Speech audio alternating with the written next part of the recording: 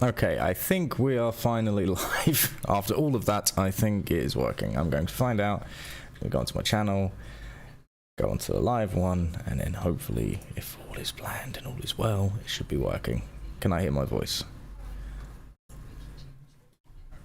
Okay. Oh, it's working. It's fucking working. Oh my god, that was a monumental pain. Okay, we are live, we are working. There is a little bit of noise coming through the microphone, but to be honest, I'm just going to keep the settings as they are for now, and then sort them out next time. Right, I'm going to get some music playing, and then once we've got some music playing, we're golden. My god, nothing ever goes easy on this channel, I swear. Okay, ambient. Let's just get some ambient music in the background. What we got here?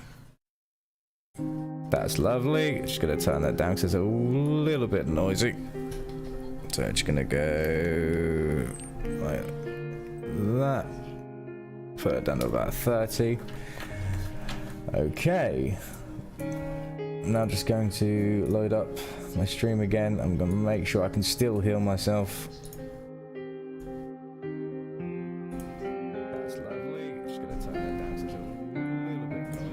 Yeah, I can still hear myself. Okay. I'm just going to push my mic back. Okay. Wonderful. Okay. Now if we just quickly grab something I can warm up with and draw, because I definitely need a warm up after all that. Alright, let's see. Let's grab... Which one do we want to grab?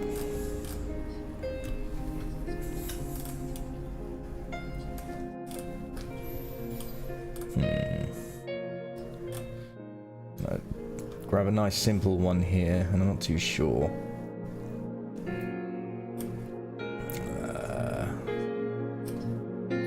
You'll do. That one will do.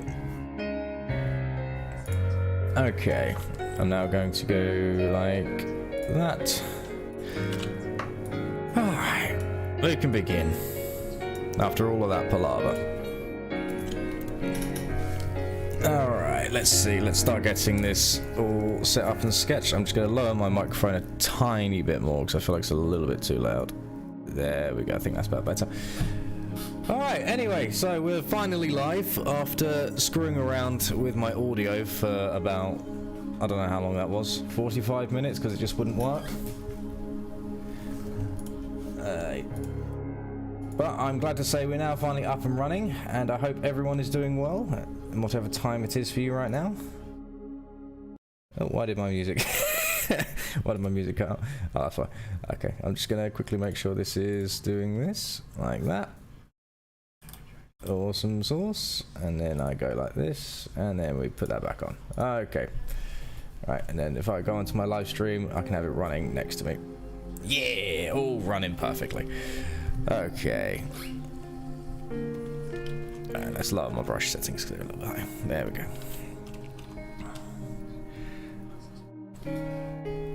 Alright, so let's start with getting this skull drawn as a nice warm-up.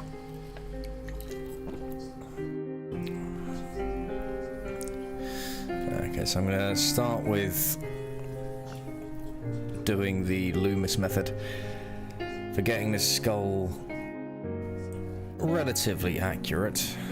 Not 100%, otherwise I'll be here until about 3 o'clock in the afternoon. That was the wrong way. Okay.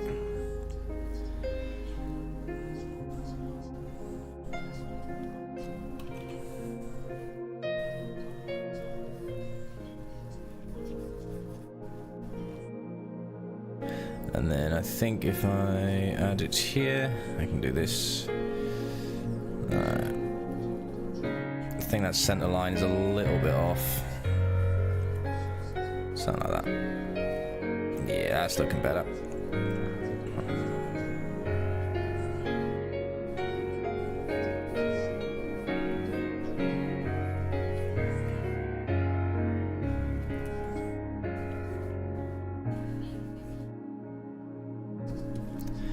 Alright. I think that'll make a good base. I'm just going to flip it to make sure. Yeah, that's a good enough base.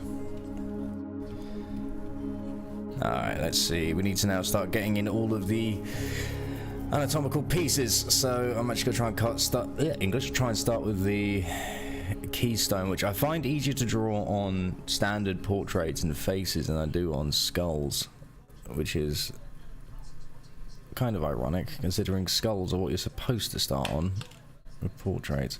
Right, so about here is where the edge of the nose is, I think. I need to make that line longer, so I think it's about here-ish. So let's put a nose line in there. And now we're going to put one on the underneath section about here. Where's that plumb line? It's about towards the edge of the brow bone. Just get a rough shape in for the nasal bone. Excuse me. Okay, something like that, and then let's get this roughed in if we can.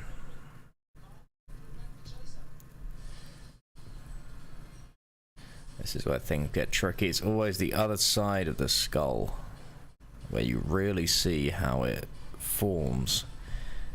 You see its overall shape, and it does this real wavy line for the zygomatic arch. So the orbital bone in the zygomatic arch is just absolutely insane. Absolutely insane. But if you can capture its likeness, it'll be okay.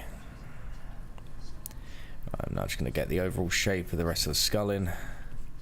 Now I've got some form of base there for that part. And then we're going to flip the canvas once we've done that to make sure it's looking similar to what we are looking at here. Okay, and now I want this to come in. But how is everyone doing today? I hope you're doing well. I hope you're having a good day or good morning or evening. So it's a nice and early wake up for me. I have been up since about 7:45, which is a normal wake up time for me. But as I say, I've been spending the past 45 minutes, nearly an hour, having a fight with OBS because it was not happy with me today for some reason. And I couldn't figure out why. But we've got it all sorted. In fact, just to double check we've got it all sorted, I'm just going to hit the audio again.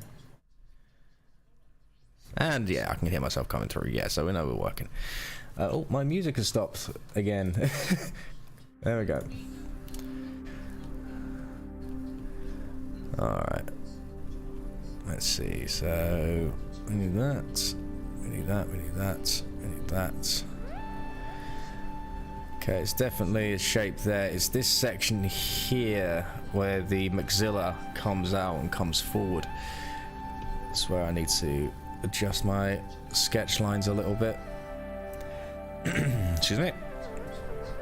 There we go. Need to remember that's the general shape of the maxilla. Okay.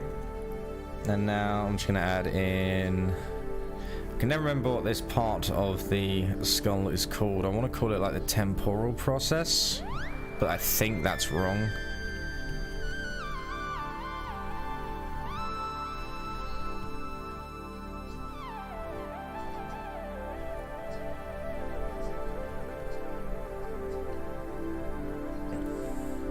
Let's thin the bone there and extend it there.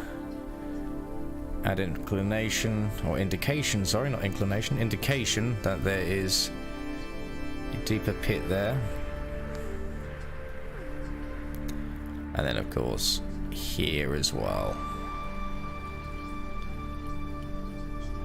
Wonderful. Okay, now if I now mirror this, I should be able to see any glaring mistakes. None too painfully obvious. As I say, we're not trying to go for 100% likeness, we're just trying to capture the general feel of the subject we're drawing right now. It's a nice way for me to warm up, even if I am kind of what's known as chicken scratching right now with my lines, which is something you're not supposed to do, but I've just woken up, who cares?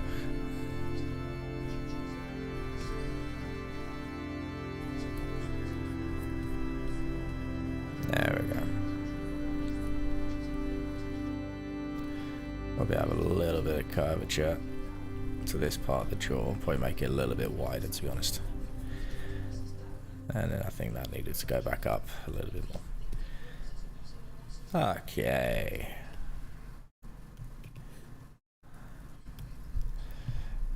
What I'm going to do now, I'm just going to lower its opacity, and I'm going to do one more pass through.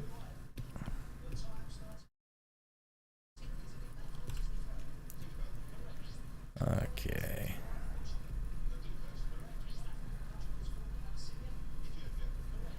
Like so.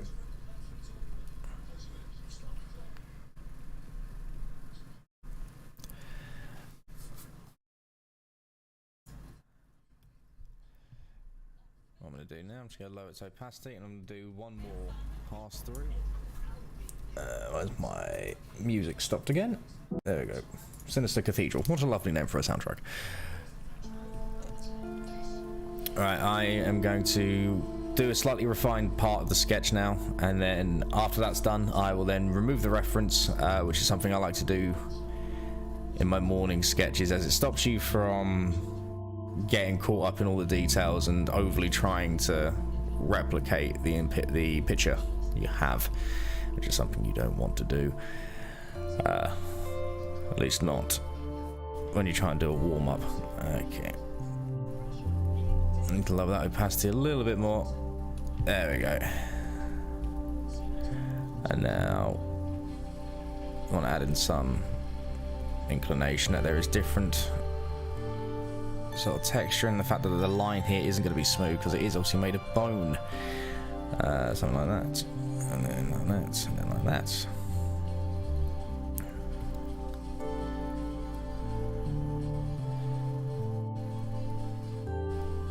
So there's like a weird curvature for the zygomatic here. I think that's the zygomatic. I know this is the maxilla. I think the cheekbone is called the zygomatic arch. Or is that part of that bit there? I can't remember. I did have a lot of the skull memorized, but it's gotten a little bit blurry. It's been a long time since I've actually sat down and drawn skulls, which is, to be honest, not very good. It's something you need to do more often. And get used to the general anatomy underneath portraiture. Okay.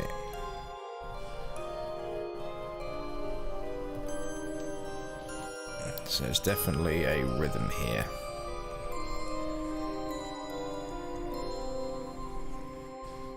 And then like that.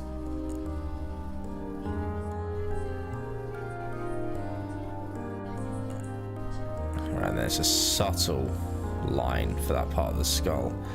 Because I normally bring out the brow bone really far, which obviously some people do have. They do have quite an accentuated brow.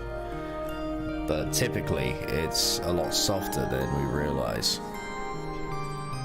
I'm just going to curve that head in a little bit, to be honest. Okay.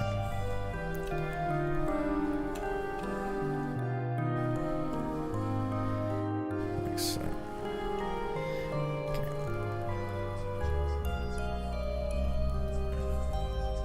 There we go, that's looking more interesting, and now I can do this.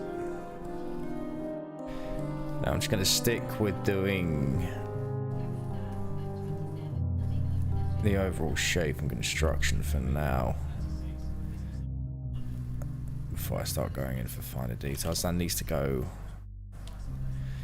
at the same angles, don't they? Good afternoon from Thailand. Hello, New Ungon. I know who you are. I can't remember how to pronounce your name. But hello, how are you doing?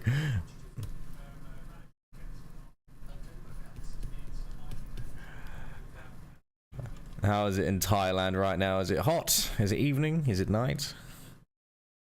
I think that's is a correct angle. We need these both to be facing the same direction, and along with that one as well. But other than that, I think that is the top section relatively done. I'm now just going to do this and extend that a little bit more. Extend that a little bit more. There we go.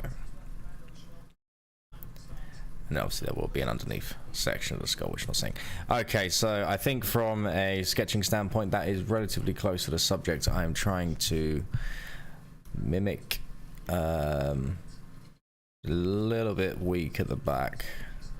Maybe do something a little bit more like that. Austin Wolfdog, hello, how are you doing, my friend? I assume everyone can hear me and we're all doing well. So I did have a fight with Streamlabs OBS earlier, but you should be able to hear me now, hopefully with no problems.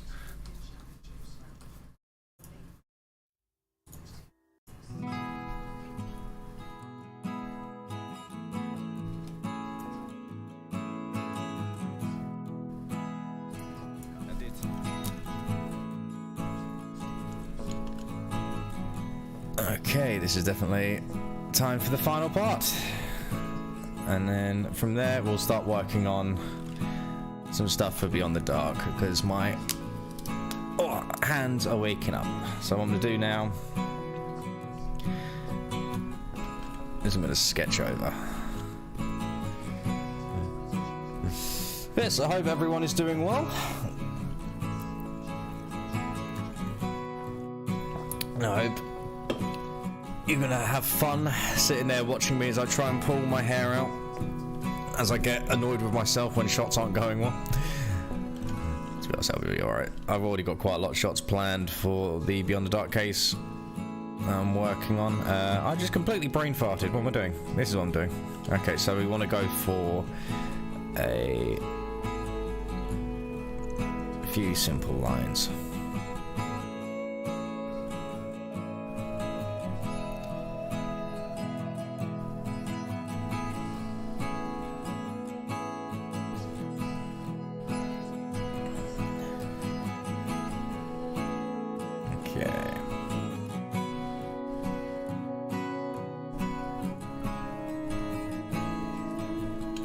That's not correct on there.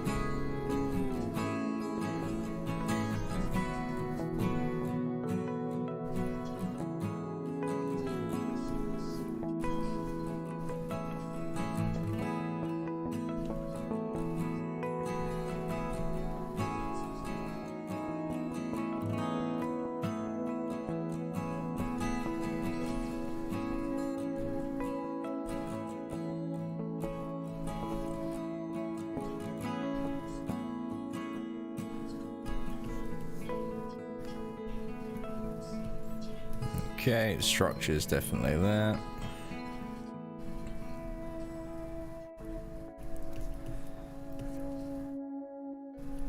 Don't know what song that was just playing. That was actually really nice. I'm actually gonna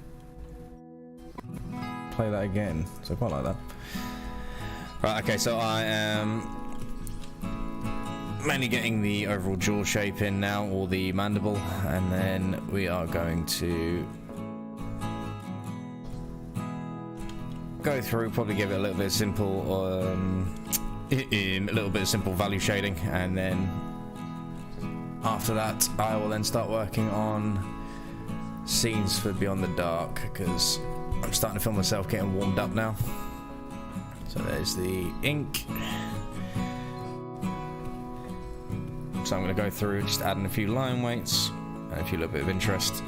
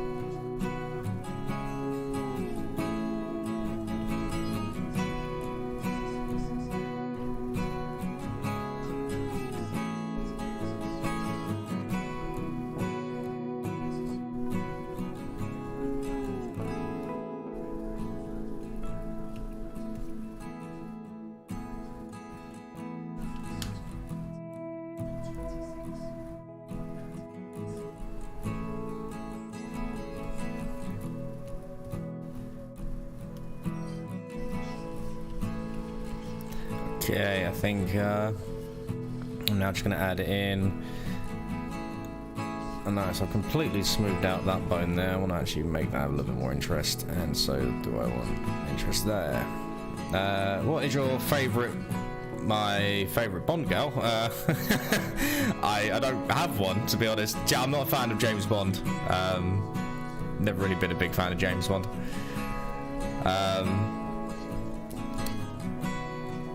Yeah, I can't, to be honest, I don't even remember any of them. It's just not something I've really paid much attention to.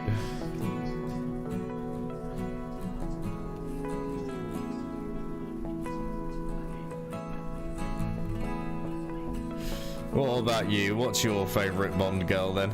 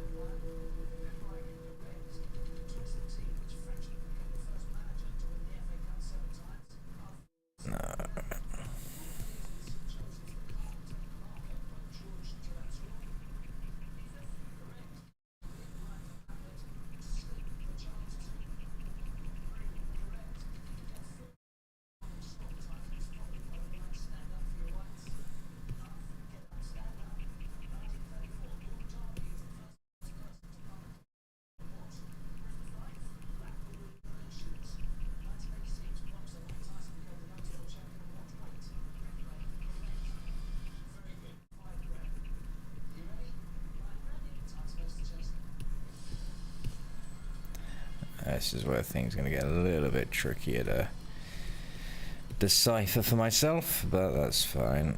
I'm literally just adding in the final little touches. I'll say I'm happy with that.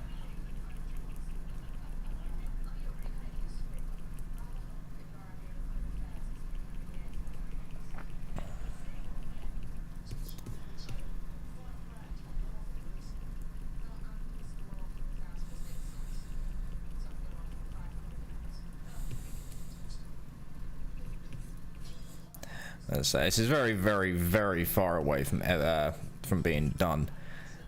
But I'd say for a warm-up, that's not too bad.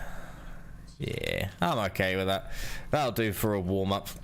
Alright, so what we're going to do now is I'm going to quickly load up one of the shots for Mark Sawaf, which is... Let me just pull this over here if I can. No? Okay. Beyond the Dark. Where are you? Commander, Trade Center, Exorcism. There you are. There you are, Trailcam. Okay, art. Act 2, I think. And then we've got the interrogation section. We've got the... Oh, yes. This is what I was working on before. So this is what we're going to be working on now. Just making sure my audio is still coming through the live stream. Exorcism.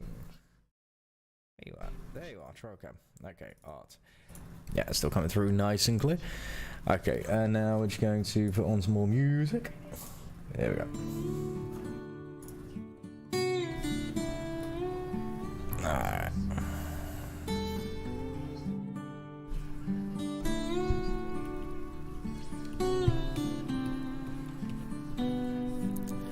Let's see, I want to have this thicken.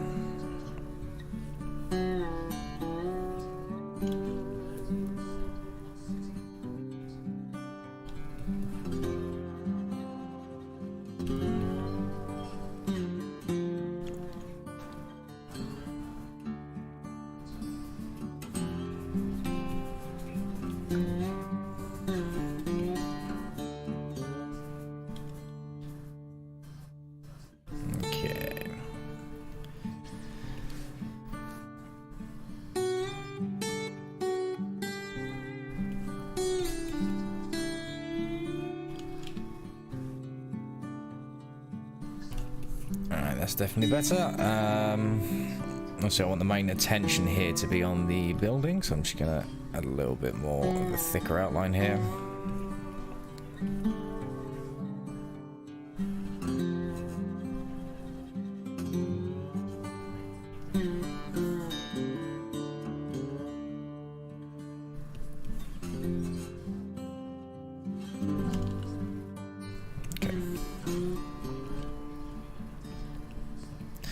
Awesome. Right. Okay, that is pretty much already done there with the ink, and I need to do a background on that section, but I think I'm going to leave that down to maybe some form of abstract foliage. For now, I just want to get the character here re-sketched in, so I'm actually going to quickly... Oh, actually I need to have that chair in there, don't I? So I'm going to sketch out this chair again, and I'm going to try and redo the pose here for this person, because I'm not entirely happy with how they came out. I feel like their pose is a little off, so I'm going to re-sketch around the chair, and then we'll go from there.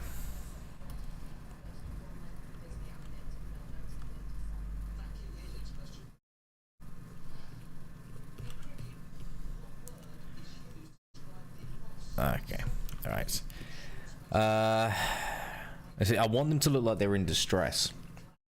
Because this is, to give a quick breakdown of this scene, this is Mark Sawaf here on the left, and he is the man in question who started to place these explosive ordnance around the Kentucky forest in trail cams. Now, what I want to do, I want to be able to have it where I can show his psychiatrist side, because ironically that's what he was, which I find so fascinating about this case. He was a man who had seen people in distress, was a man who would obviously counsel people in moments of distress. Yeah, he's the one who went out and done something so violent. So I'm trying to real capture that moment of where you see that side of him, that counseling side. So I'm right now trying to think of a pose for this patient where they look like they're in distress, but they're not screaming, or, you know what I mean? I wanted this real lethargic look, but I don't think that came out very well. So instead, I think what I'm going to do, because typically in these sort of, I guess, stressful situations, someone will typically sit on the very edge of their seat. I don't know if that's like an animalistic thing where it's like they just want to be prepared to get out of the room as quickly as possible if they feel uncomfortable. Sorry, just putting in the overall shapes. So what I'm going to do is instead, I'm going to have it where they're leaning more on their knees and they're trying to explain, or they are explaining something to him. I think that'd be quite a good, interesting shot, instead of them having their heads in their hands. Plus it will allow me to do a new face, which always adds a little bit more depth. This is going to be very rough to begin with. They're going to be so out of proportion, as they always are when I first start. Let's grab that lollipop of a head. Put that more there, to be honest. Alright. I'm actually going to connect them two together. Yeah. Now, I think... Once I got up to grey, I want it to be black. So I haven't actually had many female people. Sorry, I'm thinking about doing the arm. I can't talk right now. I haven't had many women as characters in these videos yet, so I should probably make the patient a female. Just add that extra level of interest. Otherwise, it will definitely come across as a sausage party throughout the entire video, which we don't want. So let's see if I now just get in the overall construction of the head. So it's going to be a slight profile, but not quite. It's actually going to be her with her head slightly turned away, which is good in some ways because you can move away from focusing on a lot of details of the head, but bad in others because if you don't get the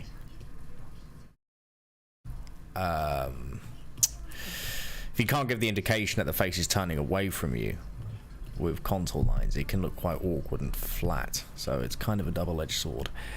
So I have to be careful here. I also need to make sure the head is, sorry, the neck is smaller than normal. Now there is going to be a shoulder here, I think, and I think she's going to have an arm down here. Something like this, and then I think something like this for the hand, and then curvature of the spine would be like that. Let's pull that back like that. I'll redo that head because it looks a bit like Squidward. I want to draw Squidward. Something like that. Alright. Now if I'm going to draw this where she is talking to him, I want to have the eye, think about here.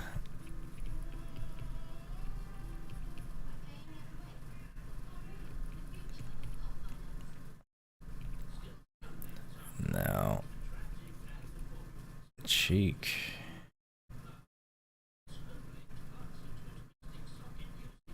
nose,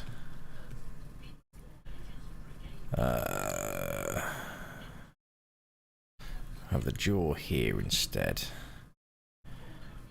We can have the mouth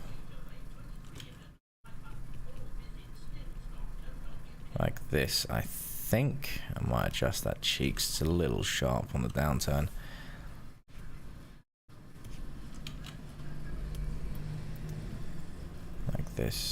Like this, and then under.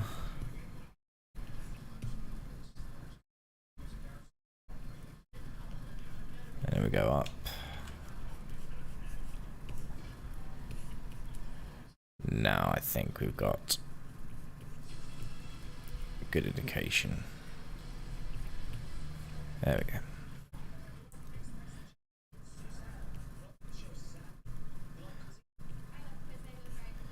Yeah, there we go. Now the head's got a look of turning to it. Now I just want to actually lower the opacity on the ink drawing itself, so I can get a little bit of a clearer picture on what I'm about to do. Right.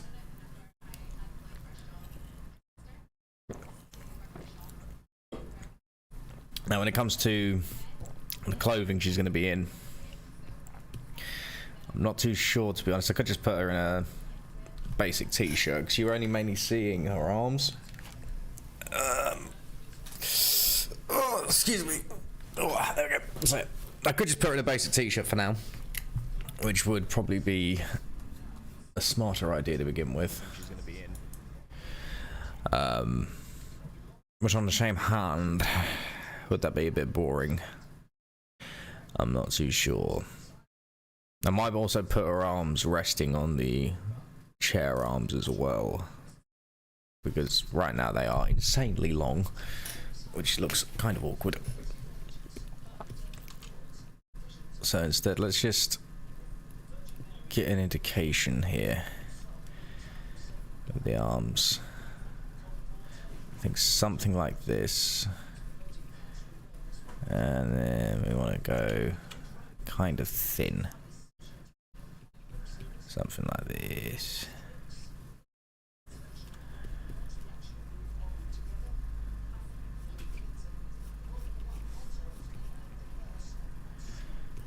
I need to actually make that arm a bit thinner, otherwise it'll come out a bit weird. Something like that, and then obviously the elbow will be there. Yeah, let's get the indication of the collar. This is where things will get a bit awkward because of the way clothing folds work. So I need to indicate that she's got her arms up, or at least stretched.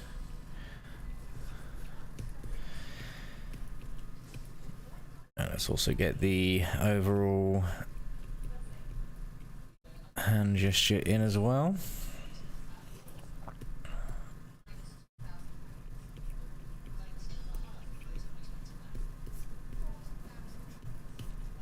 And now let's see.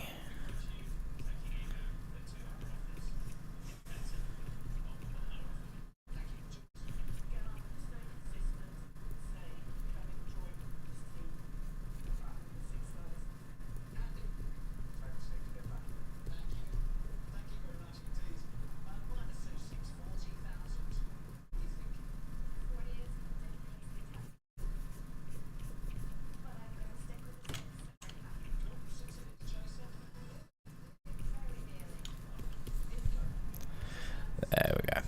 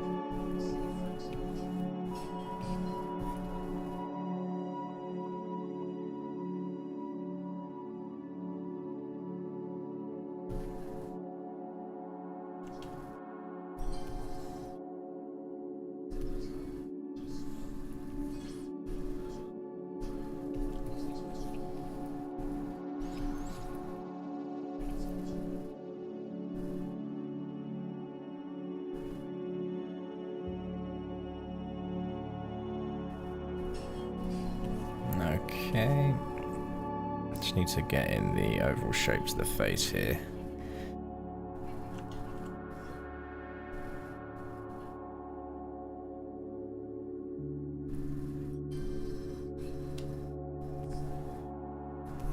I think that mouth is a little low, so we'll try and raise that up.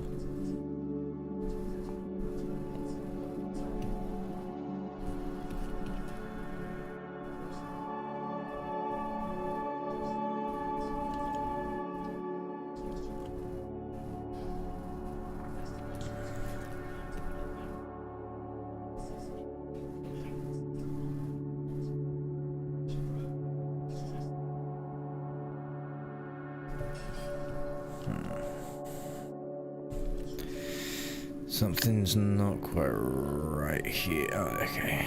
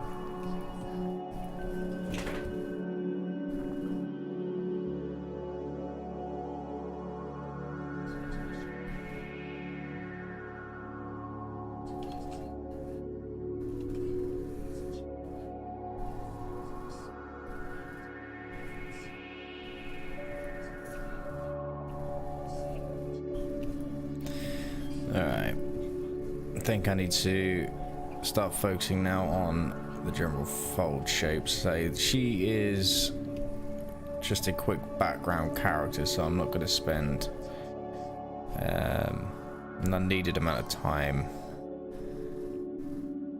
sketching her in and making sure everything looks perfect. Trying to make sure she at the very least looks half decent and believable.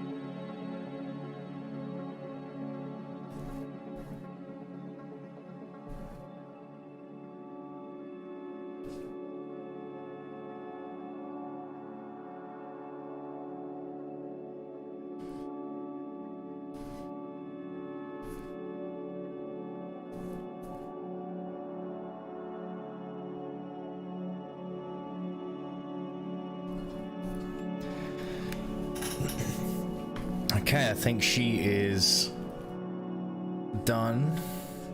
I think she's placed pretty well in the scene. I'm just gonna now flip her around. Yeah, that's fine. That's good. Alright.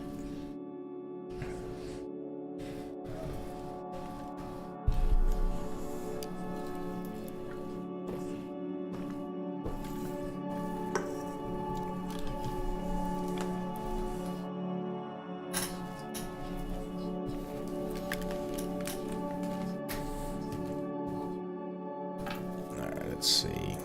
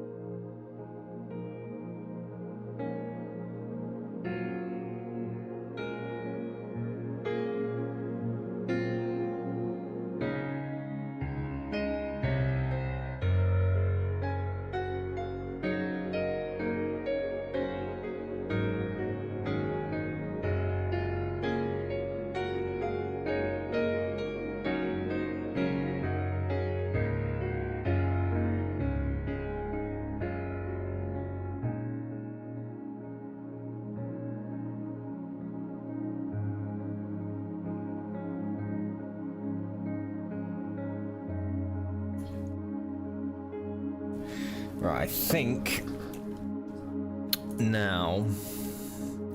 So what I'm doing here, I'm currently working on a series of shots that you normally see quite commonly in comic books. It'll start with establishing shot, and then it'll go to, again, in some ways this is some form of establishing shot as well.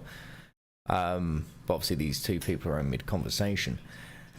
And I think the only way I can really go from here is to either do a close-up of Mark's notepad, which probably wouldn't make much sense because obviously it's not about the woman he's talking to, it's instead about himself. So I think maybe either a close-up of him, maybe maybe a close-up of him while she is leaving the office, maybe opening the door for her, you know, wishing her well, hoping she has a good day, whatever else. And then maybe the last shot could be him getting into his car. That might be a good one. Just to sort of establish us where he is, I think. I think that could potentially be a decent one. I'm not sure. I don't know. I don't know. We'll try it. But that's what we're going to go for. We're going to go for... but instead, I think I might actually draw the lobby instead of the building as she's leaving. I think that'd be kind of a nice way to add in an extra bit of detail of what's going on.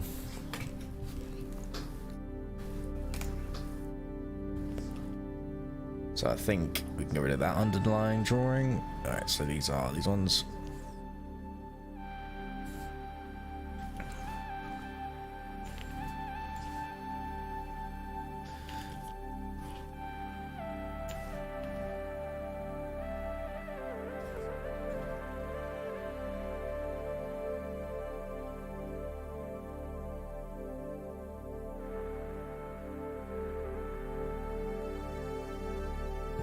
just going to add some thickness to these borders a little bit.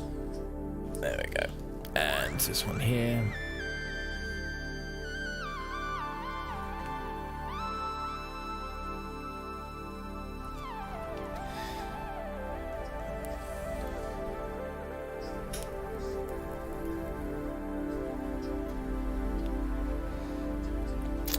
Let's see, so if it's going to be a lobby shot, it'll probably be 1 point perspective. That'll probably be the best way to do it.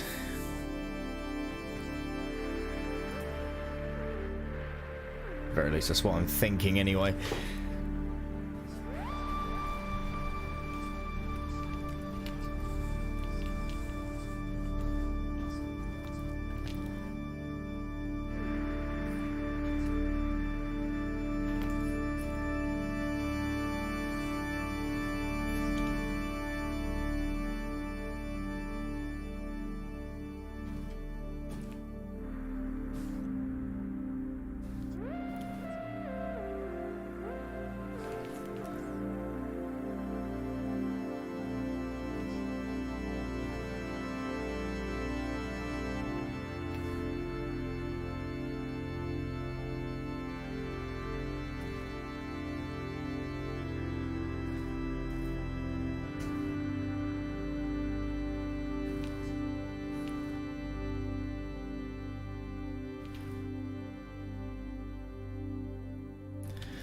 Let's see.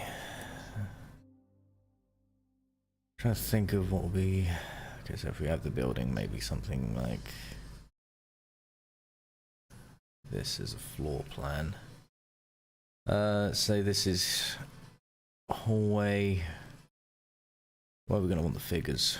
We're going to want Mark probably. If we put desk here.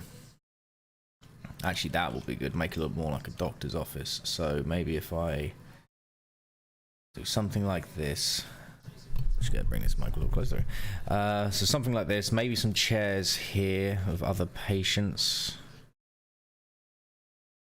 Then that means their eye line or headline could be here. Then maybe have Mark here, saying goodbye to his patient, and then the woman here.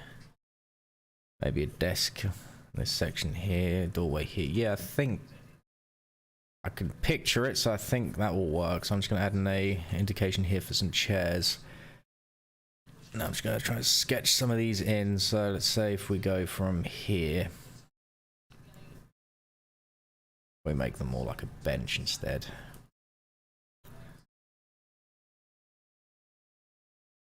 We can go across to about what's here.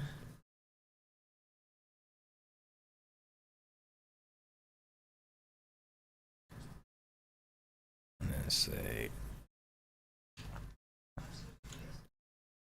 would that work? I think I've got my grid too low, so I think I'm going to higher it up to here.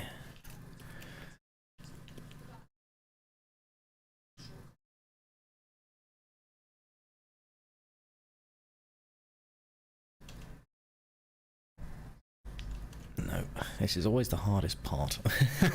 I always struggle with getting the floor plan just right. Okay, I think I'm seeing it now. I'm going to carry that wall through so it doesn't end there. Say that's the desk. Then that's obviously the main walking section. And then actually just have some doors here as well. There we go. And then let's say that's the staff area. Let's say that's potentially Mark's office.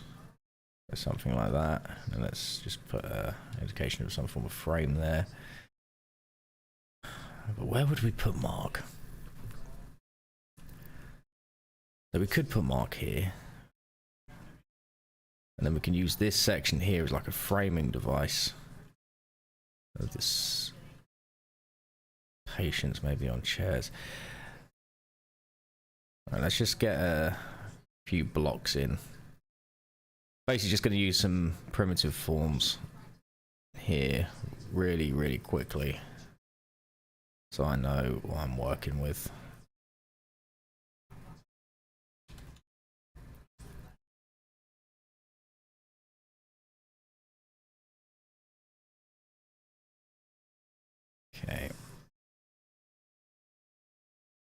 think the desk would actually be higher, to be honest. So something like that. Then I can do something here, I think. Now if we're on this side, so I'm kind of putting us over here in this section. I sort of more on the left side.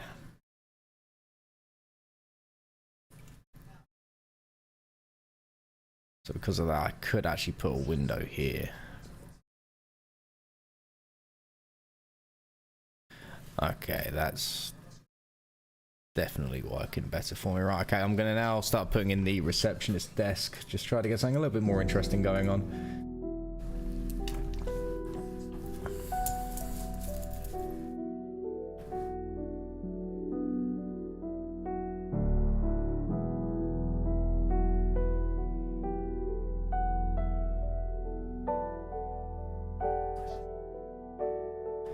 I think it's something like this. Nice basic shape. Let's say there is a computer, I'd say. Or maybe let's put in the plastic shield. It's gonna be like leaflets and stuff, isn't it? If it's like a psychiatrist thing. Something like that. I don't know, maybe a little thing of pencils. Let's say we are 2007, I think this happened. Or was it 2015? Anyway, it's the age of flat screen computer monitors, so I'll just rough this in. It's gonna look super rough, but that's okay. And then let's put a person here.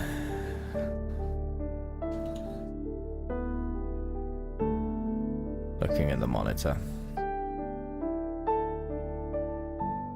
Name point needs to be a little bit smaller. They need to be a lot smaller because I just made them a giant.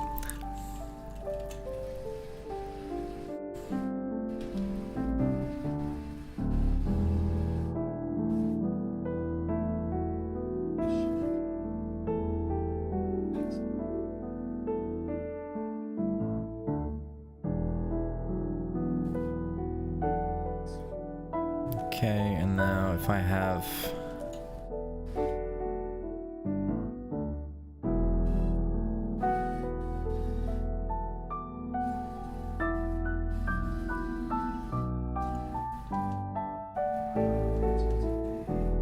let's see.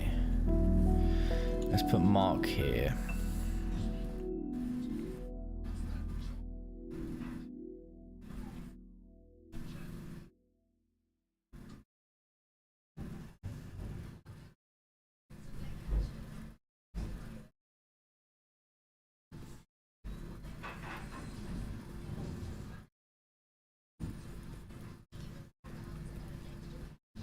Something like this should do it.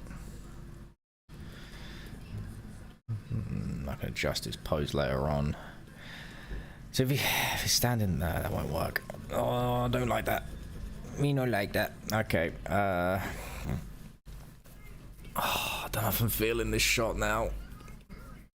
So I do want to do some form of shot where we are in the reception room. But that won't work. I think what I need to do is I need to pull up some references, I think, of hospital waiting rooms, because I think that is my issue now. So let's have a look. Hospital waiting room. Let's have a look what we got. Here we go. So if we pull this one out. No, let's obviously make sure we can actually have a good look at that. Oh, no, not that. There we go. So let's have a look. That's very fancy. So is there a hospital waiting room with a fireplace? Okay. How fancy is that? Right, alright, so I think this is definitely a much better, interesting shot. I could do a simplified version of this. Because then I could have patients sitting in chairs. But then where would I put Mark? I could have Mark like leading someone out, or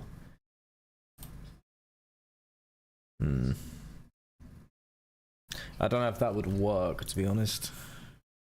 It might work. Alright, let me just pull up another one. Let me see what else we have.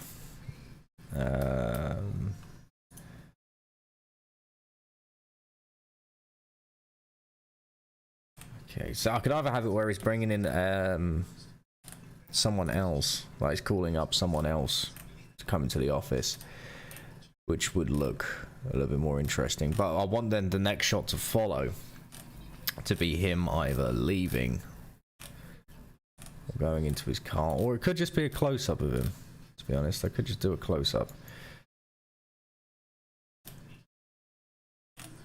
So I'm definitely struggling with these shots here at the moment, but I think we've got so I'm looking at, I've got a couple of references here, and this is currently the best one I've seen, at least the one that I like the most. So I'm going to do a modified copy of this one. So this is going to be obviously 2-point perspective.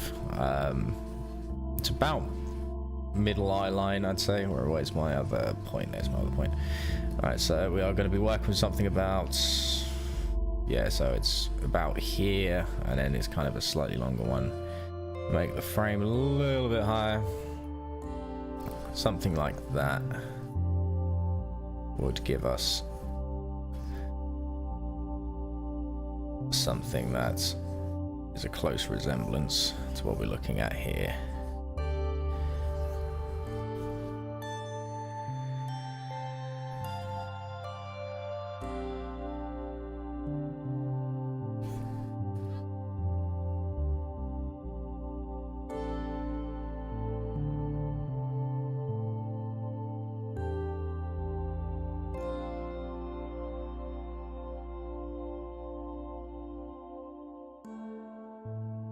Okay, that's better. Okay, so I am also going to want to have some interesting shots of the patients as well, so I'm going to keep these chairs at the front. So let's say they are cut off about there, so let's go from there, and then let's just do a simple form like so. Maybe extend that out by one more.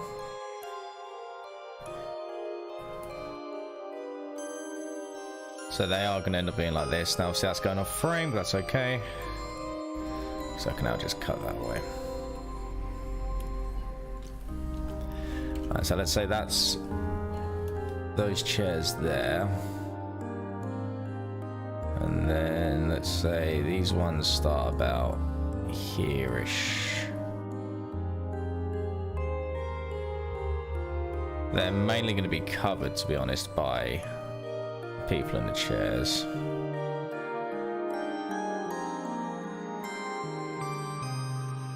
And let's say something like this.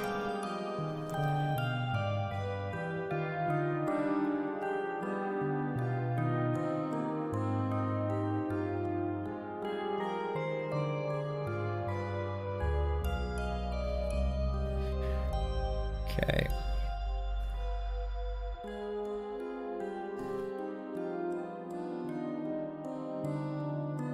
Alright.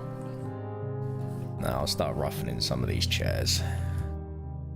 Okay, so I want the first chair to be here. I'm going to make this one empty just so I've got a baseline of what I'm working with.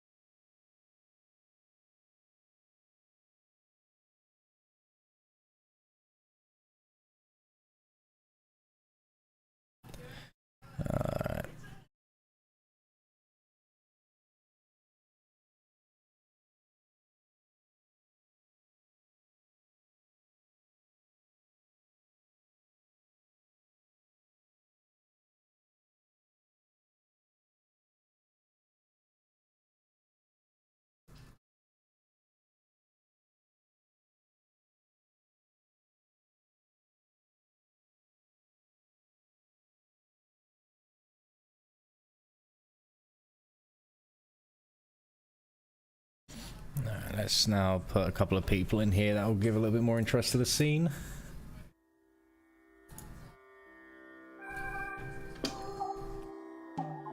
Alright, so I want this one here also to have someone in it, so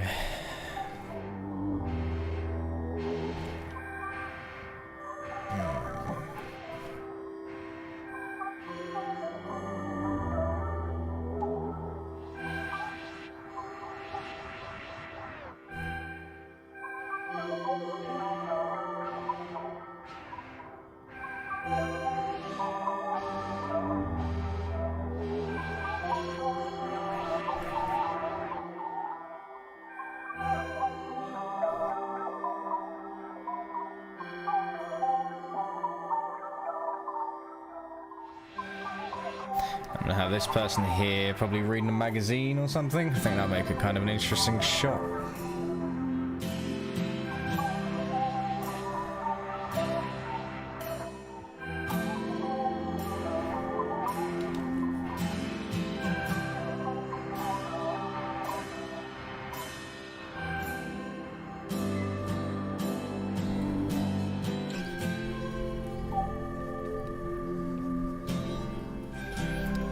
That one to be empty. Let's start refining this section up close. Now this is going to be where a lot of the detail is in these two gentlemen here because they're closest to the camera. So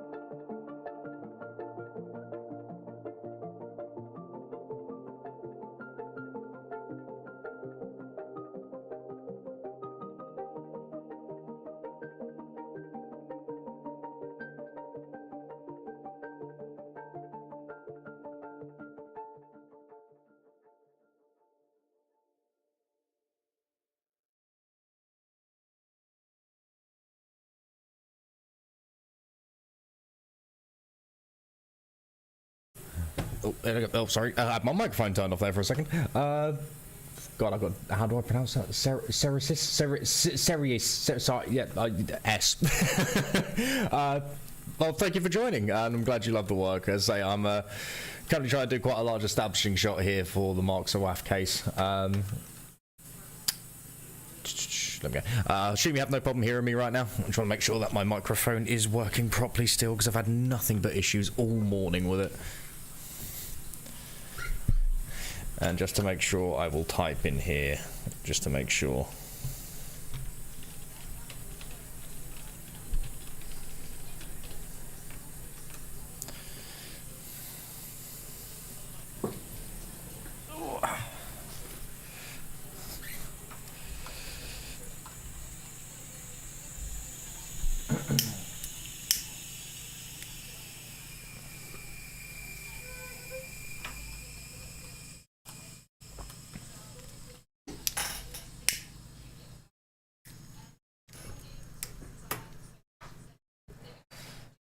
Let's see. Now I want to try and get a few more figures in here, of course, but I'm also thinking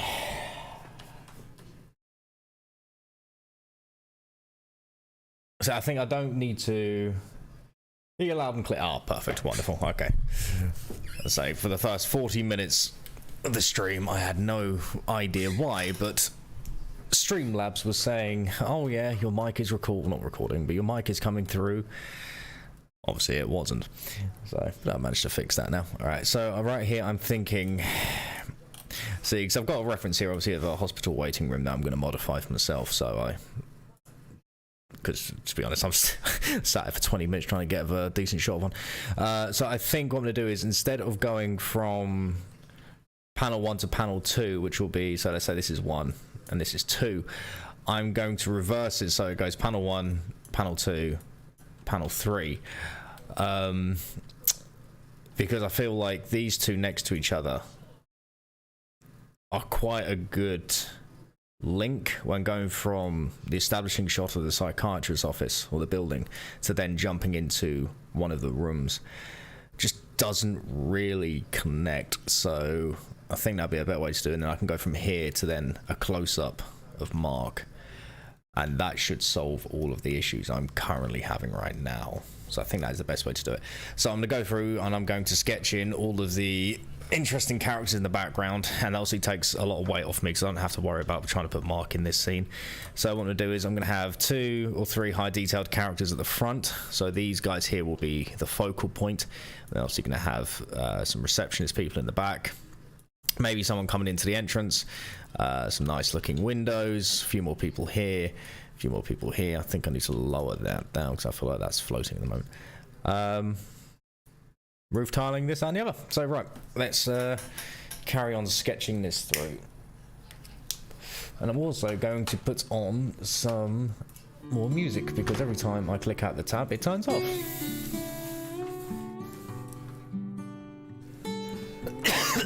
Excuse me.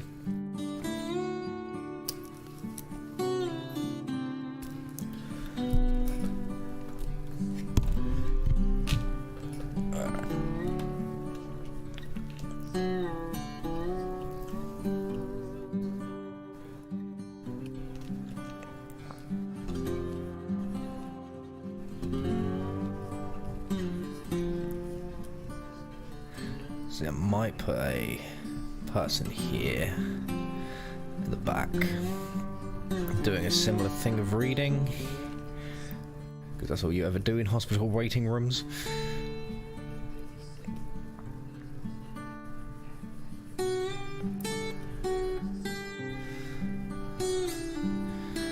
Okay, I think I want to put the doors in. I want to kind of put them here on the further back section. And then I think like this. But yes, if any of you do have any questions, please don't hesitate to ask. I'm more than happy to answer anything that I'm able to. say I know I go a bit quiet while streaming. Now I'm gonna start. If I could even match the speed of Bob Ross, that would be amazing. So that man was one hell of a painter. Right, to be honest, I don't think there's really much I can do more in the sketch form. I think the rest of it I'm just gonna have to see where the wind takes me in terms of detail. So I'm just gonna go straight into detail here. Right, so we're gonna want this, and then we're gonna want a thicker line here, and then to add interest, so it's not just all square, I'm gonna add a curve. I'm gonna let that go down. Now I do want this to obviously, because it's going to be like a reception point. Obviously there's going to be things like computers and whatever else, but I'm thinking maybe putting in like a plexiglass thing like this, because obviously this is for people that are going through counselling, and by no fault of their own, you will get some people that will come in a little bit agitated. So I've seen the inside of one of these buildings before, and it's quite bizarre. They have like on the tables, they'll put these little rubber parts on the corners of tables and stuff like that. Obviously to stop someone from hurting themselves. It's kind of fascinating, but also very sad at the same point. I'm just going to add a thicker line there. Right, I'm just going to add in... So I'm thinking maybe there'd be like a sliding window panel, wouldn't there? This is what I'm thinking anyway.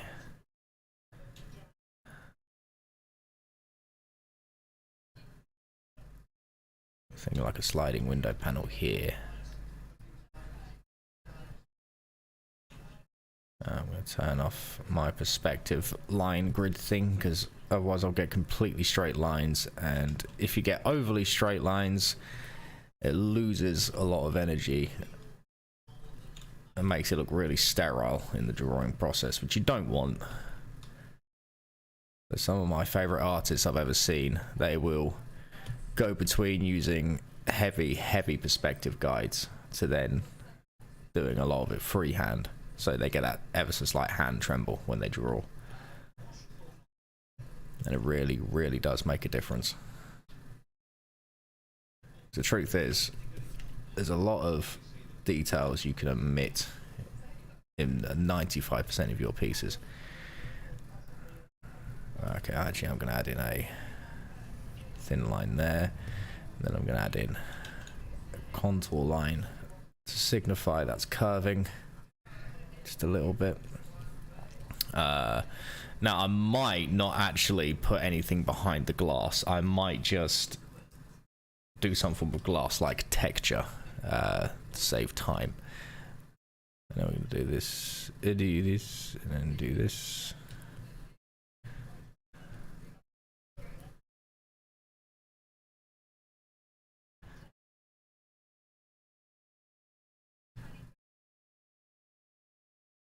Like that.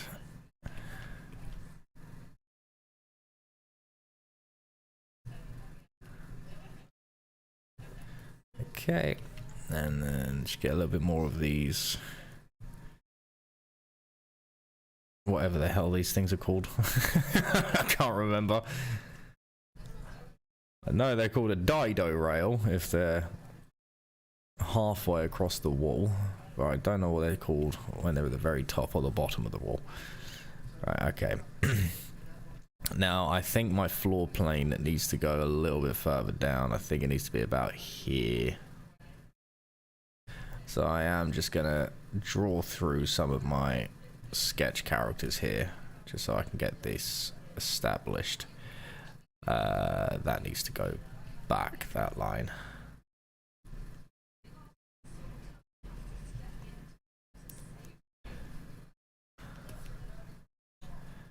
Like so, and now we need to put that in. There we go, because otherwise we end up with a really weird perspective. Right, now the doors are double automatic doors. Yep. Now again, I can just do indication here. A lot of this will be covered up by the seating. Let's have a thicker line there. Then what I'm going to do, I'm just going to add in a few little indicators of, like, you know, posters and whatever else these places have. Maybe even a phone box or something at some point, but I'll just add them there for now. I'm just going to connect that through there. Okay, that's definitely already coming together. Yeah, it's coming together. Right. Now, I think I want to get just the back wall sorted first.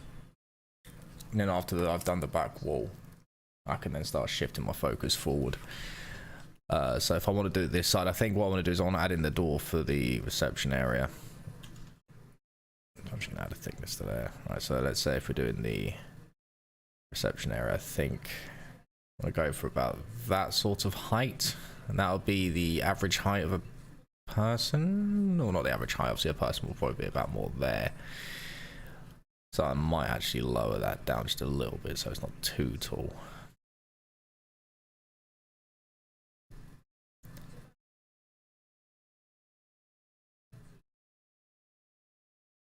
There we go. And then I'll add in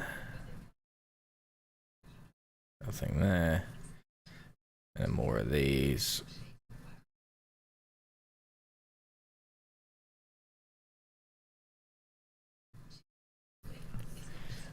One thing I'm going to do quickly, I'm just going to do this. This will basically be a fire exit sign, which you normally see in these types of buildings, of course. Oh, well, they add a fire extinguisher somewhere as well. It's the hardest part about drawing office buildings and buildings of the like is because it's not really... They're quite sparse in terms of furniture. So you have to know little things to put on the walls to tell the brain, you know, this is the type of building you're drawing. But because I work in a building of the like, thankfully, you start to pick up and notice little things. Okay, I think that back wall is pretty much there. I think I'll add the fire extinguisher here because it'll be a nice place to put it. It'll look... Well, not look, but you'll be able to actually notice it instead of it getting lost in the details. So let's just do a basic fire extinguisher shape. Doesn't need to be perfect because it's at a distance. Let's see, something like this will do, and then we can just do that. There you go. Yeah, that'll do. And then I can just add like a little thing like that. One thing I'm going to do now, I think, do I want to add... Sometimes you've seen some places they have cabling tacked to the walls. I don't think I really want that here, so I'm just going to keep that for another time. I will add in a little thing like that, and I will add in a thing like that. And I want this to be what's known as a fire door, which are big, heavy doors you normally see in office buildings. And they also come with what's known as a door guard around about here on a lot of these big, heavy doors, which automatically shut and stuff like that. There we go.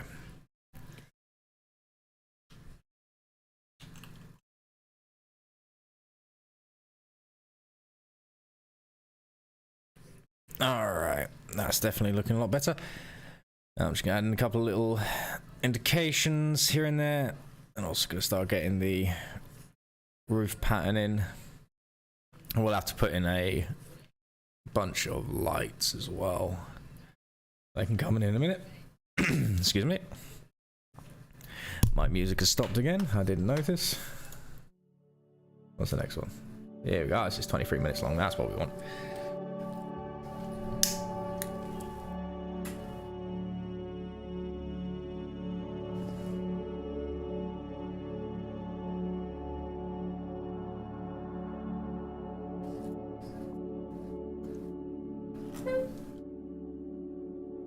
Okay.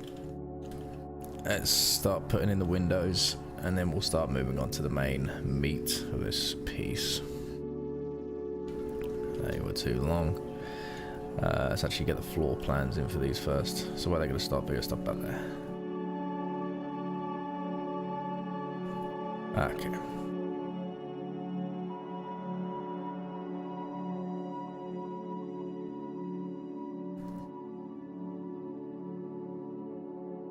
That's one there.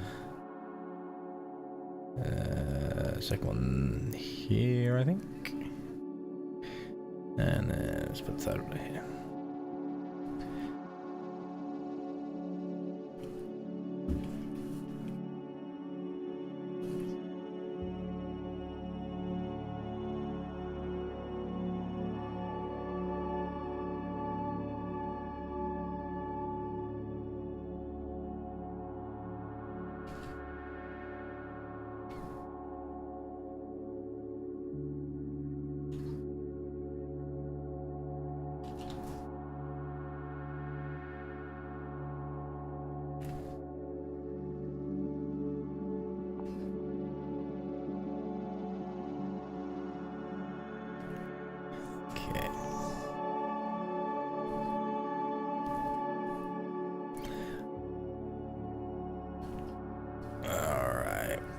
I'm just going to add in a extra railing here just to break it up and give it a little bit more of a pattern. I think I might actually add one here as well. Then just to spice it up a little, as if like some post-it notes or little indicators. There we go. Alright, let's see. I think now I can start inking these people here. Now I'm thinking of putting this guy here and maybe some form of heavy jacket. So let's start building the features a little bit. This is probably gonna go a bit wrong to begin with because I have not really given him much of a head structure to work with, but I should be able to pull off. Worst case scenario, I can always add a head structure in.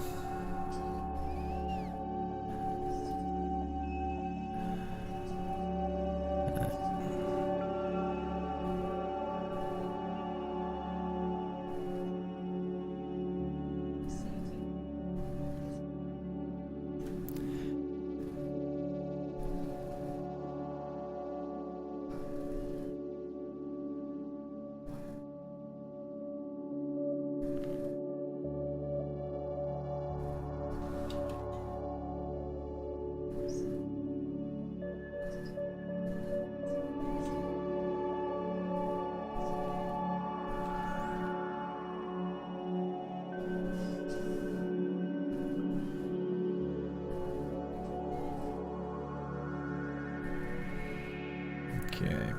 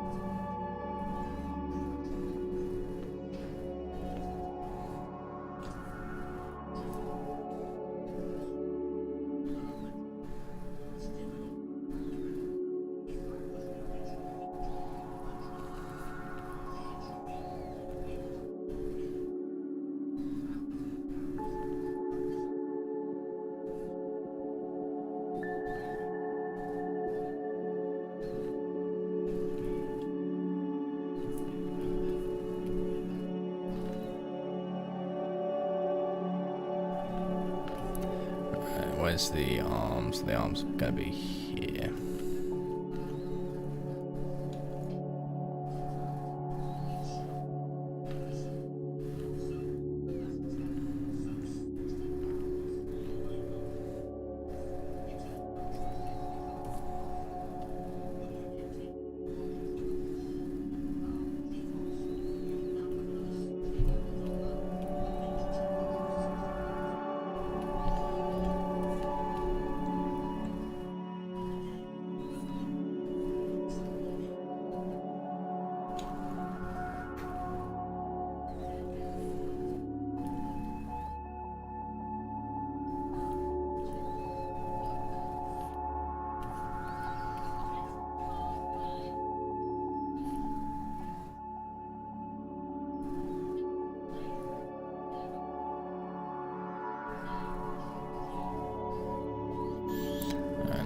going to do simple indications for his hands, because we're still in a smaller shot, so I'm trying to make sure I don't go too overboard with detail.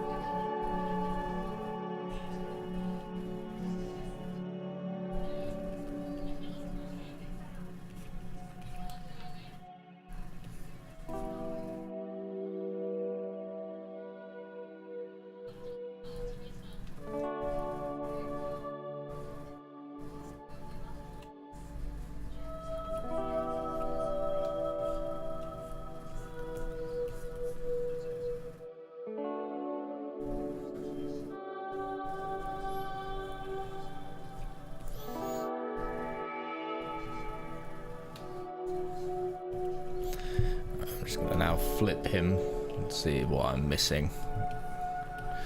Oh, let's turn off all these as well. There we go. Okay.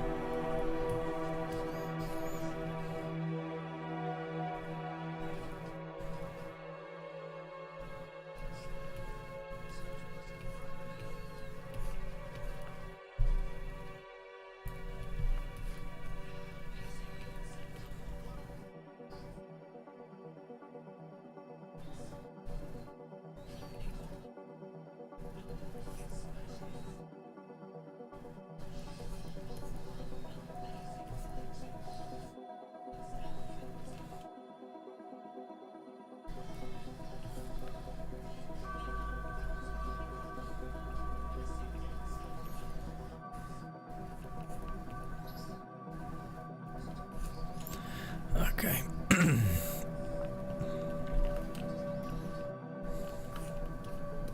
That's better.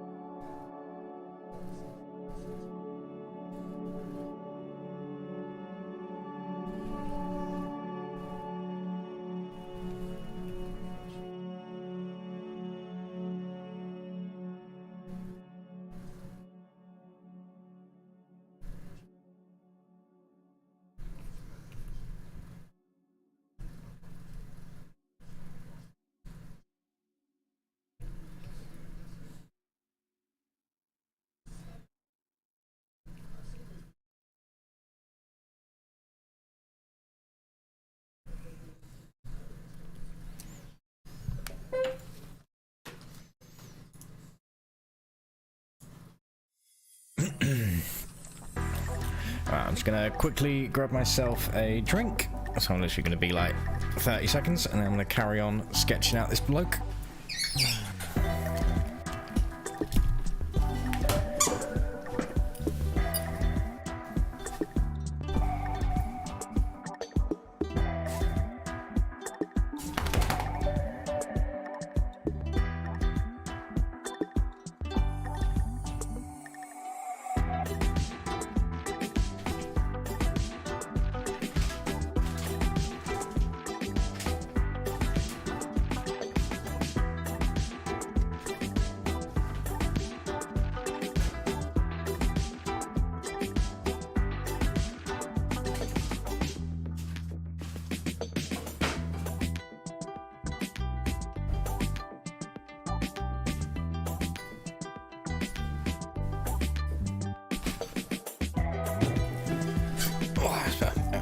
Okay.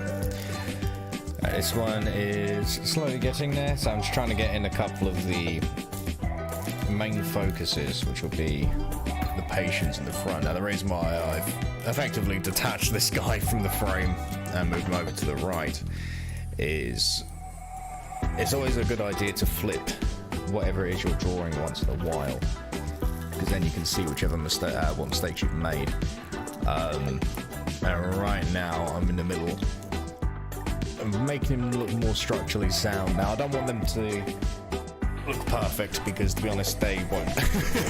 I have still got quite a long ways to go before I can start getting much more realistic looking people, and currently right now I'm using my old brush in Sketchbook Pro to do every single part of the inking here, and it works completely fine, but because it's a pure opaque brush, it doesn't allow me to get into finer details of doing like mid-tones or little bits of wrinkles and stuff like that that are subtle. And I actually recently met a guy called Cavern, who is a fellow artist, and he absolutely blows me out of the water. He is an incredible artist. And I've actually asked him for quite a lot of tips and also advice on certain things I'm studying. But he also showed me a brush that he uses that allows him to go into like incredible detail and also make his figures or whatever it is he's drawing at the time really pop.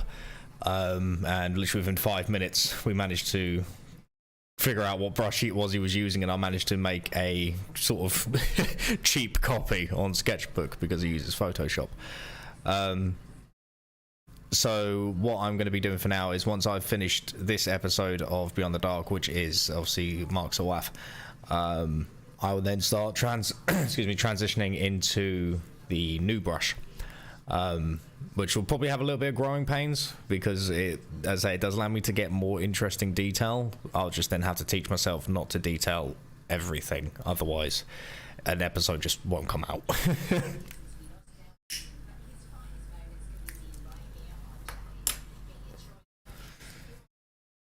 Alright, so I want to finish this guy now.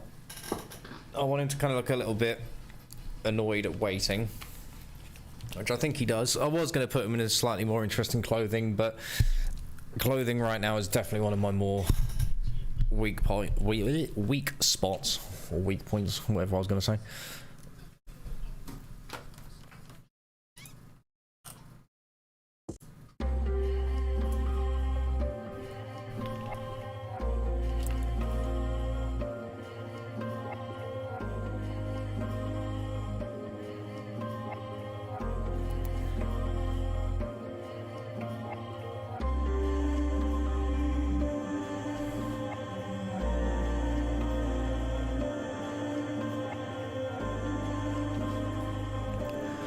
I think I am now going to flip him back over, because I think I can do the rest on my own.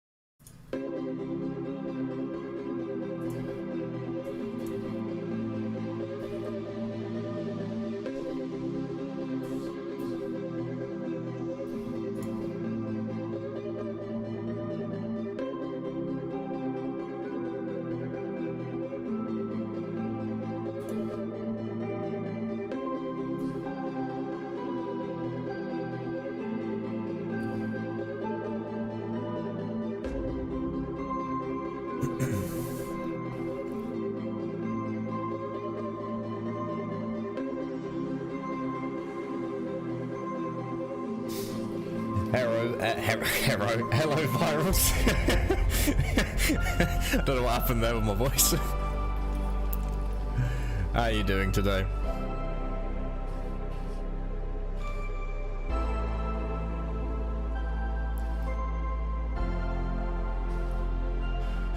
Alright, bud, enjoy your shift. Hope you have a good day at work.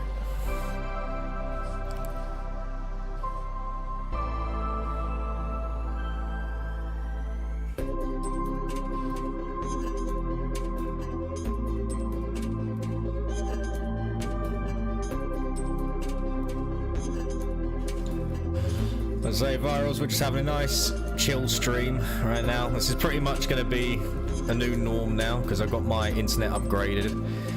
So yeah, I'm going to be doing streams pretty much every day except when I'm script writing because I don't want people to see how dyslexic I am. It's painful.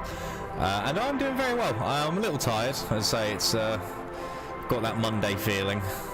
So I had a nice weekend, but then had to get up early for Monday because obviously I've got work later on in the evening, but you know, it's like you wake up and you just feel nothing but immense pain and suffering. But other than that, I'm doing well. What's your plan for today? You got anything special planned?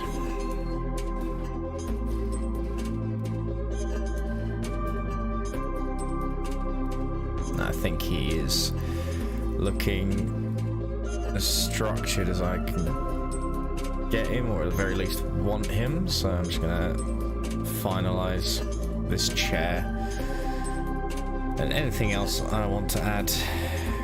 Right, okay, so that's the two focal points done. So these is obviously where the eyes are going to be led to. The rest of it's called pretty much just, well, background is another way to put it.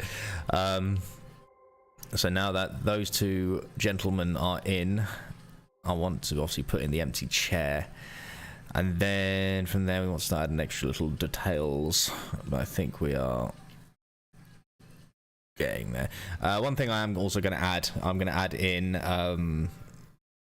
there is a name for them, but I can never remember what the bloody hell they're called. They're effectively like stickmen. But an artist's version of a stickman is kind of more of a silhouette of a person. And when you see them up close, they look absolutely awful. Like absolutely awful. But I've seen them a lot in comic books, and they're fantastic for adding a little bit more depth and obviously population to a scene.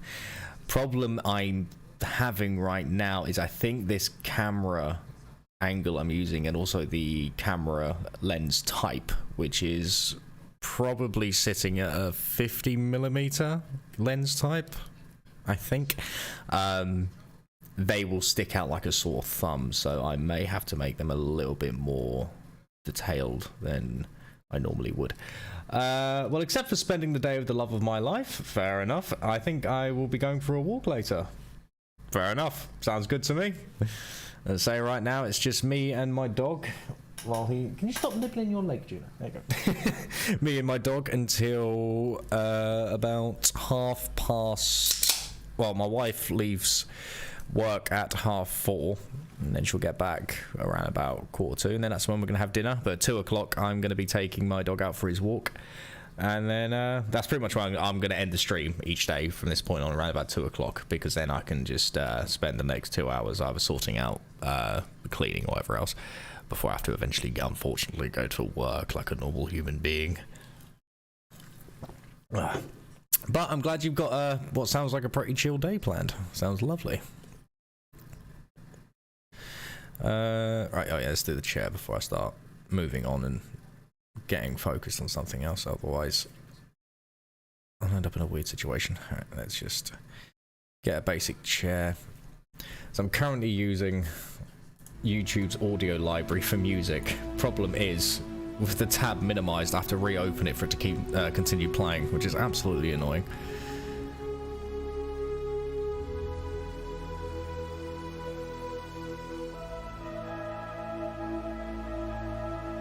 Okay, let's drop that down, and then add dedication.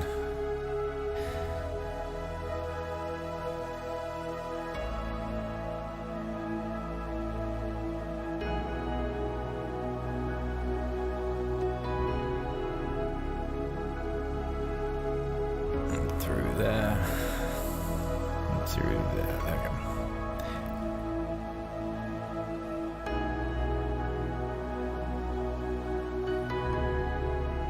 Okay, now I need to add an extra thing. Wish I could draw like. Trust me, there's a lot of people I wish I could draw like. The truth is, you can. A lot of people think when it comes to drawing that it's all about innate talent, and it's not. It's just study. That's all it is. I mean, this shot here is looking okay, but you know, I've got a lot much better shots going on here, which are a lot more impressive in my opinion. This one, I'm liking this shot, don't get me wrong, but because it's at that awkward half ink, half sketch stage, it's a little bit it's a little bit meh. But no, honestly, you can learn to draw. I mean, I think now I'm coming up to my 4th year of drawing. I think it's my 4th year. Maybe coming up to 5. I'm not too sure. It's somewhere in that realm. And there are plenty of places you can learn to draw. I didn't go to an art college or anything like that. Unfortunately, I never had a mentor either, which, you know, I'm all self-taught, which is great in some aspects, but it's bad in others because I have picked up a lot of bad habits. But no, if you do genuinely want to draw, there are plenty of places you can learn. And all it comes down to is dedication and discipline, something that I can guarantee I lack. So if I can do it, you'll definitely be able to do it. It really just comes down to how much time you want to put into it, really. Same with learning how to play an instrument. It's exactly the same concept. Say, art itself is a science. You just got to learn. Basically, once you've learned the fundamentals, you then just got to learn how to break down certain subjects. You know, learn anatomy, perspective, hurdy-gurdy-gurdy-gur, all this sort of stuff. All this boring dribble.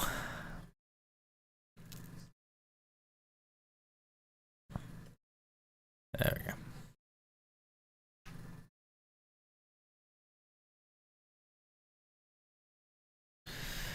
Alright, I think if I now make sure the lines are that curve is going to annoy the hell out of me, so I'm just going to adjust that. I'm going to actually make sure that arm on that side is thinner. I won't be spending as much time on other elements of this piece, but on here. The only thing I really learned is English in my school. Fair enough. Well, unfortunately, well, actually in my school, God knows how long ago that was now, probably like 1840, I actually had a choice between learning engineering or art. And because all of my friends were doing engineering, I joined them. And it was awful. I ended up breaking the lathe. That was absolutely awful. Hey, that guy over there. Sorry, I did try to talk to you earlier when you came on, but I only noticed, it's the reason why the stream ended. For some reason, Streamlabs OBS was telling me that my microphone was being picked up and it was being sent across the interwebs, and it wasn't. So I was saying hello to you. I hope you don't think I was being rude or, you know, strange and just streaming without a microphone. And my music has stopped again. I'm gonna punch YouTube in the face. There we go. So how you doing, Guy? That's what I'm just gonna call you from now on, instead of that guy over there.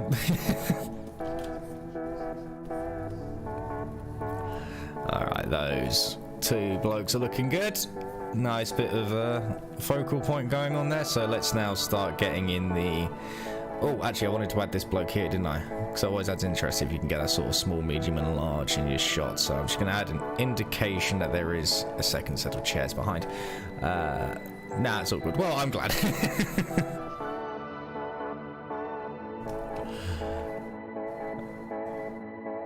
Okay. So how's your day? Yeah, sorry, my brain just fried. How's your day going, Guy? All good? Having a nice day? Or are you having a terrible, awful day?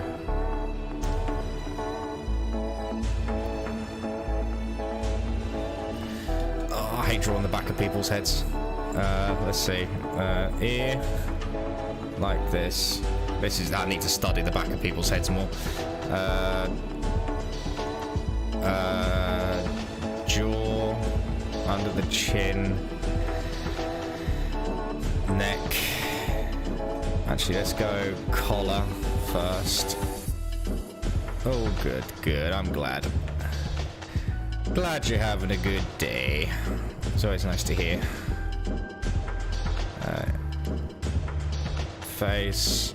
Let's just get a shape of the head in, and then I can put a hairstyle in. And then shoulder. He looks massive. Let's adjust that. There we go. Let's do something like that. And then I want him to be reading a book. When will the full animation come out? For Mark Sawaf, which is this one, I am currently, so all these shots are for Act 2.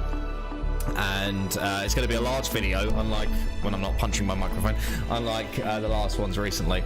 I want to say it will definitely be out next month, 100%. I'm trying to do everything in my power to get as much of it done before the end of this month. So it's 100% coming out next month, and it'll be a nice longer video as well. And not long after this one, 8 Immortals Part 2 will come out, because I'm doing them in much smaller sections. Yeah, the reason that, to be honest, the reason the videos have slowed down isn't because of I don't have enough time. It's because I'm trying to do much more detailed shots and do what's known as sequential art, which you see in comic books. And that's fantastic in some ways, but then awful in others. But yeah, I'm trying to make sure when they come out, they're 100% worth it. So I don't like making people wait, but unfortunately, there's literally nothing I can do.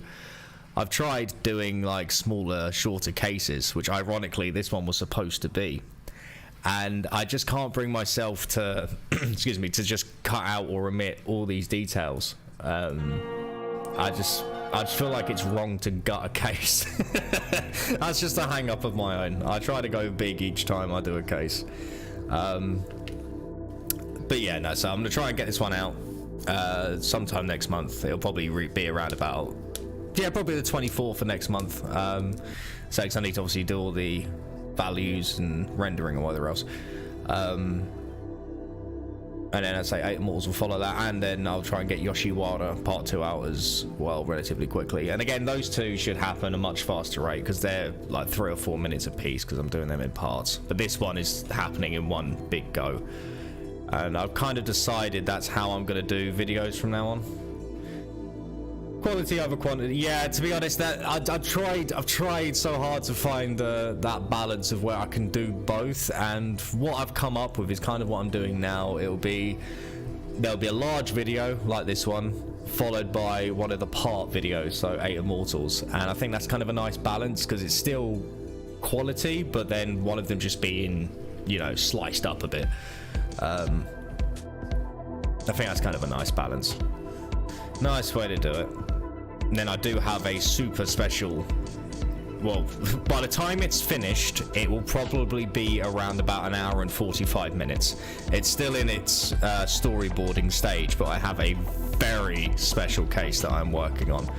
I've got a lot of books on the subject. Excuse me, I'm burping because I'm drinking energy drinks, because I'm a child. There we go.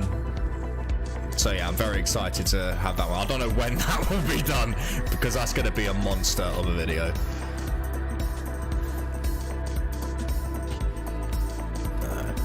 I want to make sure this guy has hair, otherwise it's going to look like Agent 47 is sitting in the waiting room.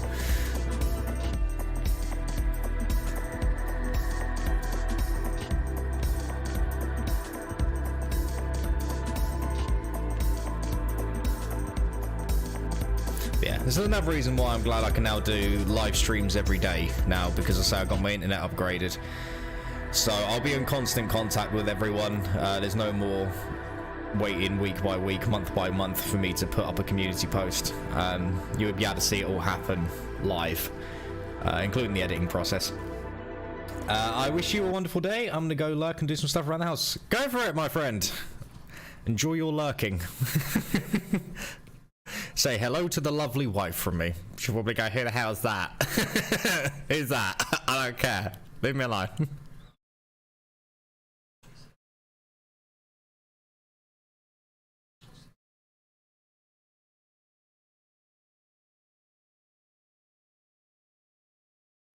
Let's see.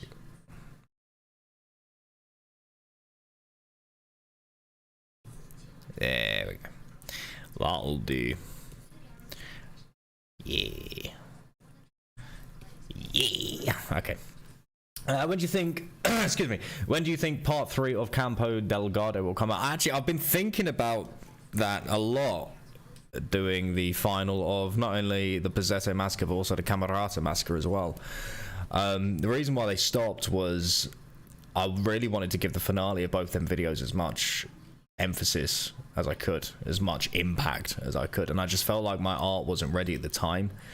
And I have done a couple of redraws of how they would look in my art style now, at least my art style, but you know, my art knowledge now, and I'm much happier with it. And they'd be more like this, in this sort of framing, sort of sequential art storytelling, which will be fantastic for, you know, establishing the restaurant, for example. So they're going to be a part of season 3, which is obviously what I'm on right now, and season 3 is going to be probably the longest season of Beyond the Dark. So I'm not going to say this year, because to be honest, they probably won't be this year, but they will come out at some point, and I haven't binned them. I really want to finish them. I did actually consider doing them after I had finished Yoshiwara and 8 Immortals, because they're part of that segmented group of videos I was working on. So instead of starting a new lot, I could, you know, finally finish Pizzetto and Camerata, and then just, you know, have them as kind of like a nice double, which I think I might do, to be honest. Because I really want to finish Simone Pianetti's story. I really want to finish Delgado's story. And there might be some whiplash in terms of the videos quality when you compare them. But on the same hand, you know, the only other option would be to do them all over again, and it's just I don't know. I think that'd just be silly. That's just me being picky on my part. So I think what I'll do is, once I come to the end of 8 Immortals and Yoshiwara, which both have 2 parts each, I believe, to be finished, I'll sit down and I'll have a proper good think, and I there's a lot of me that's feeling like I'm ready to cover them. I can't wait for season 3 to matter. Well, I say we're currently in season 3 right now, and the plan is the way I do each season. It's not really a season, as it were. It's just a way of me to separate the quality of each. You know, whenever I see a massive jump in the art or a massive jump in the editing, that's when I kind of sit there and go, right, okay, it's time for a new season, as a way to separate it. But I kind of want this season, which is season 3, to be the best I can make it right now. And then once I hit a stage where I know my art's going to hit a new level, like I'm doing, I don't know. I don't know how much better I could get it without it taking up half a year to do an episode. I guess the only way I could really go from there was just to make sure I keep improving my structure and my form and the camera angles. But yeah, each season is just a way for me to separate the quality of the videos. I put him in the wrong layer. That's always fun to do, isn't it? We want to put him on that one. There you go. Right, okay. I want to make sure he's got line thickness. It's pretty smart. Yeah, it's just a way for me to keep track of everything, and you can kind of tell when the seasons change as well in that regard.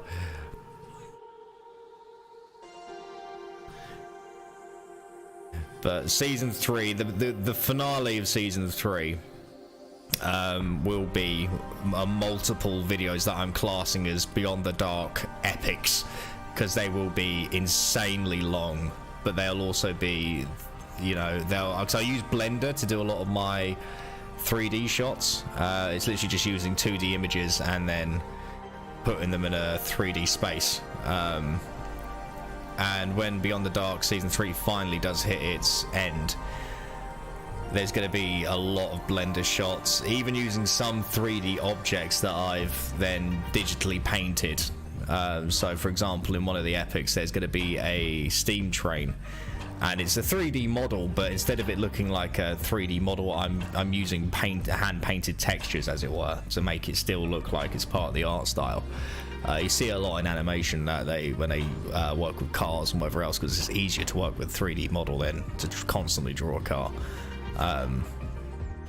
So yeah, there's all these little things like that that I want to make sure that I'm capable of doing way before we end up moving into season 4. I don't know what the hell season 4 will be like. I mean, I'm sure by the time we get there it will be at a whole new level, but let's not run before we can walk, eh? Would you ever do any of the modern guys? I will. I normally kind of give myself a 10-year cut-off point. So obviously now it's what, 2023. So the latest I'd go would be 2013. The only reason I personally normally do that is because it's because I draw everything. I feel like it's got a little bit more of a punch, so if someone who had been affected by one of these crimes did see it, that, you know what I mean, it'd be a little bit more upsetting, as it were, because, you know, I don't like sugarcoating things. I hate sugarcoating things. I find it very disrespectful to say, oh, this person was, you know, oh, I don't know, they suffered a bullet wound. It's like, well, no, I'd rather go into detail at how they were actually hurt. That's why I get annoyed with modern crime shows, because it's like they gloss over it, and I just find that infuriating. And if I were to be in a situation like that where I would sadly not be around anymore, I'd much prefer someone gave up all the details. I'd find that, for me personally, more respectful, because it shows whoever perpetrated the crime was not, you know, it shows how evil they were when they did one of these things. But this case I'm working on now, I think, if I remember, this happened in 2015, I believe. So this is actually 2 years technically after my cut-off date. But because it's slightly different to what I do, was it 2015 or 2007? Let me pull up files. There you go. This is. I'm just having a look at the newspaper article now. When was this newspaper article published? No, I don't want to pay. I don't want to pay for your goddamn newspaper. Hang on, let me. I do have the court files here. If I can see when the court files were published, that'll give me a decent idea. Where's my bookmarks? There we go. And we want. Here we go. Here we go. Sawaf versus Lexington Fayette. I think that is. It's case number. Right. So this was. There's addresses. I don't want the addresses. I want the date. When's the date? I don't see no date. There we go. If I type in 20,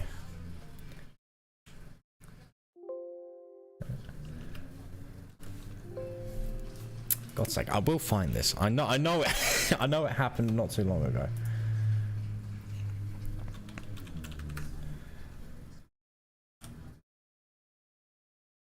Right, so July, and then it's August 11th. Okay, yeah. So yeah, it happened. Okay, so the altercation happened in 2016, 2015. Yeah, okay, yeah. So 2015, 2016. That was right. Oh, my leg. Would you ever do one on the Dunblane? Dunblane is like a real tricky one because of the age. If you know what I mean, the age of the people. It is one I have wanted to do. But I don't know. It's such a hard one to really cover because I don't even think YouTube would let me cover it, to be honest. But then on the same hand, I guess it could potentially be one I could do for a Patreon exclusive to kind of get around that. That's a real trick one. I would want to do it. It's also the same. There's been a couple like that I have wanted to do. So yeah, that's it's not a no, but it's not a yes either. It's I want to, but it's like trying to cover Columbine. You know what I mean? It's just, ugh. YouTube would not be happy with that one.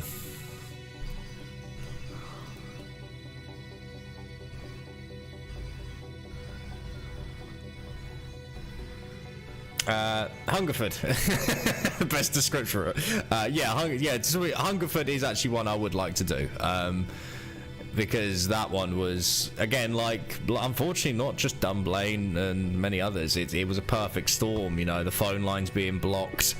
I actually remember reading the officer who went up against the perpetrator of Hungerford. He had to wait for permission to get the rifle to basically fight against him. He had to wait for the red tape before he was actually allowed to use the rifle, and apparently he had to wait for like an hour and a half, which again is just absolutely ridiculous. It's typical British typical British law. So yeah, Hungerford is one I would definitely cover.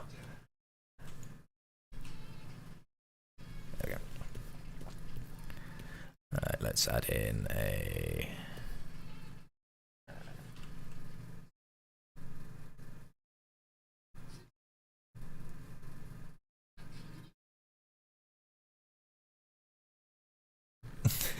Well, so you don't the Patreon thing. It's because I've got 5 patrons, I think, and they're all absolutely fantastic, and it's more there to help me out, because let's be honest, there are going to be times when my videos just will not be YouTube friendly, especially as I kind of get into the mindset of, do you know what, I'm screw it, I'm just gonna go full blown and show everything. So it's kind of like this fine line of I have to play it safe sometimes, so I will try to be a little bit more flowery with my language when describing certain actions, because YouTube bans certain words, which is ridiculous. Even right now, as I'm talking about these events, as you may have noticed, I'm very carefully wording my way around it. It is absolutely ridiculous, and I think it's stupid. But no, let's say the patrons are there just to more help me out when a video does just get taken down, or does get completely wiped. It's ridiculous. But I do have a Discord where I have actually considered once in a while doing these sort of showing off the uncut videos to a group of people on Discord, because I understand there are people that just don't have the money, especially now and like cost of living crisis across the world. You know, I'd rather you ate than try to give me money, for God's sake. You know what I mean? You come first. That's the most important bloody thing. And I say that to my patrons all the time. There's one patron I've had where they said, "Oh, I can't pay you this month." It's like, I don't care. Feed yourself, for God's sake. Honestly. By the way, I've got my Patreon running right now. I've got it where because the way Patreon works is you can normally do it where you upload, when you upload onto Patreon, you can have it where they get charged for every time you put up a creation. For some reason, my Patreon won't let me do that, so they get charged monthly.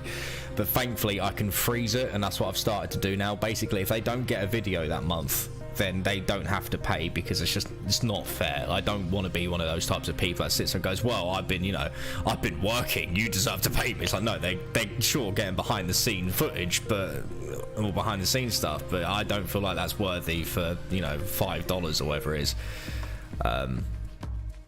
So yeah.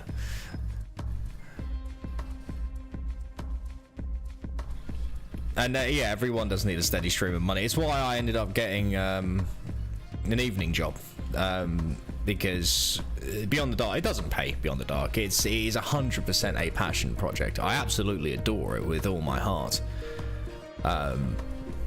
If I didn't, I wouldn't still be doing it. But it is not a money maker.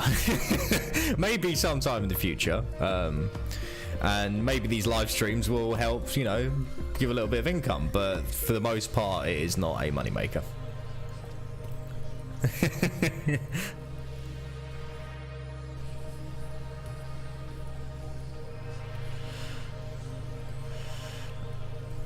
There we go. And they will do that. That looks horrible. Fill that in. There we go. My brain's not screaming at me anymore. Actually, yes it is. It's still screaming. I need to stop the screaming. I'll stop the screaming.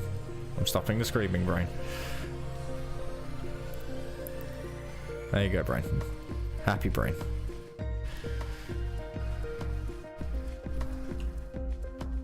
Oh, wishing. Okay.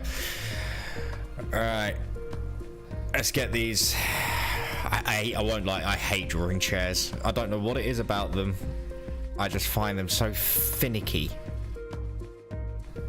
I think it's because seats are always at an angle. You just want to draw them straight up, which, you know, you can with certain seats, but traditionally they curve with the back, and because of that, I find them really annoying. Alright, let's now put in the seat, which will be here. Now I'm going to keep this chair empty.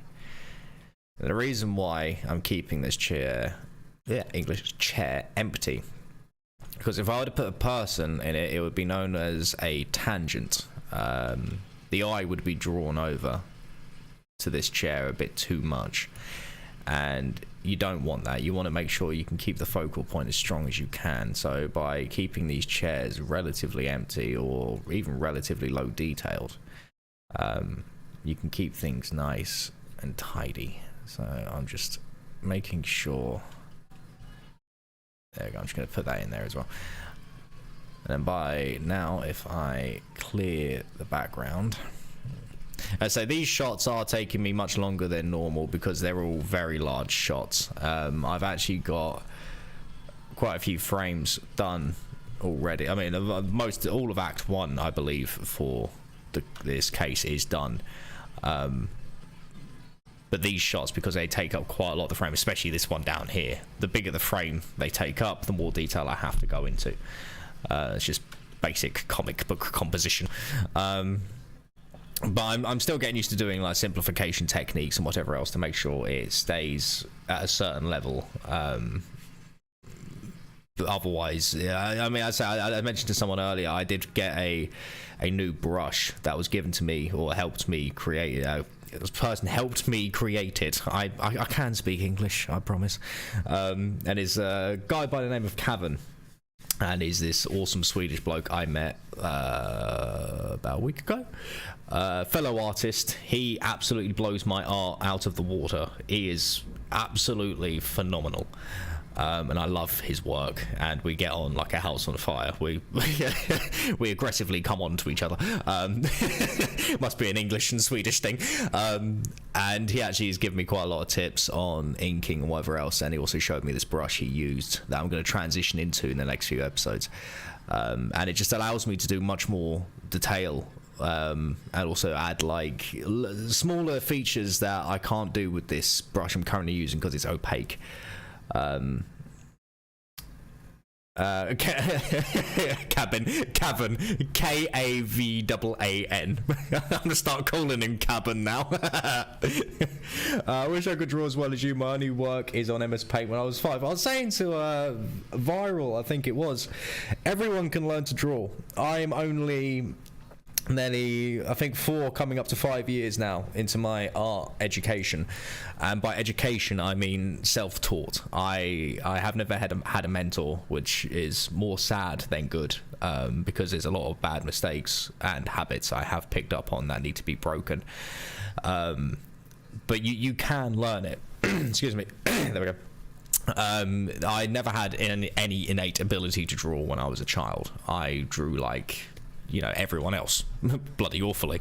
The only people that can draw well are prodigies, to be honest, and to be honest, they're, you know, few and far between, and a lot of the time they get bored of it because they find it so easy. So yeah, no, you can learn to draw 100%. If it's something you really want to do, there are plenty of resources out there, plenty of places you can look at and learn. I'd recommend you probably go for more proper online courses like excuse me, New Masters Academy. That's a fantastic one, and it's quite cheap as well. You've also got what else is it? I know, it's in my head somewhere. Control Paint as well, that's another good one. You say there are quite a few sites for it. The only reason I'm not saying YouTube is because I don't think YouTube is a fantastic place to learn art to start with. Because there is so much information out there being taught by people that can't draw, which I know sounds horrible. And I'm not trying to make it sound horrible, but unfortunately it does lead to that, to where there are people that are still learning themselves. Like, for example, I would never do art tutorials at this stage, because I know I'd be giving over bad information. Excuse me, there we go. I mean, I'm good with a pen and pencil, but online I struggle a bit. Yeah, I'd say right now I'm using a digital tablet, because I've gotten so used to doing, obviously, digital work. And you can, obviously, the abilities can translate. So anything I do here, I can do traditionally. It just takes me a much longer amount of time. And vice versa. So, for example, I do quite a lot of academic studies. With graphite, and I like to do, like, smooth transitions using a stump stick and whatever else, but I can't do that digitally, because obviously the way the brushes work digitally is completely different. There are people that can do it. They obviously know how to work around it and how to apply similar knowledge. I can't. So it's kind of a different medium. I see this as kind of a full-blown comic book style. When I do traditional, I like to do either dynamic sketching or full-blown archival style drawings. Why am I drawing those grids there? There we go.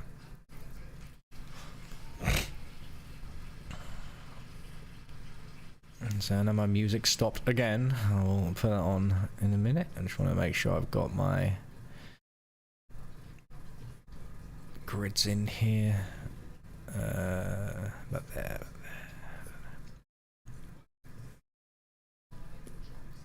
Yeah, that looks good.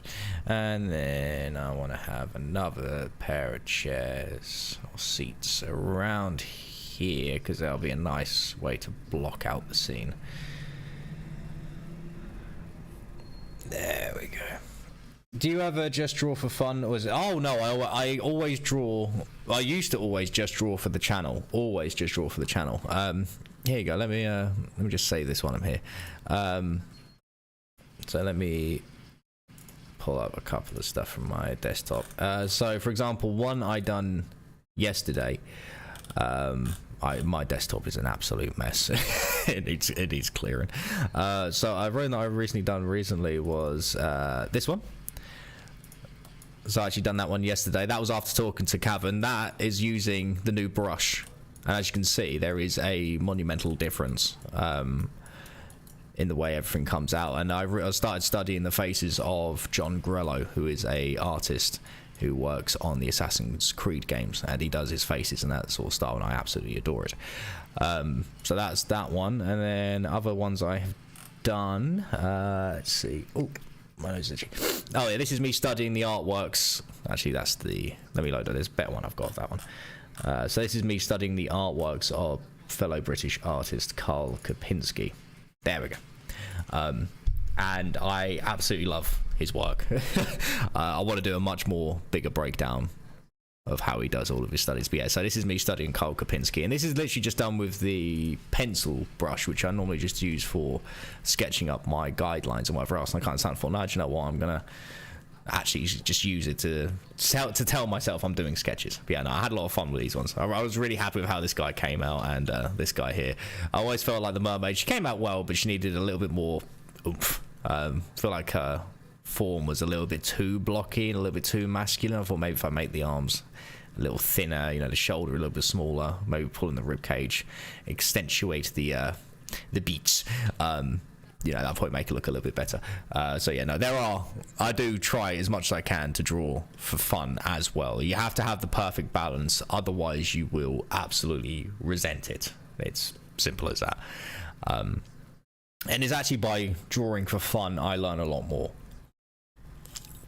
I see it Beyond the Dark as a way to put all of my knowledge, everything I've learned, into a singular place, to really get out there. Let's add in the Char's half.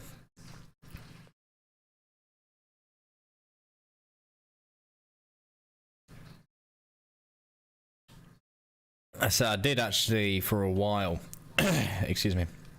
I've got a few people on my Discord server who actually play D&D. I myself have never partaken in it. I wanted to. Problem is I just don't have the time. Thank you. Yeah, I was really happy with the Barbarian. I've been using a lot more. Oh, that's my phone dingle-danging. That's me whiff. It's me whiff. One second, I'm sorry. Seriously, oh yeah, that was it. Was talking about the colouring. Yeah, I've actually started to break into colour a lot more, as it's a fundamental, like learning how to, you know, the way colour works. It is a fundamental, but colour itself relies heavily on value, which is how you see beyond the dark. All the black and white, that's this class as a value. So if you have strong values, you can use colour much better, you know, in a much better way, because you understand how everything reflects together. However, I completely neglected colour for so long that it started to real bite me in the arse, to be honest. So I've started to use it more now in my own stuff, and it has been a lot more interesting, a lot more fun.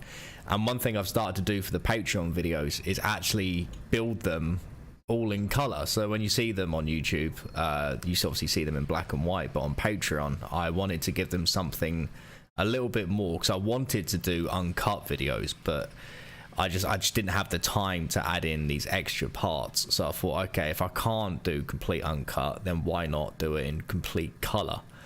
If they, you know, if they want to see it in complete color, they can.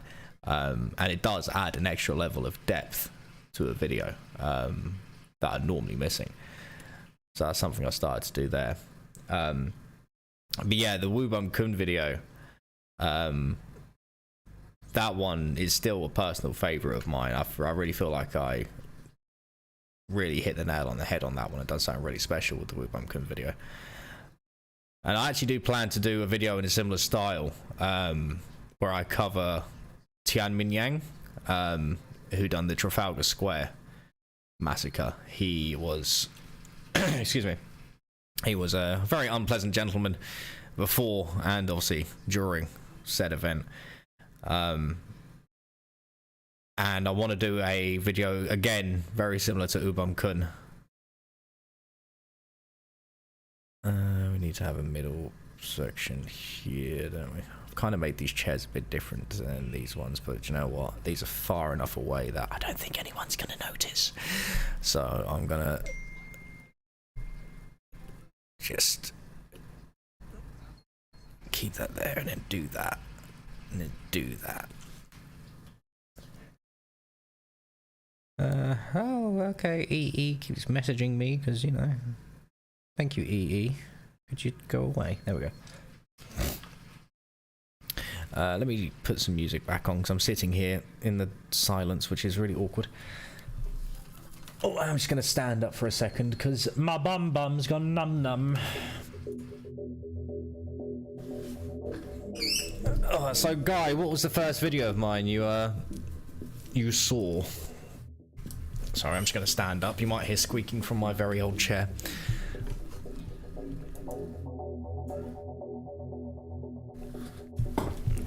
Oh, there we go.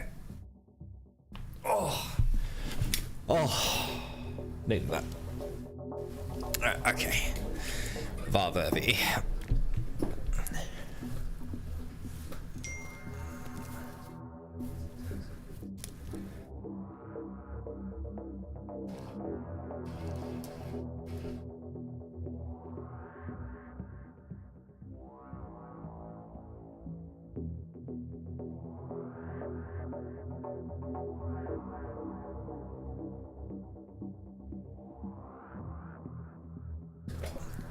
Alright, let's see.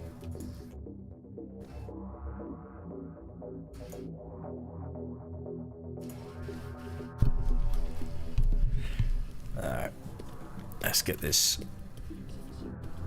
set up here.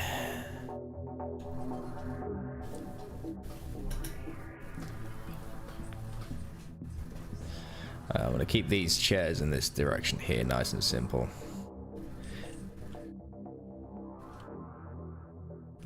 But I think, to be honest, this is actually all coming together really nicely now, and I think I might add some people here with lower detail, and then maybe some here over here. So Toy, after I saw a link to it on Reddit, oh yeah, oh, God, that literally was quite literally my first video.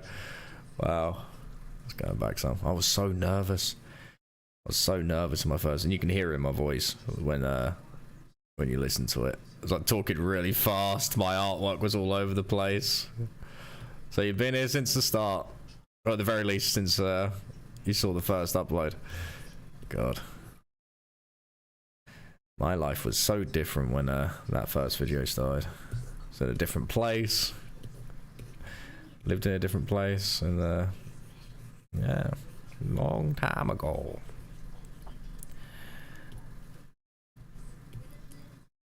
I absolutely butchered some of the pronunciation in that video, though. Like Hikikomori. Oh God, that really did annoy some people.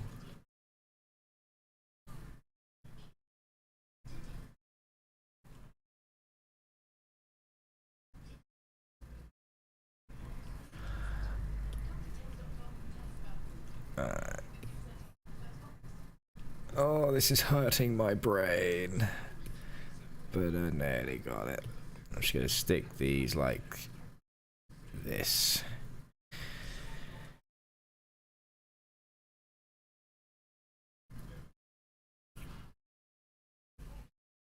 And then like these. And then if I just add in some center legs, we should be good. The best of yeah, say it all happens. I used to get real wound up about it if I misspoke or yeah, mispronounced something, but then I just kind of sat and thought, look, I'm not a native speaker. The chances of me screwing this up is very high.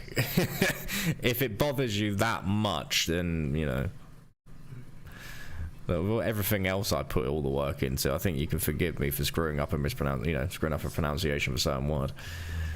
Alright.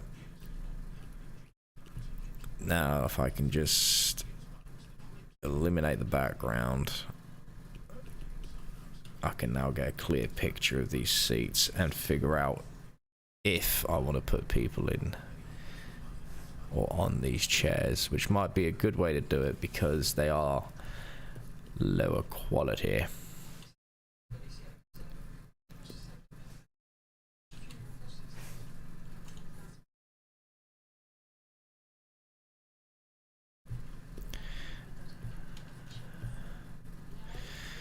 Alright. Now if I get rid of the... What am I looking for? Why am I at this angle? That's just really confusing. Alright, is it this one? Yeah, okay. Right, those chairs, yeah, no, they're completely fine. So I can now...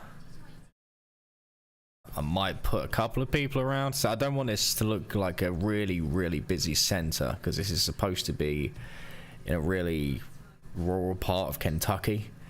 And because of that, I feel like if I go too busy, it will sort of break the illusion of small town.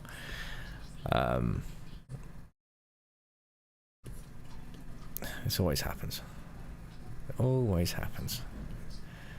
I can actually keep them. Actually, instead of deleting that, I can just go like that. Just make sure I remind myself to put them on a different color. Okay. Right, now I can go about adding some extra chairs here, and then I might just do double chairs. So double chairs in the middle, and then singular chairs at the back. And then from there, I can add in, you know, people standing, maybe here. I want to leave this area pretty much completely open, as it'll be a nice place for the eyes to rest, and it won't look too busy. So that might be the best way to do it. So I wanted to work on more than one shot today, but this shot appears to be going on for a little while because I say that I'm putting quite a lot of people in it. And as soon as I start drawing people, everything slows down to a halt. But that's how it works. Okay, so I think I don't quite know a lot about Trailcam. Yeah, I came across it. Actually, how did I come across it? I think it might have been a YouTube video or something. It was like in a compilation or something like that. And there's no fatalities in the case. Well, no, that's a lie. There is one. But it was more from like the man who committed, who was the bomber, was Mark Sawaf, and it was the fact that he himself, you know, you expect him to be kind of a recluse or this, that, and the other, but he was actually a very outgoing person who also ran his own counseling center, which is what it is here. It's what I'm drawing. He's the man here on the left, and there was just a lot about the case that is just so strange and bizarre that I just kind of sat and thought, no, I want to cover this. I know it's different to my usual stuff, but I just found it fascinating to see how a man of his caliber, who you'd expect to never do something like this in any way, would do it. And it's just, I don't know, it's such a weird case. And say ATF got involved and whatever else, but yeah, I don't know. It was such a weird one. I think it would have been a much bigger headline if, you know, he actually did manage to hurt someone. Well, not hurt someone, because he did hurt a couple of people, unfortunately. But I mean, if someone, unfortunately, were to pass from when he did these acts. But yeah, it just sort of faded into obscurity. And I love finding these types of cases.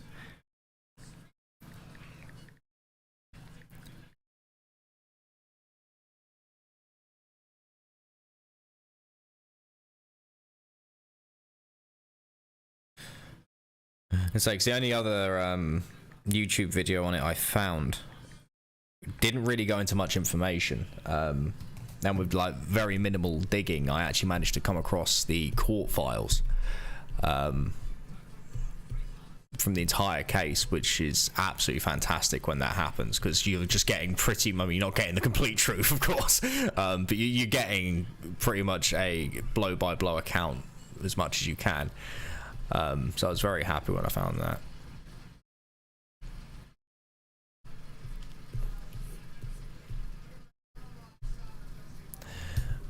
Okay, I think now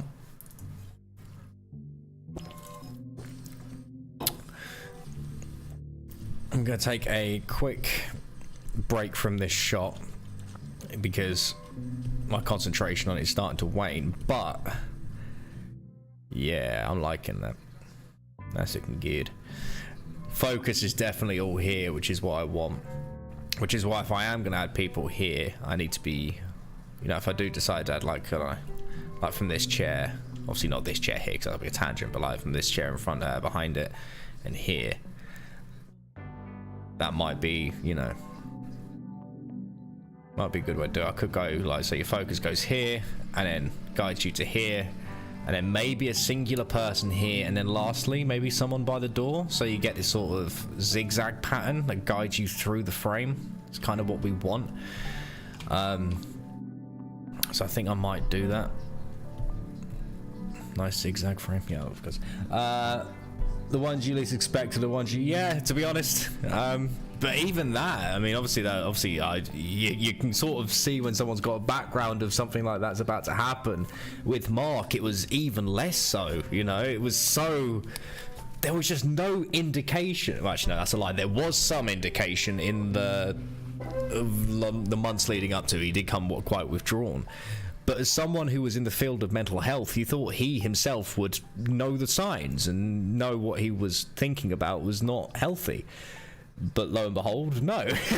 No, lo and behold, he decided to do this. It's just a weird one. It's such a weird case. And I just felt like it really deserved a little bit more attention than it's gotten. So, Right, so if I'm doing the last one here, I want a sort of close-up of Mark. So I'm actually going to do... We're going back to sketchy sketches, which are always fun to do, so I kind of prefer doing sketches because I get my ideas out quickly. So because we're going from this frame to this frame, we want to... Excuse me. We want to obviously keep it within the same 180 rule. And by 180 rule, what I mean is, let's say this is the camera, you know, somewhere in this semicircle. So if we're looking at this frame here, Mark is here, the woman is here, and if I were to go anywhere within this semicircle, that's completely fine. But if I were to take the camera to the opposite side, that would be breaking the 180 rule, which you normally see in film and television. And you can break the 180 rule, but you don't really want to.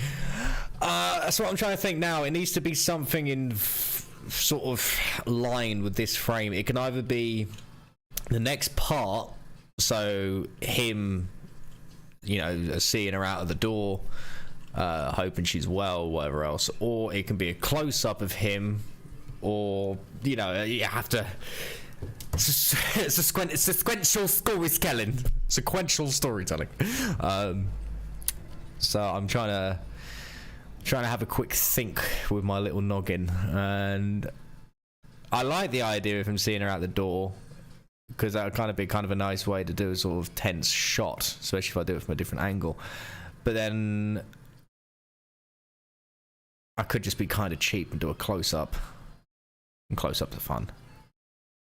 But it can take a while, and this frame is a bit too... Actually, no, to be fair, this frame is a bit too big for a close-up.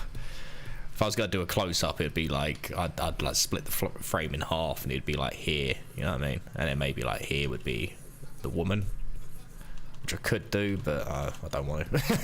I don't want to. So,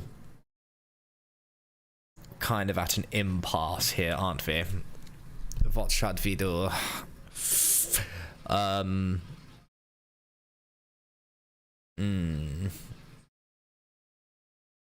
think it should be definitely the next part of the... Not the story, but the next part of what's happening in the previous frames. So, I think what I'm going to do... I'm going to sketch it where...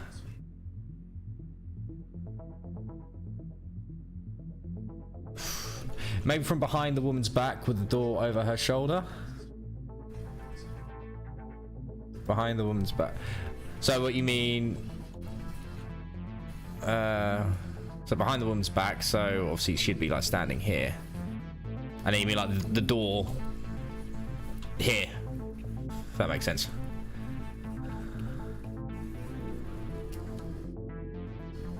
So let's say that's the woman, she's looking like that. And that's the door. And obviously probably a bit more closer up, so I can imagine you might be referring to some shot a little bit more like this. Actually, you could do that, and then you could have Mark here, who's opening the door for her. Could do something like that. Problem is, I think that might be a bit too much of a jump forward. Definitely in that realm, though. Definitely in that realm, but I think that might be a bit too far forward. So instead... Actually, no, it would work. No, it would work. If we just twist the camera a bit, so obviously, because if we can stay within this area, because obviously the camera's looking like this. But if we have it so it's like this, obviously pointing the other direction, it's still within the 180. And by having her here, that makes a good composition because she blocks out most of the frame. And I could actually have... Yeah, actually, no, well done. Good. You got a good compositional eye there, because I can have her here, and she doesn't have to be in that much detail because I'm using her as a framing device instead. And then by having Mark here with the door open, that... Yeah, good man. Good man. Alright, let's get Mark in. So if I... Now we're going to want it to be at her eye level. That's what I'm going to say about there. And then if that's the eye level, I'm going to say Mark's head is going to be just above eye level. So let's just rough in a Loomis skeleton before I turn it into a Steve Houston style figure.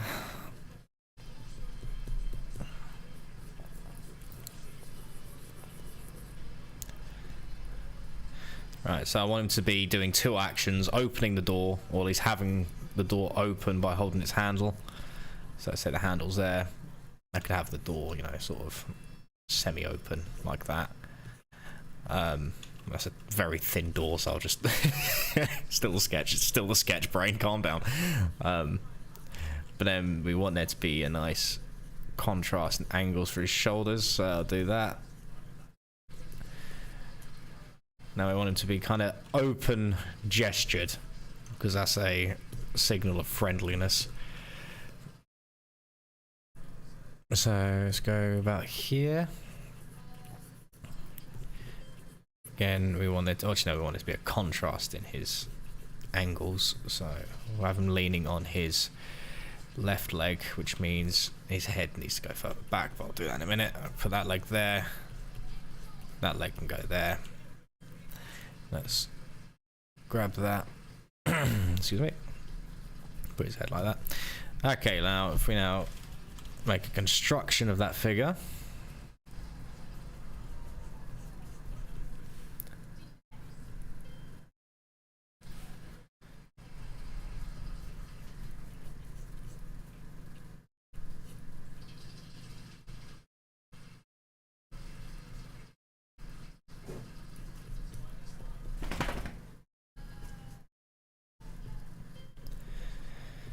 Okay. I'm gonna make that a bit smaller. I always do that. I always make the head a bit too big on that section. Alright, and now I want to go for a rib cage shape. Now if he's leaning like that, that actually would mean this would be slightly bent in that direction there. So I'm gonna go for something like that. And then let's just add in basic tubular arms for now, because we're working with a foreshortened thing here. Because foreshortening a pose always adds in a nice amount of interest and makes it look more dynamic. The only issue is foreshortening is the bane of my existence. But you can't get better unless you force yourself to do it.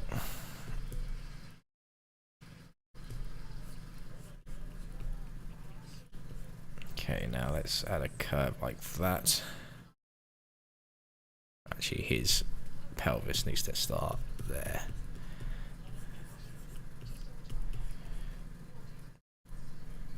Now the legs are always the hardest part for me, because I don't always do full figure poses, and because of that, it's led to quite a lot of weakness in the lower half of the bodies.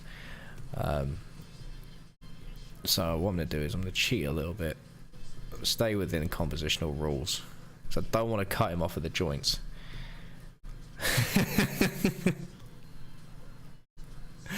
It's all practice, my friend. There we go. So if I cut him off at the joints, it always looks bad, and it's something I've only recently discovered. So if you're gonna ever cut off a figure in a composition, try to cut it off like halfway. So like instead of here cutting him off, you cut him off like here, or you know, say right now I've gone above the knees. It's just an easier way of, sorry, nicer way of making it look. Now if I just rotate him, okay, yeah, he's looking stable. Okay, so I can keep him there, that's fine. I'm gonna keep him at this stage. I don't want him to go any further than that for the moment. Now he's gonna be looking at her, and she's gonna be about here. Now because we're using quite a tight lens, probably 100mm lens, we want her to be just larger in frame. In fact, very large in frame, I reckon. That'd be kind of a nice one to do.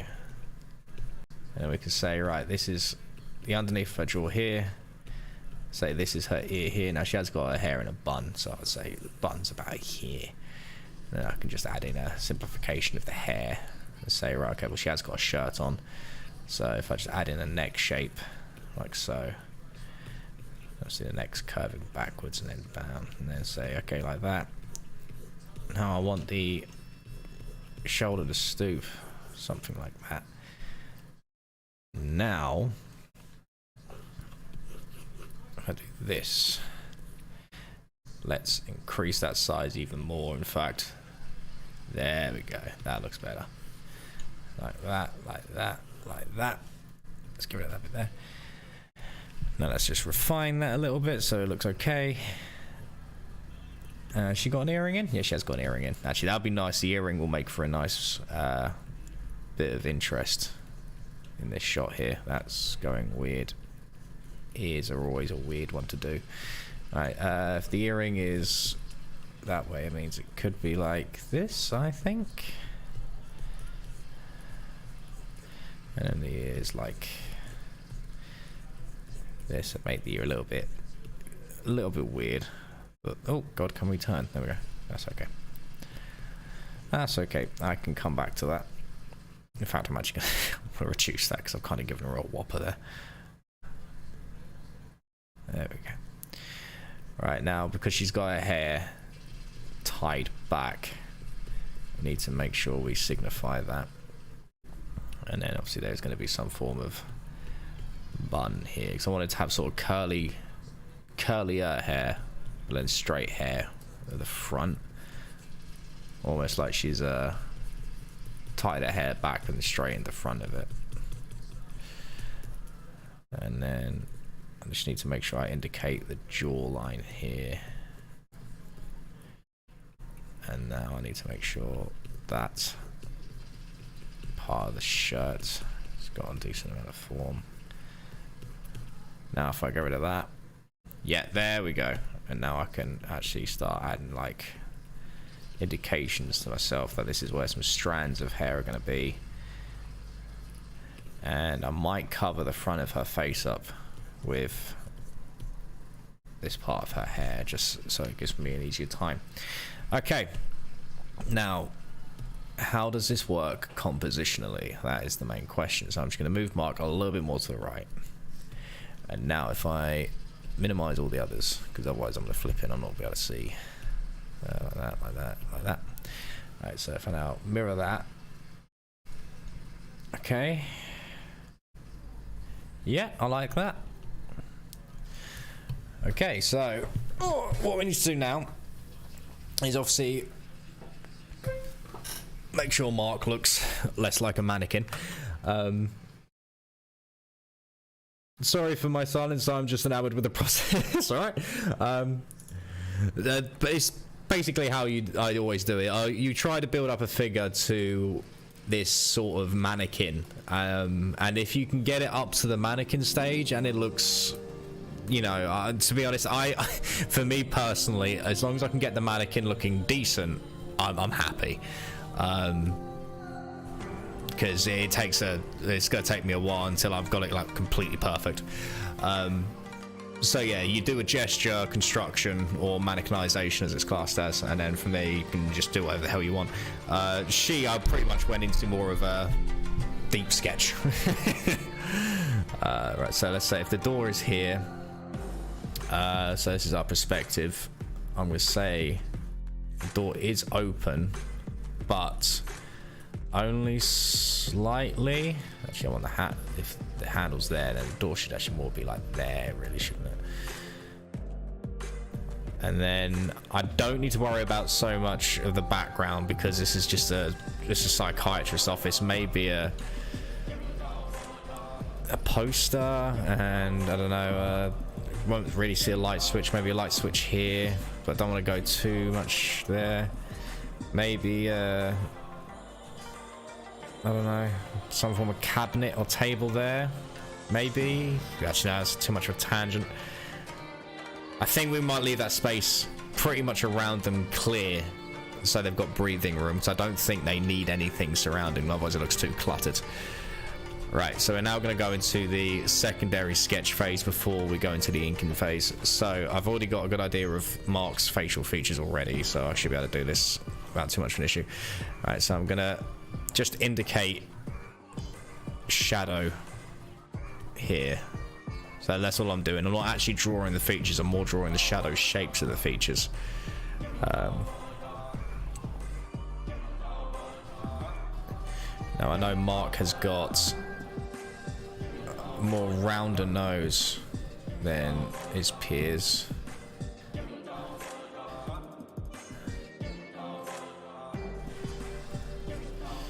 And he's also got a goatee. Now, at this stage, it's going to come off a little bit weird, because it always does, no matter how many times I do it. And then his jaw should be about here, which means his goatee should be about here. And that needs to curve around. This is always the hardest part.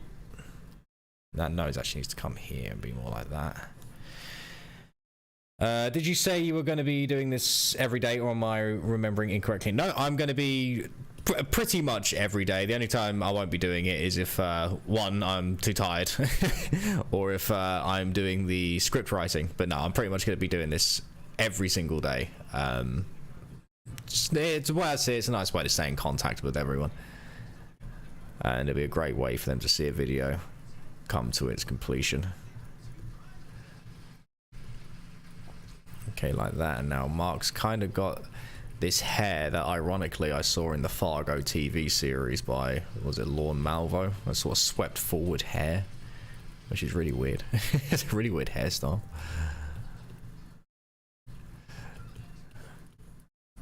Now I have made his jaw a little bit too big there. He actually's got kind of a more rounder face.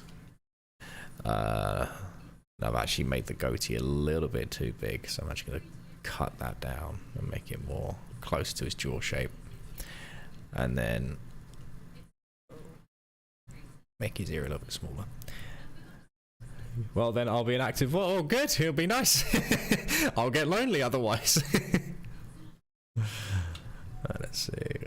Square. Oh, I hate doing collars of shirts, but I've gotten better here recently. Oh, my nose. Yeah, there we go. Okay, like that, like that. Now we need to go down, across, and then we need to add some form of wave here. Now he has got himself tucked in here. Oh, fabric. You are the bane of my existence right now.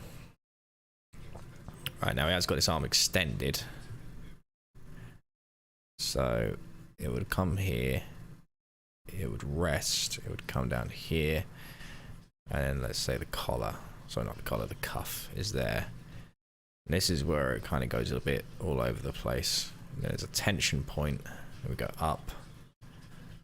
I think something like that will do.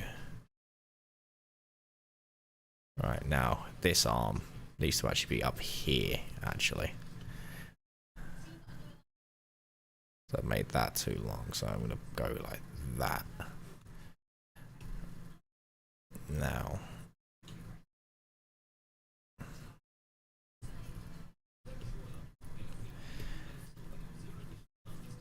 I'm going to sketch the clothing without the hand for now, just so I can get it to look right.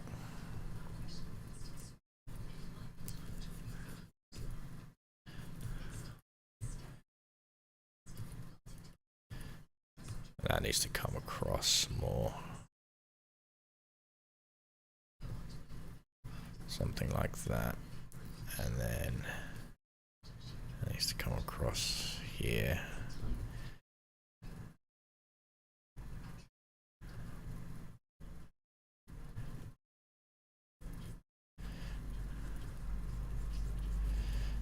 Okay, now if I flip that, I can spot all of the weirdness.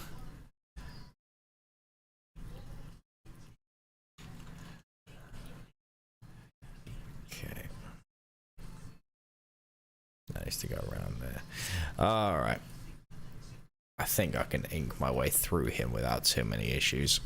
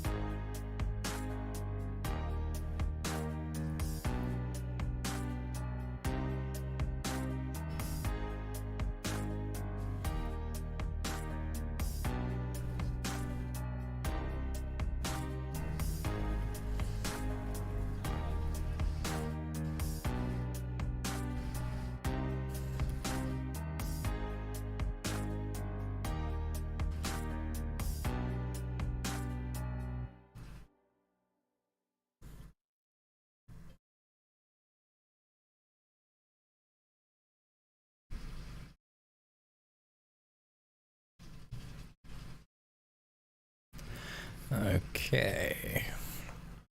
Just need to keep his round head shape in line. So if you go too square, it breaks everything down. But if you keep it in a rounder shape, you can then be a little bit off with the features, and it'll still look like whoever it is you're trying to draw. Yeah, it's a weird one. He kind of brushed his hair forward. It wasn't a bowl cut, but it was definitely brushed forward. It wasn't a very nice haircut.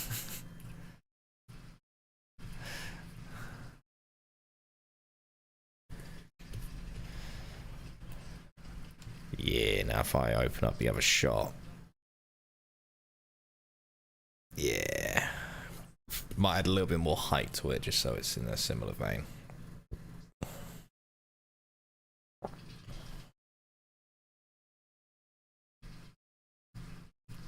There we go. It's a little bit more height to it. I mean, that looks better. Right, okay. Didn't add anything interesting to his outfit, did I? No, I didn't. Wasn't sure if I added like a watch or anything. I might forget, because I've done that a lot where I've drawn someone and then I've drawn them again in the next panel and I've completely missed the detail.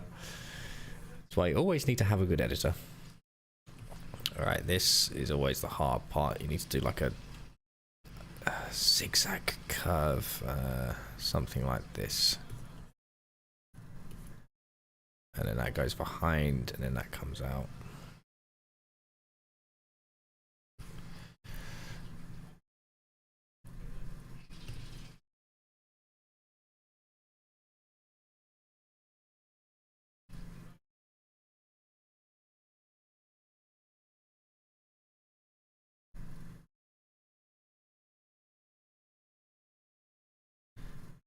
Okay.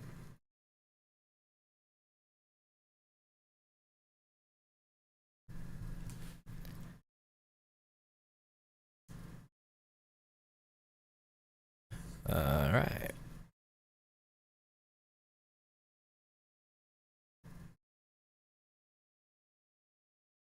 Obviously his hand will be the big acting part here.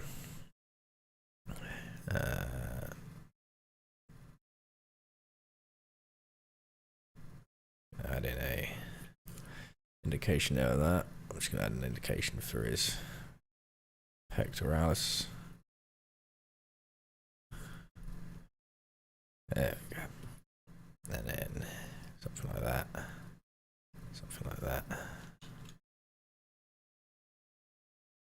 Okay. Let's go around that a little bit of thickness. So I've recently been reading a comic book called That Texas Blood, who is by a person whose name completely escapes me now. But if you're a fan of the book or film No Country for Old Men, it's got a very similar vibe to it, and I've just been absolutely loving the artwork. It's got this very almost simple way to it, to a point. So I don't know what it is. It's got a real tense feeling about it. So you follow this sheriff in a small town, obviously in Texas, and he kind of tells you about all the crimes that he's dealt with, from cults and even a serial killer. It's an absolutely fascinating book. So a comic book, and you can tell the comic book writers took a lot of inspiration from Cormac McCarthy's No Country for Old Men, which was then obviously directed by the Coen brothers. And if you've seen the film but not read the book, I'd highly recommend the book as well. Like, Cormac McCarthy is one of my favourite writers of all time. Blood Meridian is still, to this day, my favourite book.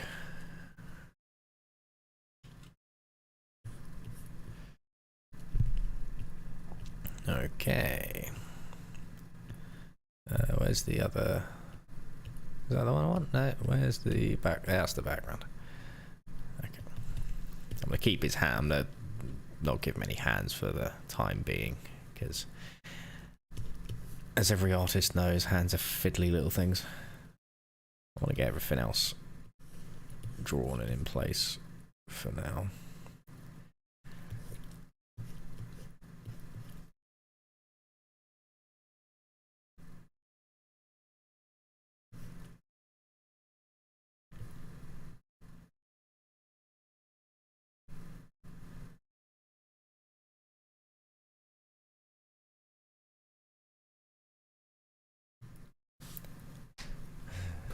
Yeah, the motel scene. Yeah, I'd say Sugar in the book is oh, he's, I don't know what it is. He's obviously, he's described differently. He's blonde hair and blue eyed in the book, but even in the book, he's got this presence about him. He's absolutely insane. As I do know, No Country for Old Men is one of the best adaptations of a book ever done. It follows it so closely, and they omit only certain little things, but the book itself, it's having it, you know, from that perspective, it really makes you appreciate the film even more. Coen Brothers done a fantastic job on that. So I've got someone in my Discord who goes by the name of Mr. Manager, and he is a massive fan of the Coen Brothers. He absolutely loves that film.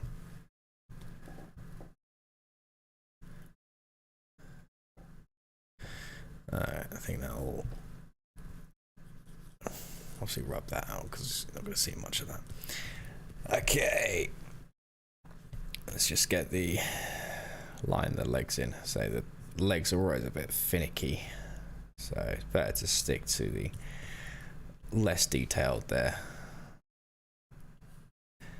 And now I just want to do this. I will quickly have to stand up in a second because my television has gone off and my poor dog is now sitting here in silence listening to me talk to myself, which I'm sure he's not having a fun time with. Let's do that.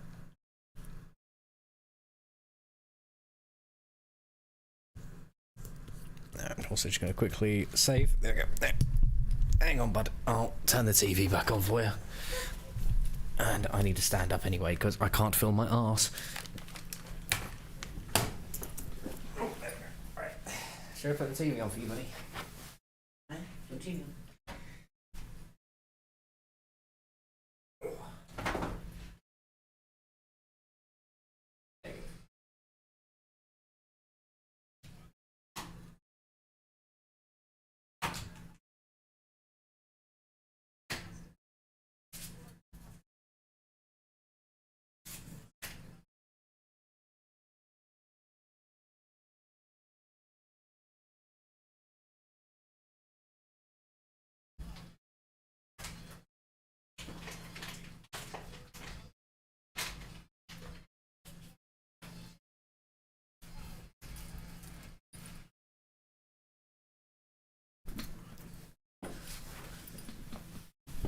Okay, I'm back. Alright, TV's on for the dog, and I've stretched my back because my back was getting stiff. Alright, okay, so before I say we've got another hour and a half of the stream here. What I'm going to do is once I've gotten this part of Mark set up, that'll make for some 4 good frames here. So I need to obviously finish the one in the top right corner. However, that will get finished tomorrow. I will also then start doing the values and whatever else of this one, and I've also got to start working on the interrogation scene when Mark was brought in by the ATF. Thankfully, they're all much smaller panels, like a lot smaller. I think one of the largest panel I think is half the size of this one. So there's a lot less detail I need to put into them, but they make for a nice bit of sequential storytelling. So I'm just gonna sit here for a couple of minutes, have a quick stretch, let my back stretch before we get into this. But I hope everyone else is dog's got a great life. He's got his own TV. Well, I do watch TV, just not very much of it. I normally watch it when I come in after my late shift. But for the most part, the TV is the dog's for the dog, and so is the sofa. To be honest, isn't it, buddy? Got your own sofa, your own TV. pretty much got your own bloody bed as well. Mine, because you steal half of it.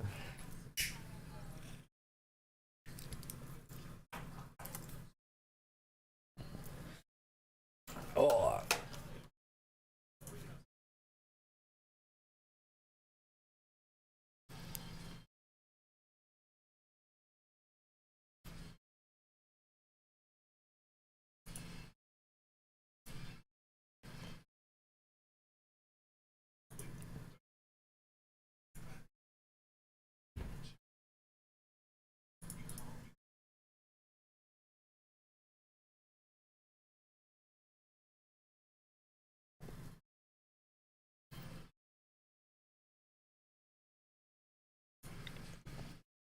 I've got a...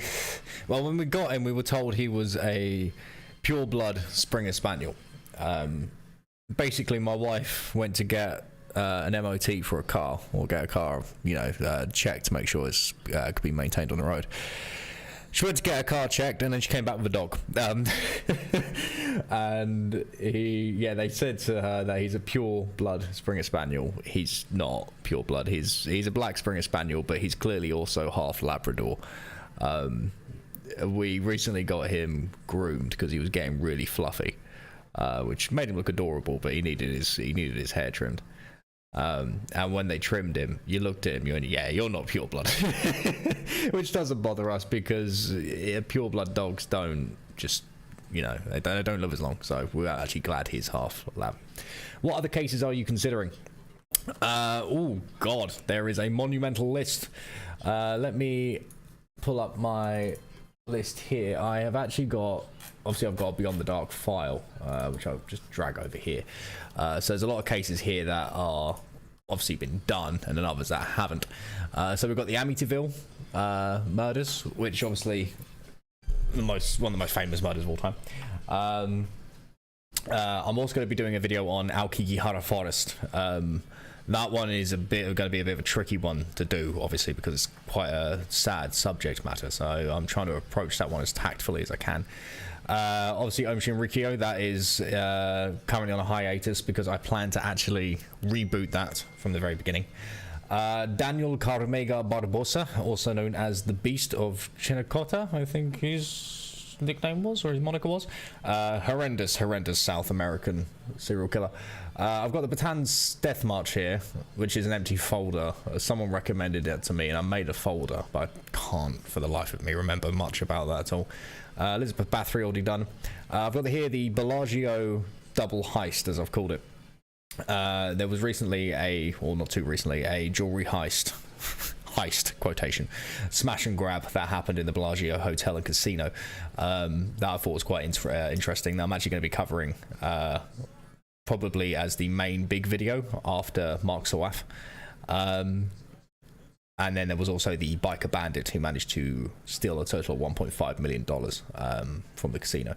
They'll be doing a lot more burglaries and bank robberies because I find them absolutely fascinating when they're done. You know, when they've got a little bit more interest in them, which is why I'm actually going to be doing the Mitsubishi bank heist that happened in 1979 in Japan. That was absolutely horrendous. Completely just weird. Boone Helm, that's actually a part of the Legends of the West series, which I'll go into a little bit later. Emperor Caligula, the Mad Emperor. Let's see. If you need any suggestions, I made a list of every shooting in. Trust me, I've got so many of them. It is ridiculous. If you do end up wanting to give suggestions, though, one of the best places you can do it is I've got a Discord server. And it's a place where obviously people will just post suggestions there, and I'll give a quick read of the case, and if it's something I think I can dedicate, you know, a couple of months of my life to, then obviously I will. So it's always a good place to put it. So the ones, the true story of Cocaine Bear, Jeffrey Dahmer and Ed Gein, these are kind of going to be ones I'm working on the sideline just to kind of feel like I want to get working on. I'm more interested in doing Ed Gein right now than Dahmer. Eddie Sexton, who was a priest who basically made his own family cult. He went absolutely insane. Black metal singer, Euronymous, who was, I think he was from Oslo, I think. I can't quite remember. His unfortunate demise was quite sad.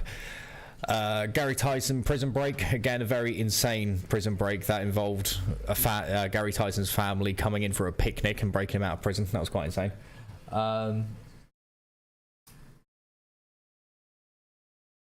Let's see what else. Gensekai. So yeah, literally there is a lot here that I've either done a couple of shots of or started to get, you know, going. So for example, here I've actually got a remake of Unit 731. So I've done like some sketches and, you know, some finished shots. So for this one here, so that's a remake of Unit 731 that I'm actually planning on doing much later down the line. Because I just feel like I can. I don't know. I just feel like I need to give it a much more in-depth look.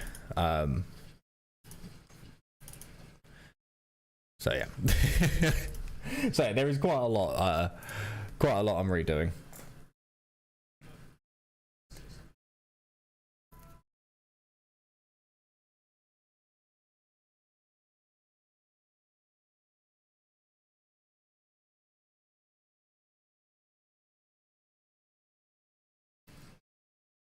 Wasn't the cocaine bear really anticlimactic in reality? Yeah, he did. Yeah, to be honest, the story is more interesting from the guy who was actually doing the trafficking itself. The bear itself found, obviously, the narcotics, ate it, and then died. But you know, it's yeah. I mean, it got turned. Their excuses. It got turned into a black comedy, which is, you know, whatever. I haven't seen it. I haven't seen the film. It looked funny dumb, but not dumb enough for me to want to be able to watch it and laugh. But I mainly wanted to cover it because I want to get used to drawing bears, because I will actually be, for the Legends of the West, I'm going to be telling the story of Hugh Glass, obviously what the film and the book The Revenant is based upon. And I want to be able to get a test, get used to drawing bears before I'd start tackling Glass's story. Right, I think that's a long enough chill break. My hands are feeling much better now.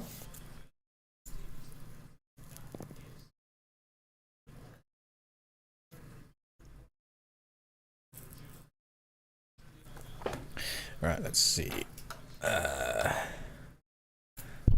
Oh, I just hit my microphone because I'm good at doing that. Well, the only other bear case I've got is, as I say, Hugh Glass, who was the trapper who ended up getting attacked by a bear. I say the film The Revenant is based on the story. I say based upon because the true story is a little bit different. So yeah, I just want to make sure I get used to drawing bears for that particular case. Oh, don't want to copy. I want to do that. Right, grabbing a door handle. This is always a fun one. So the thumb's going to be like this. There's also going to be that.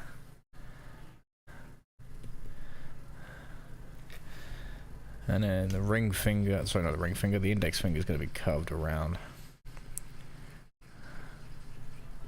So thankfully we're at distance, so I can fudge the hand up a little bit, because hands are annoying. I don't like hands. You can always tell how good an artist is by the way they do hands. Right, okay. Something like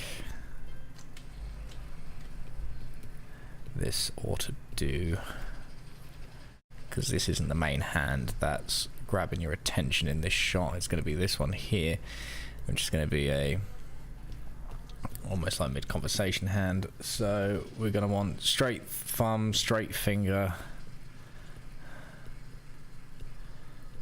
straight thumb.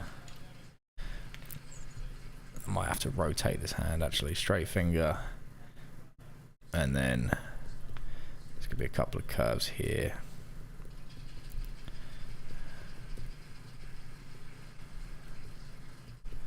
Nah, no, I'm not feeling that hand. That hand's feeling a bit meh.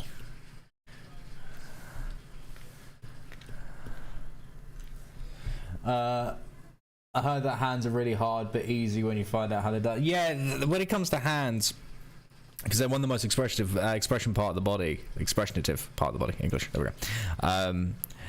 Like for example, the way I've seen most of the way to do it is you draw a wedge, as it were. So let's say this is like the palm, and then you add in, so let's say if this is the left hand, you then add in a triangle shape for the thumb pad, and then from there you can manipulate it, because obviously it bends at the halfway point, so you can make it do all these different things.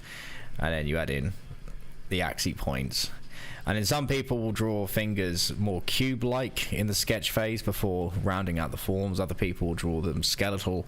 The hardest part I find is the connection point between the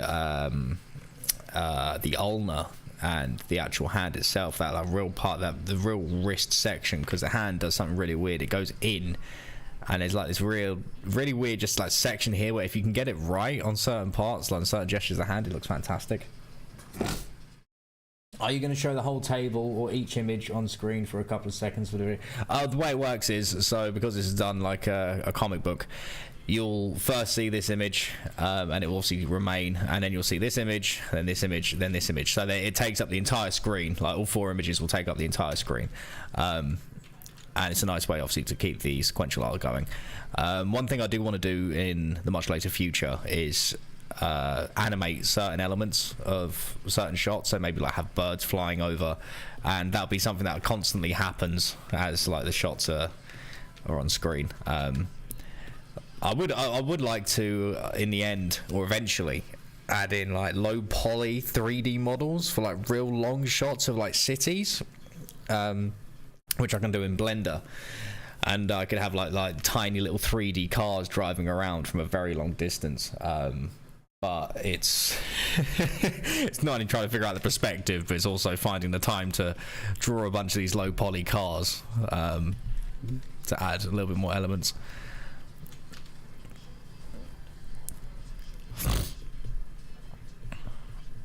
No, this hand actually needs to curve like this.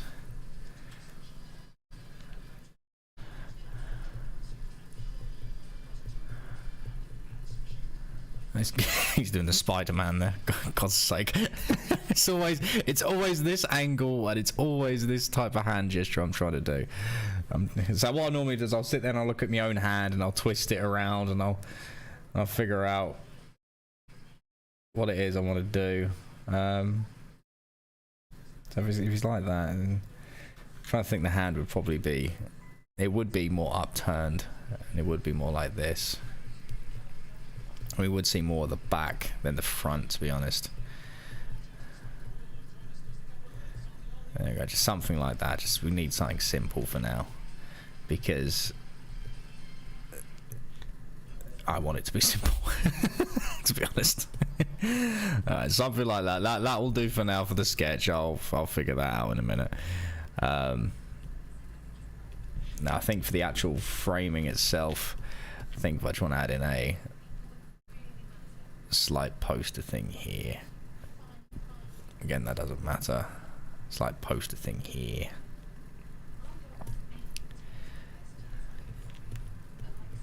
No, let's just get a part of the door in now. I don't need to have the door going at such a extreme angle, so it can actually go quite close to the top before being cut off.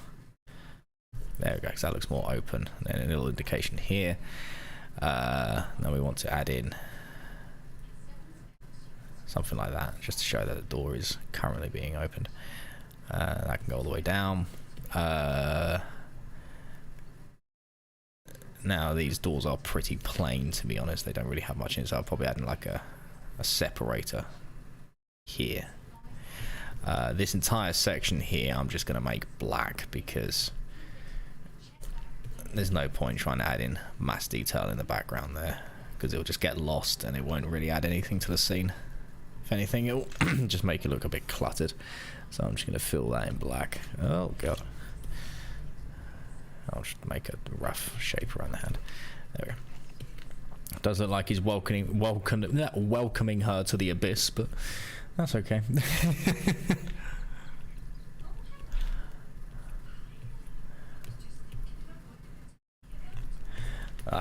Okay.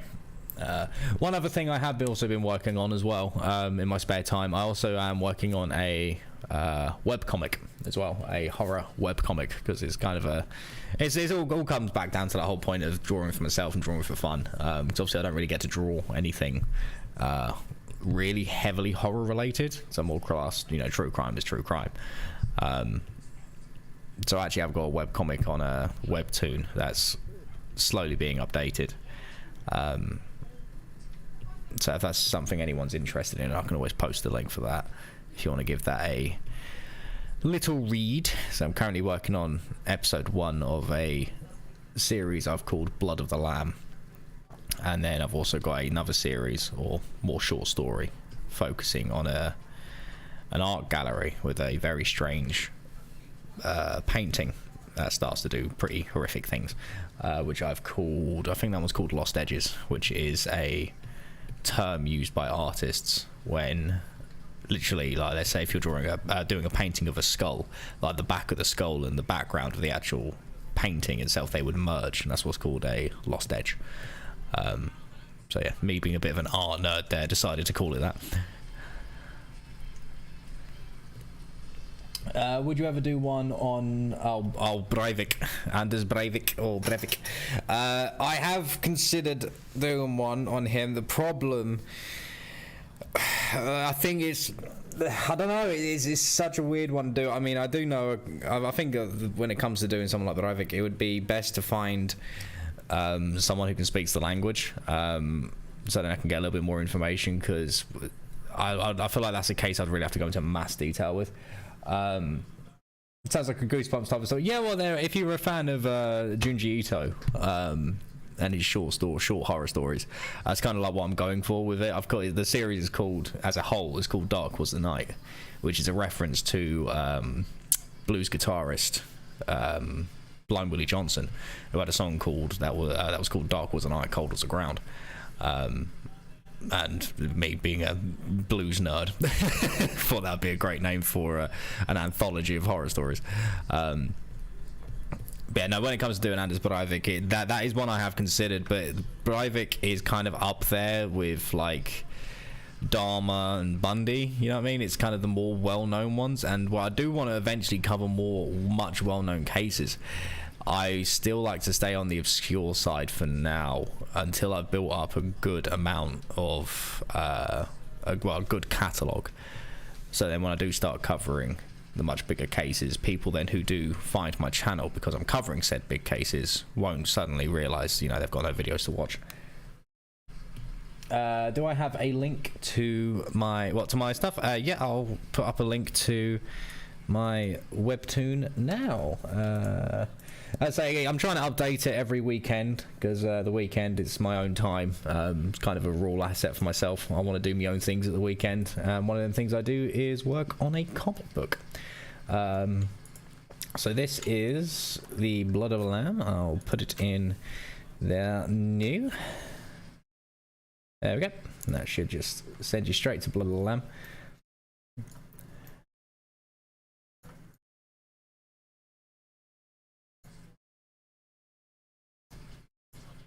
So it's not very long right now. It's only a few panels. Still getting used to the format that Webtoon has. And I actually managed to find a good comic book font that allows me to do proper comic book speech bubbles instead of these massive ones that a lot of people on Webtoon use. I much prefer proper comic book panels.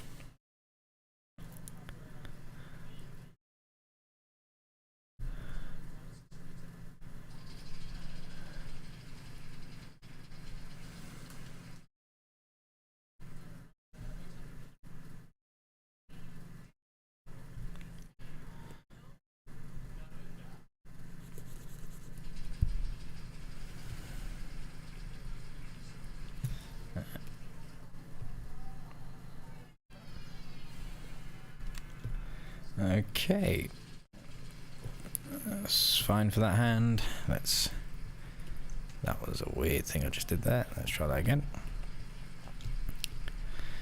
Let's put this hand in as well.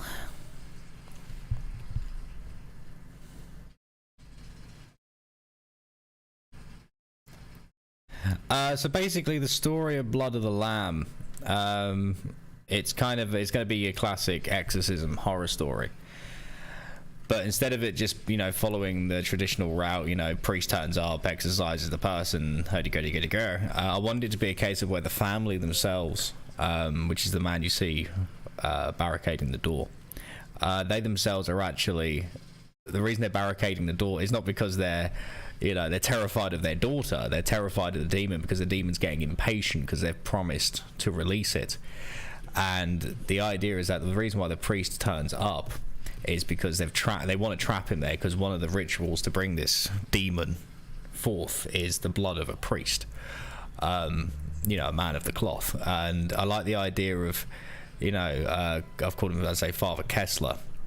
He turns up, and I was going to have it where he's a World War II vet, and he's kind of lost his faith, and also he doesn't really believe in demons. He believes more that the girl needs mental health, like some form of mental health check, because he doesn't believe in demons whatsoever. But then obviously it turns out she genuinely is possessed. So then I was going to have it where he actually ends up getting knocked out by the father, and they've done all these horrific things in the basement, like they've taken the blood of an innocent and stuff like that to try to bring this demon forward. And I like the idea that after the priest gets some of his blood taken out and they give it to this demon, all the lights in the house go out and the parents get possessed themselves, and they become real, like, especially like the mother becomes like real creepy, like breaking her bones and this, that and the other. And Father Kessler has to try to find a way to get from the basement to the top floor of the house in the pitch black, or at least very dark, and like the light of the moonlight, fighting his way past the father and the mother, and using whatever weapons around him to get to the top to try to fight this demon. So yeah, there was basically going to be three types of enemies, really. The one you see there in his dream is more just a manifestation, just for the demon to try and wake him up, basically toying with him. The actual demon itself, I don't think you'll ever really see one. It's just going to be all these like little indications, like for example that one you're seeing there in the dream. I've called it more of a manifestation, or what the demon calls one of its little birds, and you're going to see them throughout the story.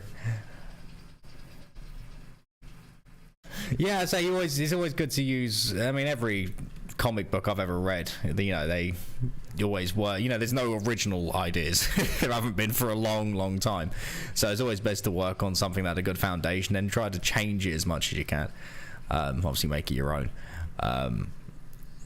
Yeah, no, so that's definitely what I'm working on. But then Lost Edges one is another one I'm working on as well that I'm really happy with. So they're good. They're a good way to take a breather from Beyond the Dark and focus on another project that's a little bit more weird. I actually need to connect them too. All right, let's just get this lady in here.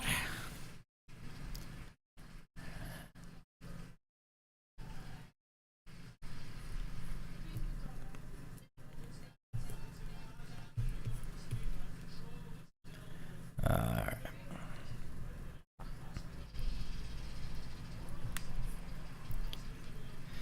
Now again, thankfully, because she's quite close to the camera, normally in these situations you want to go for higher detail, but because I'm doing this more as a compositional framing device, I can go a little bit lower detail within reason, because she's going to be a much higher contrast in comparison to Mark. So I've more got to figure out. Actually, that would be quite nice, because her hair will go into the door frame section there, and I can then carve shapes out. That should be very nice. Hardest part now is getting the shape of this ear.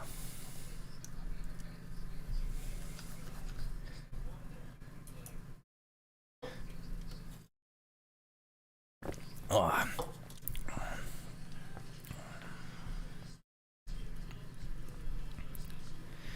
So something like this should do it.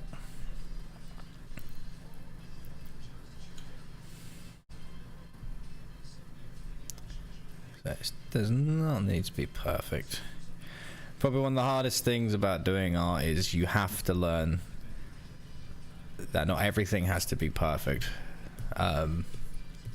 It's, for the most part, it is actually physically impossible to make a drawing perfect. Drawings in themselves are imperfection. You know, if you want something that is a perfect carbon copy, you take a photograph. You know, that's always been the thing. If you want a carbon copy of something, you always take a photograph. It's up to yourself when you're drawing to decide what's important to show, what's important to omit, or what is also important to accentuate and even make more pronounced. You know, I mean, caricature artists, for example, you know, they make their living on accentuating certain, you know, features on someone, making them more extreme.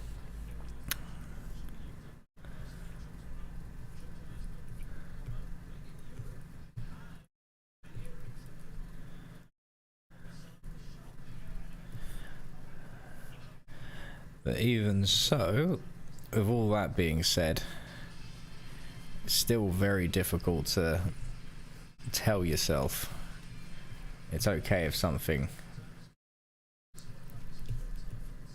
you know, if something doesn't look quite, well, not quite right, but if something doesn't look as realistic as you want it to be, you know, you have to sit there and go, well, it's okay. Which is something I've gotten a lot better with as the years have gone by. I mean, for example, I know here with Mark, you know, I know there is a lot more I could do. I mean, for example, when this is my new brush down here.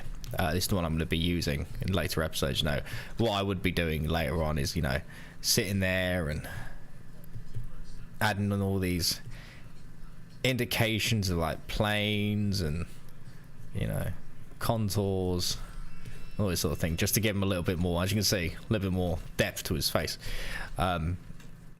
But even so, even with that, you know, that lovely little stuff there, it's still never going to be as realistic as I would like it to be at this current stage. But again, that is completely fine, because I look forward to the day when I can sit there and I can draw a hyper-realistic, well, not hyper-realistic, but very realistically structured faces in a comic book style way. No, and it may take me, I don't know, another 2 years, another 3 years, another 5 years, but I absolutely love the fact that it's getting there. I mean, when I look at my original drawings, honestly, they are they are god awful. They are awful, and you know, it's just the way it goes. So when, I'm sure if you listen to some of the greatest artists of all time, you know, I mean, if we go back, I'm sure, you know, Beethoven or whatever else produced absolute crap when he was a kid. But that's exactly how it happens. And I hope to God one day I will be able to emulate some of my favourite artists, because that would be an absolute godsend. And of course, hopefully find my own style along the way, because that is the whole point of art.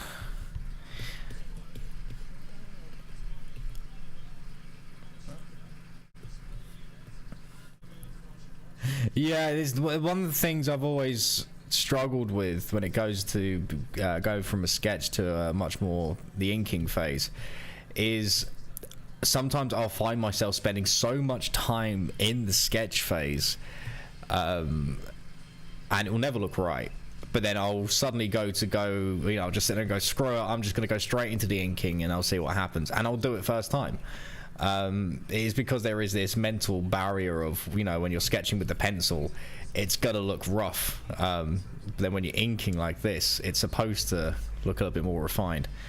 So I'm trying to make sure from now on I don't spend as much time in the sketching phase. I try to get into the inking phase as quickly as possible, because the truth is, you know, the only difference is that the brush is more opaque.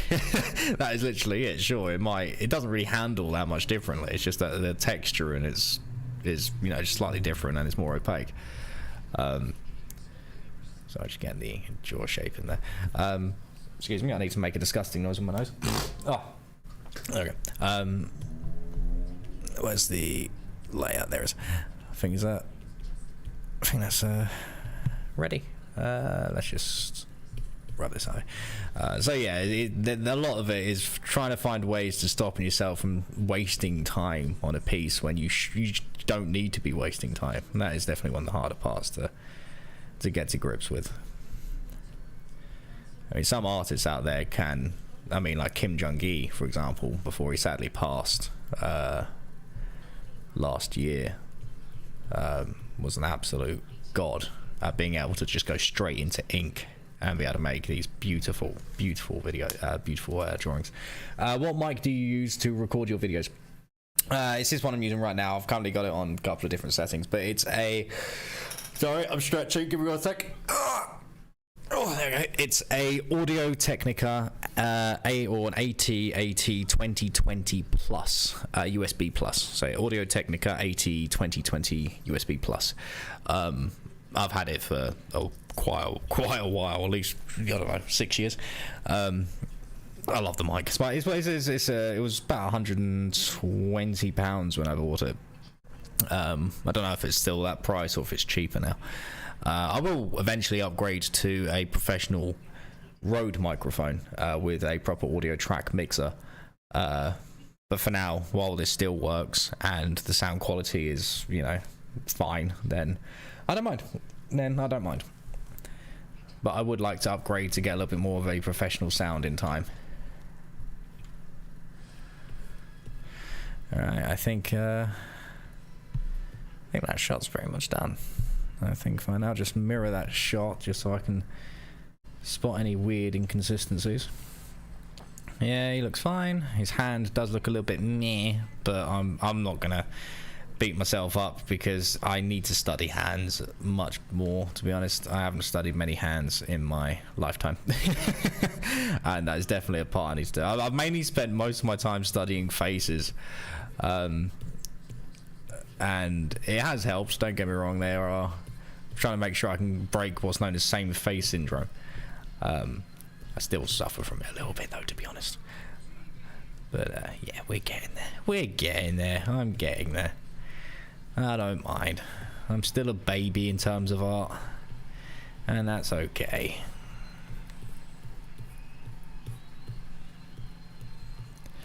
Alright, I think that one is done. So I'm going to attach it to the border if it doesn't want to be. Is it being weird? Why are you being weird? Stop being weird. There we go. And need to attach that one to a border, even though it's not finished yet, but might as well get it fixed. So that shot's going to be quite nice. That's going to be quite a cool shot. I'm quite looking forward to that one being done.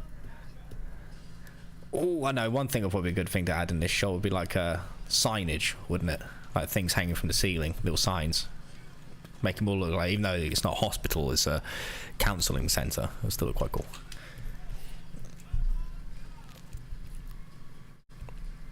Now, I think I need to grab a pillow because I'm getting less and less time between having to stand up from my computer chair. Oh, this chair is really not comfortable after a while. Right, the sketch can go away. That one obviously needs to stay. And it also needs to go that way. And then that one obviously needs to go that way. Alright, there's definitely a story being told there. As I said, there's a couple of there's, you know, a little bit of emptiness in there. That one's not so bad when it comes to the emptiness because there's going to be quite a strong light coming through the window. Again, that one is going to have quite a high contrast and just making you focus on there. Awesome. Awesome. Okay, right, I'm just going to quickly stand up again. Because of course I am. Oh. Let's see.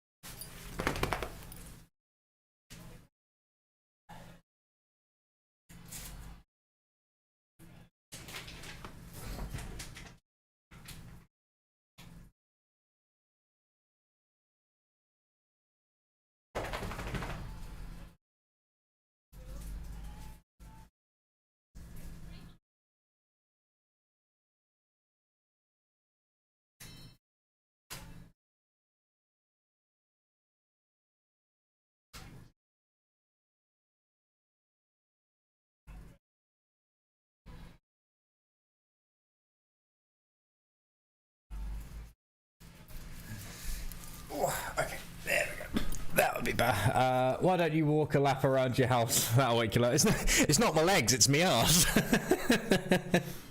I think I need a... There you go. I've got one of my sofa cushions here. Oh, hello, Juno, buddy. I'll get you out for a walk in 55 minutes, alright? 55 minutes, baby bear. Christ, we've been streaming for 4 hours and coming up to close to 20 minutes. And I've had nothing but excellent condition in terms of the quality of the stream the entire time. So, has it even dipped? I say, the audio stream's current bitrate is lower than the recommended bitrate. Recommend that you audio stream. Okay, so yeah, they want me to put my audio bitrate a bit higher, but that's okay. That's fine. But no, that's good. We've definitely done a good first stream there, and it proves that my internet upgrade is worth the bloody money. Alright, I'm just gonna put my... Generic, move your bum, buddy. Good boy. Yes, I love you, but it's a bit hard to get under my desk when you're trying to get underneath it. Good boy. Alright, okay. So, I think for the last 55 minutes of the stream, what we're going to do is we're going to open up one of the other shots. Excuse me, I'm going to keep burping because I'm having energy drinks. There we go. So these are... Oh, there we go. These are the other shots. These are much later when Mark has been arrested and is being obviously questioned. So what we need to do here is eventually... So these are... The way I've kind of done these frames, best way to explain it would be each panel like this. Like if we were to divide this page into 3, that would be equal to a single page in a comic book, which is probably the best size I could go for in terms of basically trying to tell as much of the story as I can. What type of color scheme are you going for? So this is how it's going to be on YouTube when you guys see it, but for Patreon they're getting it in a little bit more saturated view. Let me pull up all the correct ones here. Now these are, so as you can see, there is a vast difference.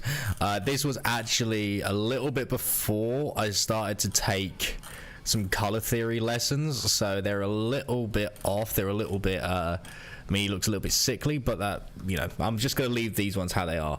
But if I were to load up the other ones, which is if I load up Act 1, for example, and we go for is it Hiker Shot 3? Yeah. So as you can see, this is again, this is how it will look for Patreon. These are all done, these 2 shots. This is just a older save. So let me see if I can find the actual full complete version. Would that be Hiker Shot 6 or 7? Ooh, would it be this one?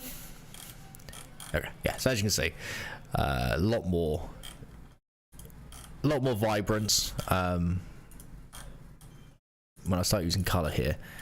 There is another frame. There we go. Let me just add a black frame there. So that's basically how it's going to look for Patreon, and then obviously on YouTube itself it's going to be in black and white.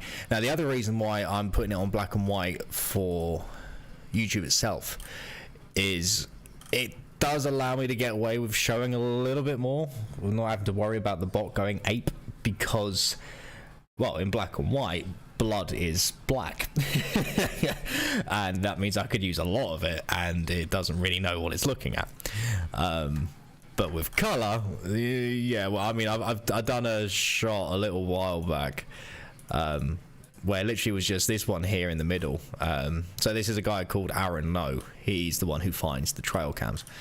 And I just to try it out, just to see how good it would look, I actually covered him in blood. And it looks disturbing, I won't lie. It really popped. So yeah, but it's gonna stay on black and white because it's a nice way to. I want it to stay black and white on the channel, from a main part, because it not only to say it's a good way to censor certain aspects, but it also if I suddenly change it to color just like that, it would be quite disorientating, and I think a lot of people quite like the black and white value scheme. But then I want to have it as an option if you do want to see episodes from this episode onwards in color. Then you can just join Patreon for like a couple of dollars and see them in color. It's you also get access to them early, as well as seeing a lot behind the scenes stuff. So yeah, I think it's kind of a nice, fair little way to do it. So yeah, what we're doing the interrogation scene, weren't we? I'm sorry, I've got crap up my nose. I don't know what it is. Oh, sorry, disgusting noises. Don't want to get a reputation for being like Darkside Phil.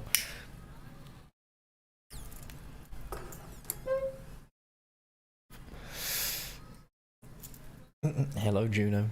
Not yet, buddy. Right, so here we've actually getting some scenes where they are interrogating Sawaf. This is after he's been brought into custody. There is actually what I'm doing from now on, especially on these big videos. I might even be doing it in the 8 Immortals video. I'm doing these blender shots. If you remember from the Wu Bum Kun episode, there is a scene where Wu is in the armory and he's getting his equipment together, and I make the camera go through the ventilation system and to where the police officers are talking. I'm doing a very similar shot in the Sawaf video, but instead of it being just a random shot, it's actually going to be what I'm now classing as a investigation shot, and I'm going to do this for every crime scene of a video. So it's going to be a panning 3D style shot, and it will stop on certain elements of the crime scene that will be very important into capturing whoever it is that's done said crime.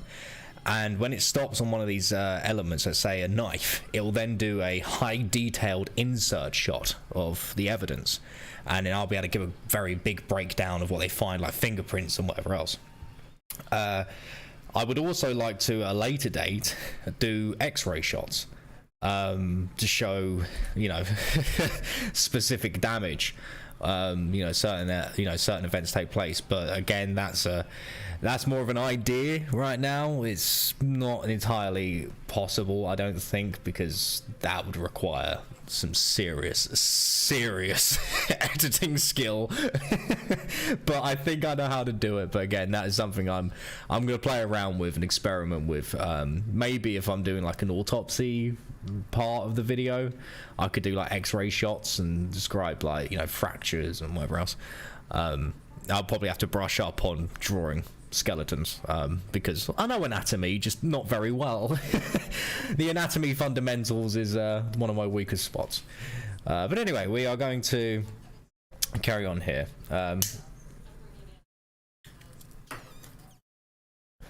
Now I think I want to, so we're going from him obviously being what's the word when they get brought into prison? I can't remember. I'm sure someone else will remember. So yeah, there's him coming into prison, holding up his name card and whatever else. And obviously this is him here in the cell, so I kind of need a connecting shot. I was going to do a simple side view of him being, walking past some prison cells and then a guard behind him. But that's a bit dull and a bit boring. So I might do a low angle. I could do a high angle shot. That would actually look quite nice. A high angle shot, which means I can make my figures more like, this detail. Much lower detail. Escorted. I'll be escorted through that. I can't. What is it? Booked in. There you go. He was getting booked into prison. I'm sure that's the correct term. It's probably not. So yeah, I might do a transfer. Yeah, it's one of them words. I can't remember. I'm not very intelligent. Let's see. That's the correct frame. That was a good guess. So I'm thinking of doing a 2-point perspective, high angle shot. So it'll be like this. So this is the ground. Actually, I think even more extreme than that. I think something like, proper extreme angle. Something like this. So, you got, jail cells here. Something like that. And then, mark being walked here. You know, not very happy bunny. You know, scored here. Maybe a wall here, and then maybe some light shining down through the window, hitting the guard, hitting Mark. There may be a guard, or not guard, sorry, maybe an inmate, you know, giving him grief through the cell. It'd be a much more interesting angle, much more interesting shot, adds more intrigue. So I think that's what I'm going to go for, because I need to start breaking into doing more shots like that, because they do really add a much more interesting,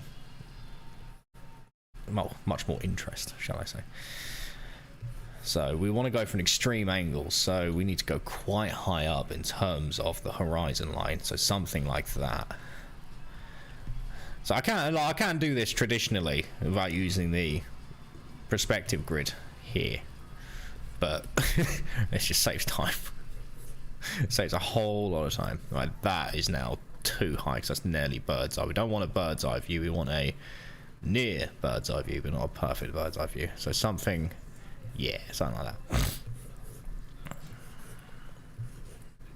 So I'm just going to put in a grid, and then I can figure out my perspective from there. So the first thing I want to do, especially when you're working with something at an angle like this, is you want to try to put in either mainly a door, because if you can put a door in, then you're going to know how tall your figures are going to be in the shot.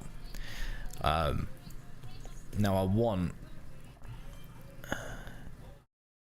see, do I want it from that angle though? I feel like that's a bit, I think I might have it from a longer angle, so I'm actually going to delete that, and I'm going to pull that back. No, sorry, not back, we want that forward. There we go, that angle I want, and now I'm going to pull that back. There we go.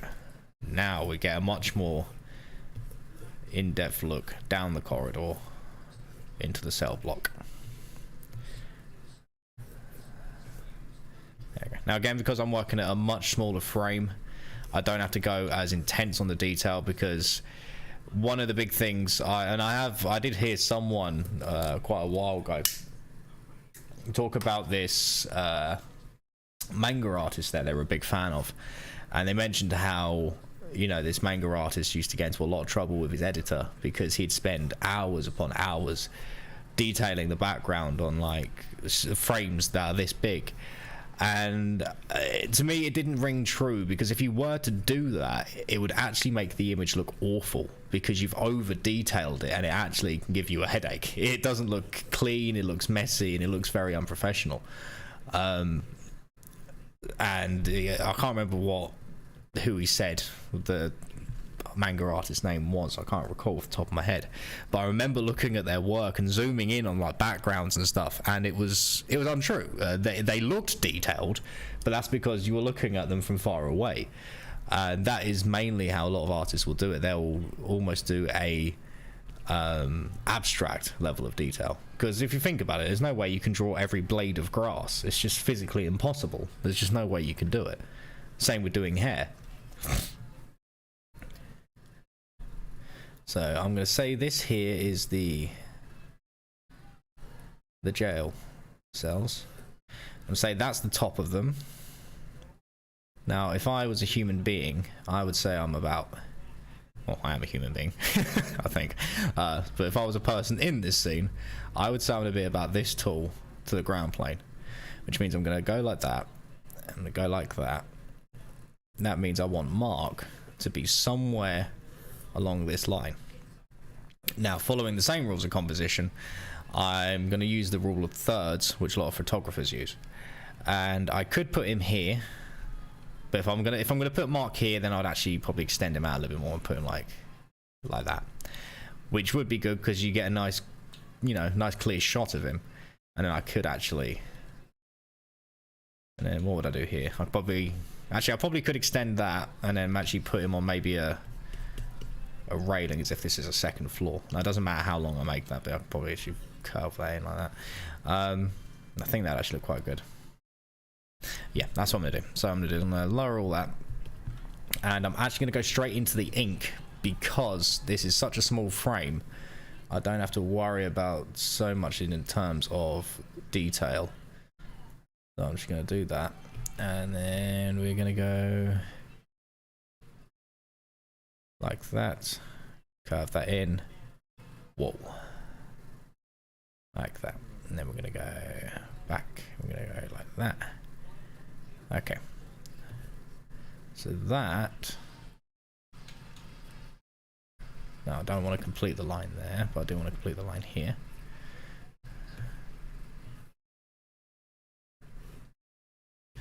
Okay.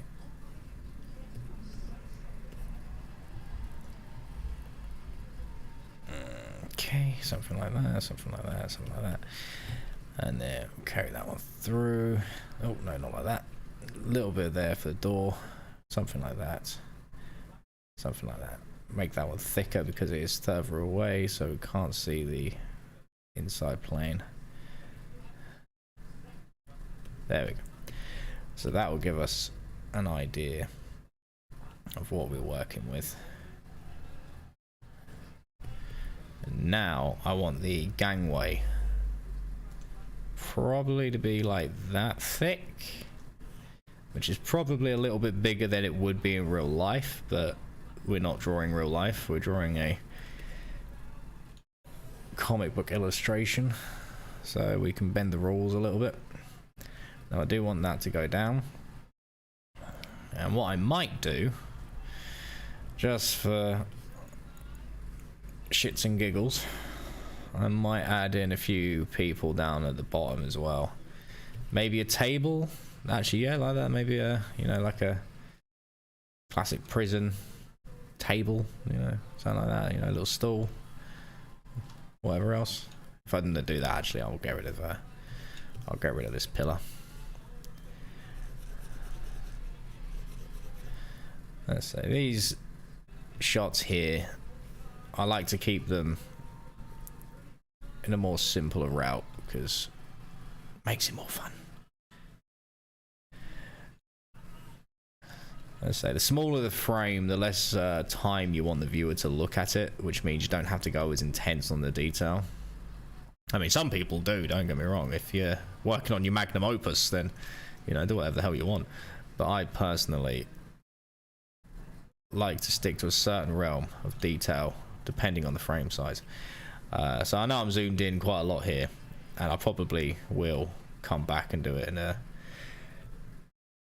Yeah, people playing cards would actually probably be a very good one, because then although it will draw your eye, I can then put mark like above them, so then you go either, if you go from here, you would then look either like that and then like that, which then could lead you down to here, or it would go like that, like that. I mean, that would be a and then I could put someone there, so you then go like that and then like that.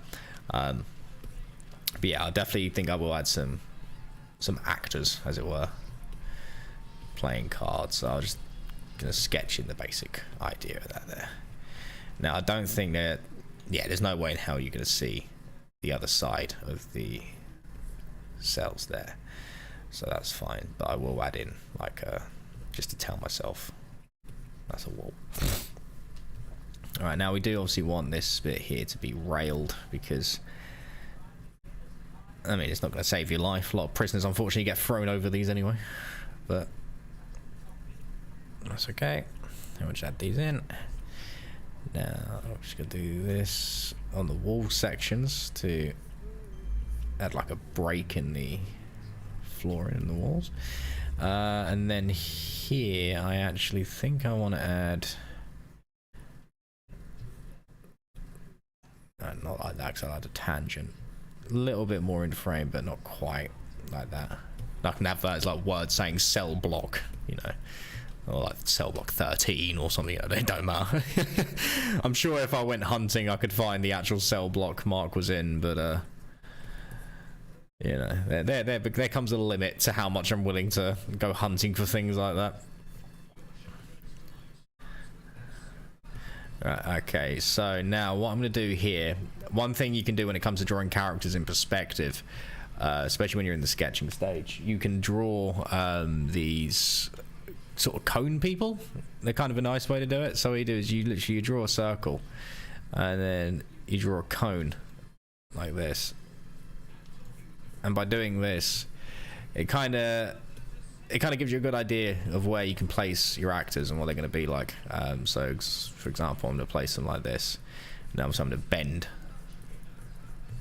Well, not even bend the cone, but just kind of put them at an angle. Like that.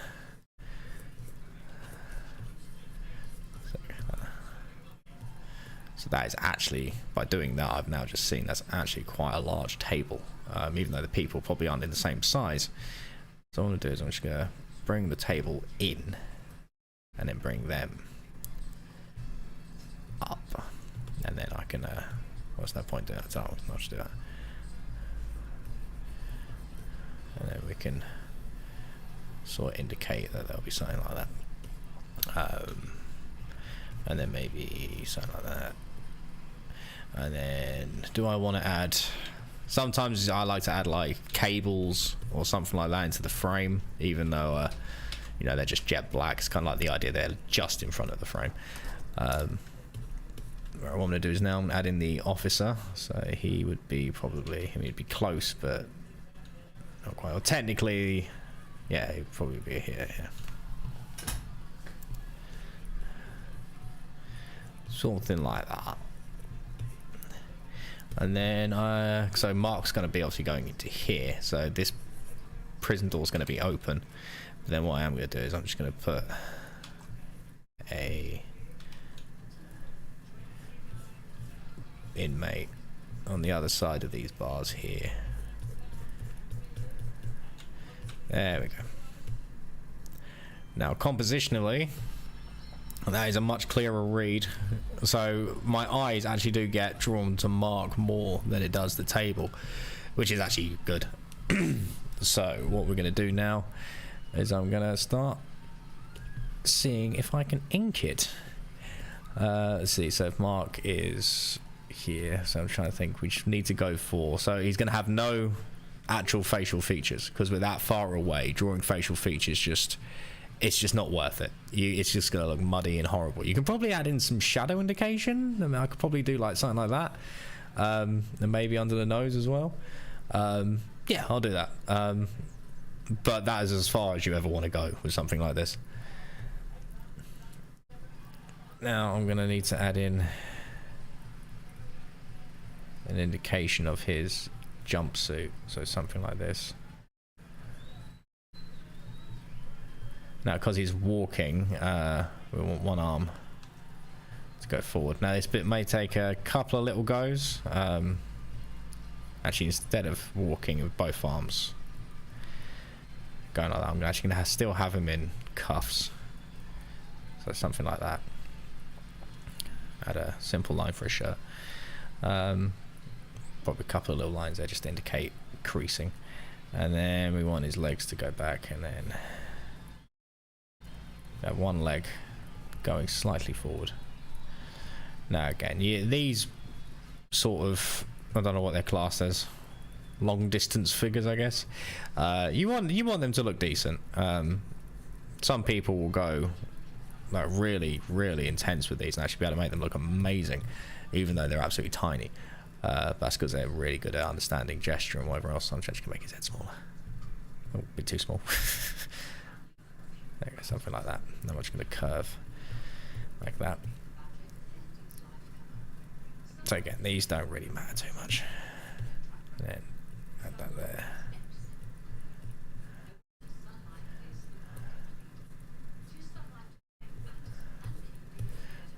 Okay. So yeah, from a distance, he looks not too bad. So what I'm going to do is redo it this time. I'm going to focus a little bit more on some of the shapes.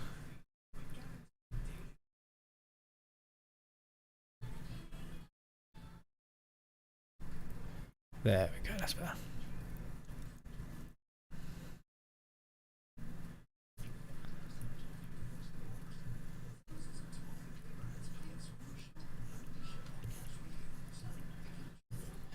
Okay, I'm actually gonna curve this back a little bit more.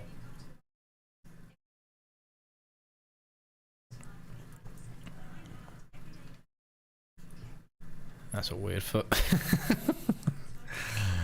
That's great, Emma.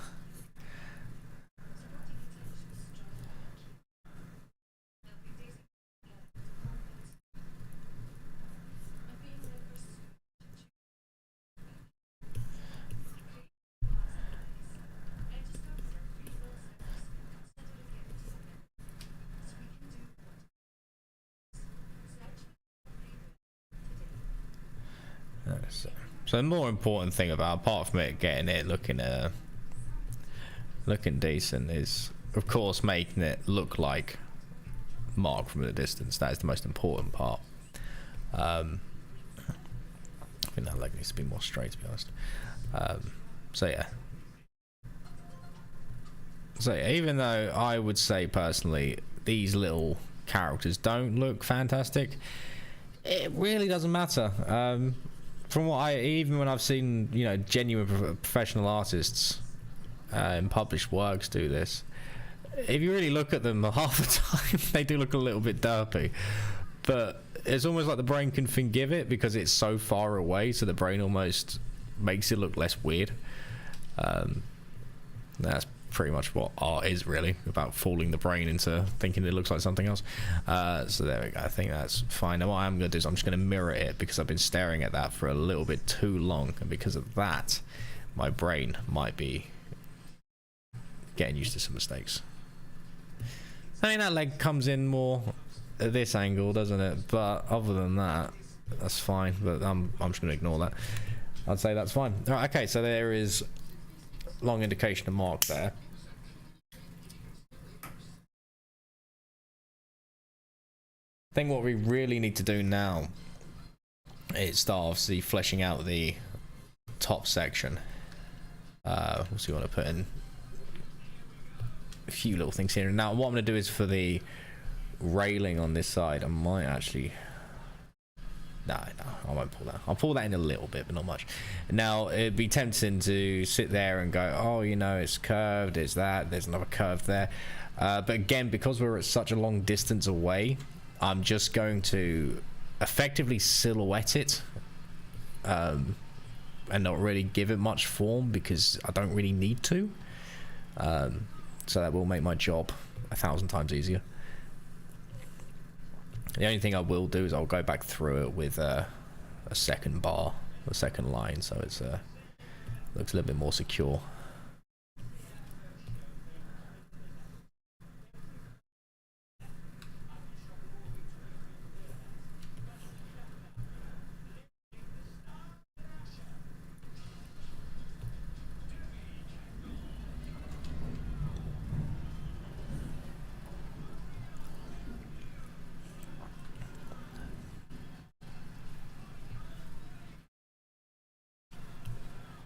Okay, it does get a little bit thicker towards the end.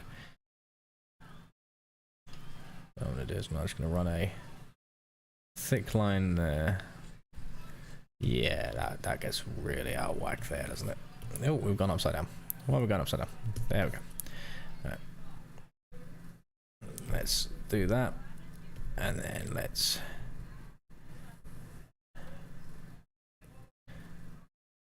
Would have been easier if I just done that to begin with, to be honest, wouldn't it? Okay. And one thing I will do, instead of adding indication or adding a whole bunch of contour lines, I can add in cast shadow lines like that wrap around the form. It's kind of a nice cheapier way to do it. And then I'll add in a second bar as well, but then before I do that, I just want to add in a floor plane for that. And got this.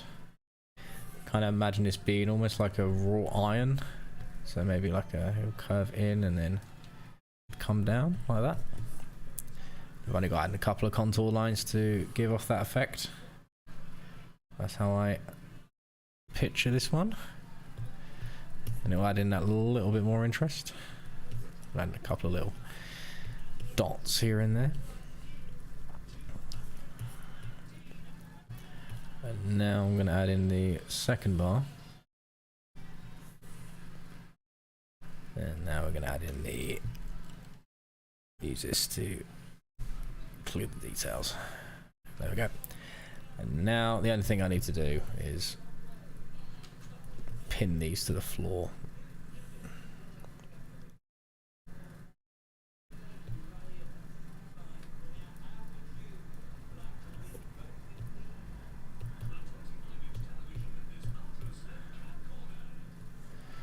Okay. And y'all. Y'all.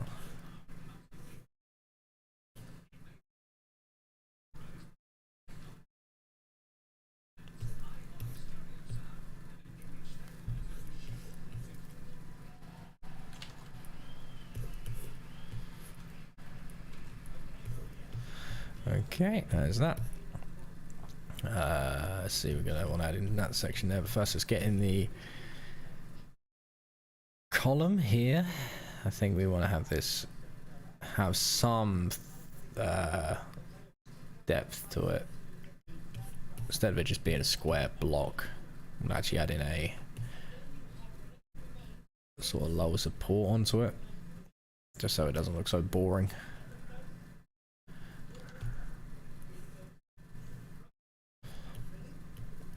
No problem, bud.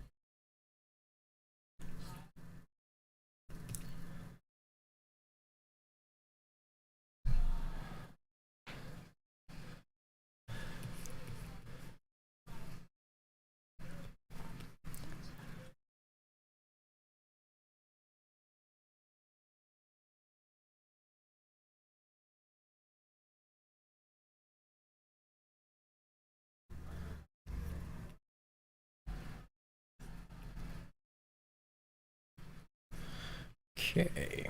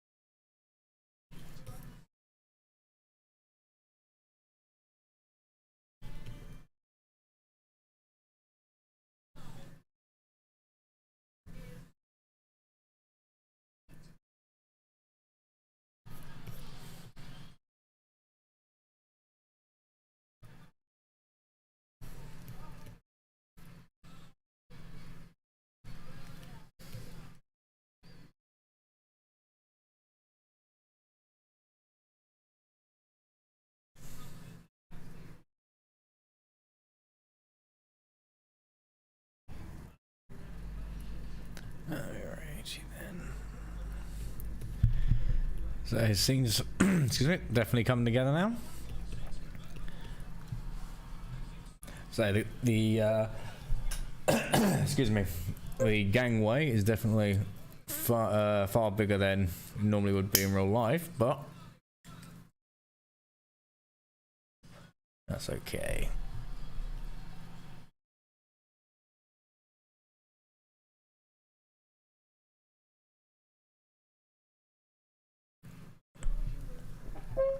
So I'm tempted to maybe put 2 prisoners in the corner here, which I think I will do. I'm just gonna figure out their general sizes quickly. And I'm gonna have one, I think, leaning over. So if I just put in a thing here. Welcome back, guy. So I'm actually gonna have this guy leaning over here. I think that'd be kind of a little bit of interest. So the bottom left doesn't look so bland. So I just need to go like this. Add in a head shape.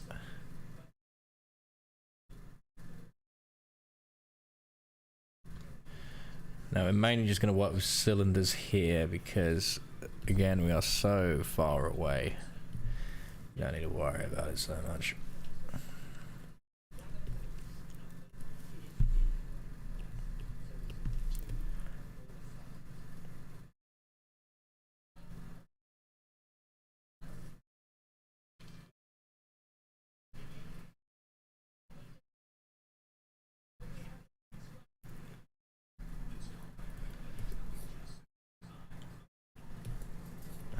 Okay, and then cut that in there.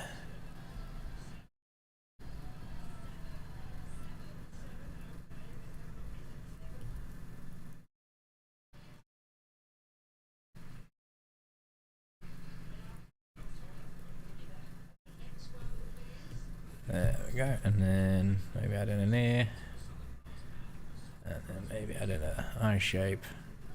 I might keep this guy bald, to be honest. Now I just need to erase a little bit of that, a little bit there, a little bit there.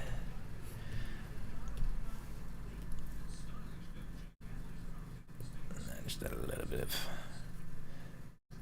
thickness. There we go. Nice quick character there. Actually, I might make the arm here just a little bit thicker.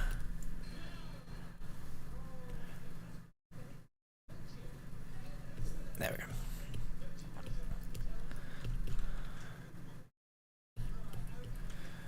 go. All right, that's looking good. Still got a little bit of work left to do. This one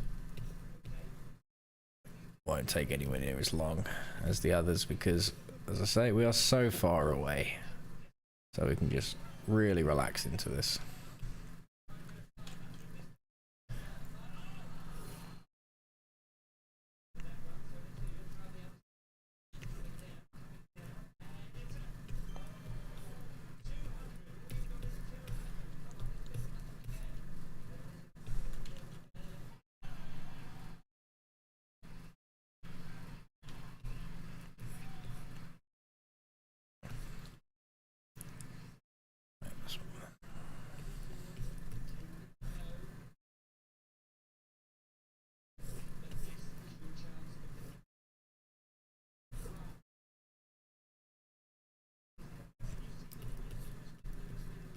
You're gonna do thick bars or thin ones? I'm probably gonna do predominantly thick bars because it'll allow me to pretty much not have to worry about doing like the interiors of most of these most of the cells. Oh, my back. Other than that, so this scene is actually very nearly done. Most of it will be done via lighting. To really make everything else pop. So once I've got the prison officer in there, the rest of it will pretty much just flow. It's mainly just trying to fill it with a couple of actors, and then once you've done that, you're pretty much laughing.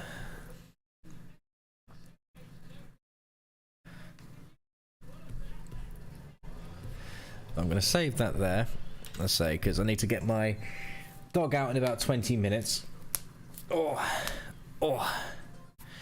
So I'm going to save that there, and I'm just going to have a quick look at what it is I've got left to do with this one. So this is the interview section. So they're coming along fine. And then once that one's done, I already finished this one, which was marked with the night vision camera. And then, obviously, we've done this one earlier today. I've still got a little bit of work left. Thinking for the background of the council, I'll probably just add in some abstract trees instead of doing anything fancy. And then, I think the only thing I need to do for Act 1 is finish this shot, which is the explosion. So I do actually need to finish that as well. That is actually Act 1 finished. But I think everything else, to be honest, is actually done. I was quite happy with how this shot came out. I thought that came out really well, all the colour. But again, there's the the little stick figures. You do them just right, and it really just works. I was quite happy with how the clouds came out on that one as well. Okay, so I think for now, I'm actually going to quickly check where we are with the Eight Immortals restaurant one, because I know I got up to a certain act. So we got up to, this was them out drinking. Okay. There was a still install. I remember that one. Probably gonna redo this one, to be honest.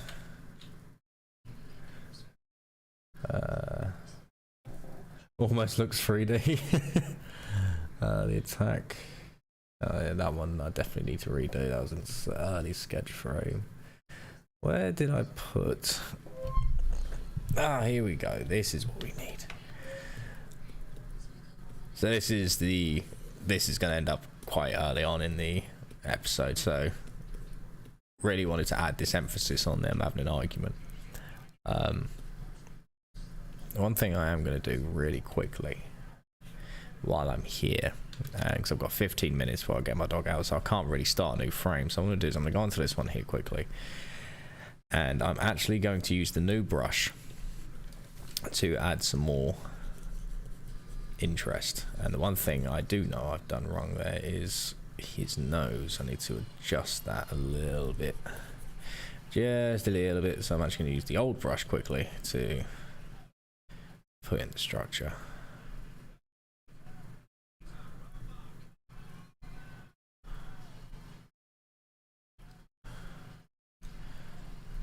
Now I'm going to use the new brush to start adding in a few little details to really add some more emphasis into all of this. So what I'm going to do,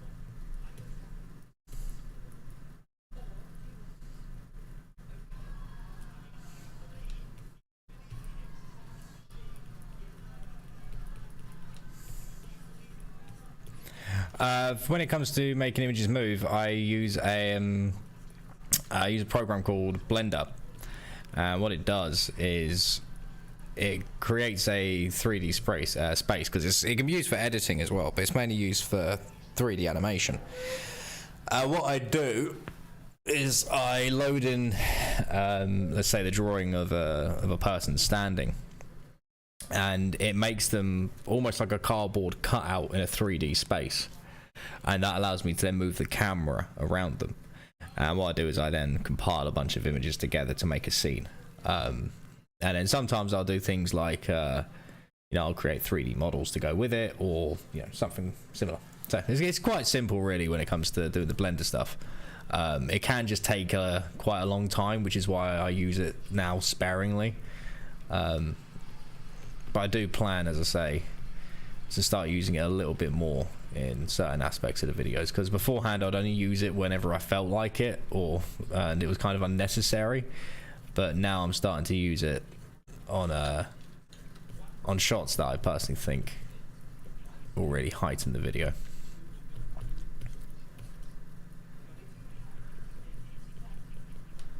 Alright, that's already added much more interest.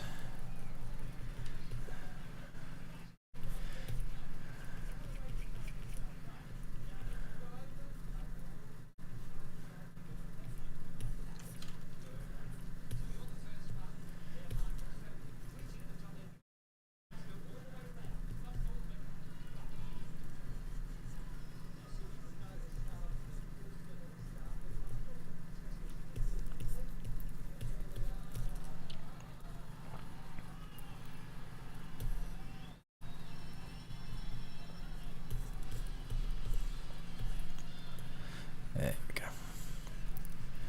So a lot of these would end up being highlighted via the lighting and shading anyway, but with this brush I can add almost like an ink wash instead, which just adds a little bit more depth to everything before I start putting in the values, which is something we definitely want.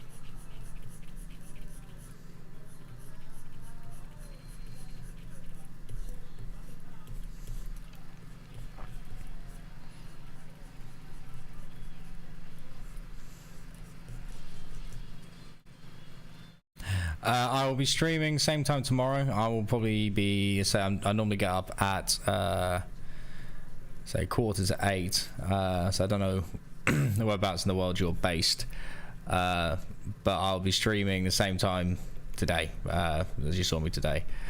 For me, it's always between let's say, what, at worst 8:30 to then 2 o'clock. That's pretty much what my daily streams are going to be like from now on.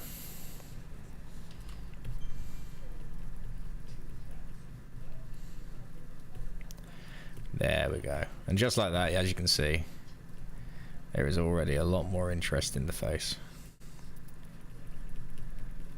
Oh, you're based in the UK. Oh, there you go then.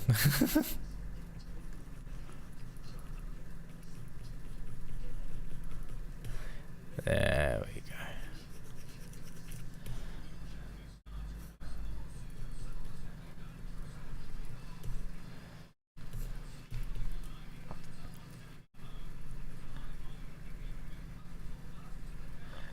Just gonna do that. There we go. So that is why I'm transitioning into using this new brush, as it allows me to use these sort of ink wash techniques and also adding a little bit of cross hatching,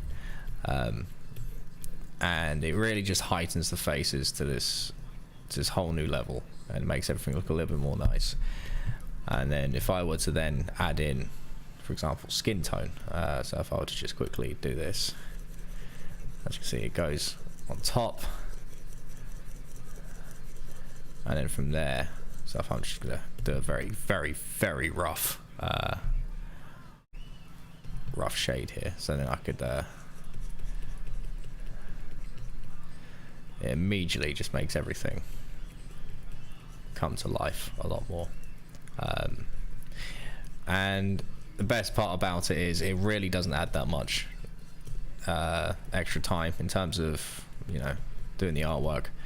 And even if it did, you know, it's it's worth it. So yeah, actually that would be, it'll be that bit that's highlighted. Yeah. So yeah, 100% worth it. So I will be moving into this brush at a much later date.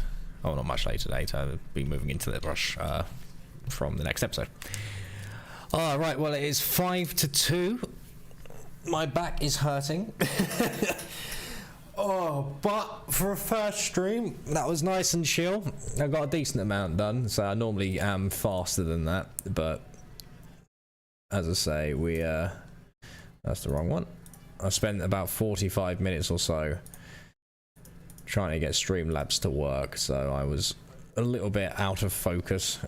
But we managed to power through and get quite a decent amount done. So just to have a see, we managed to get most of this shot here done. We need to add in a few more chairs and a few more actors. This shot here, excuse me, pretty much is done.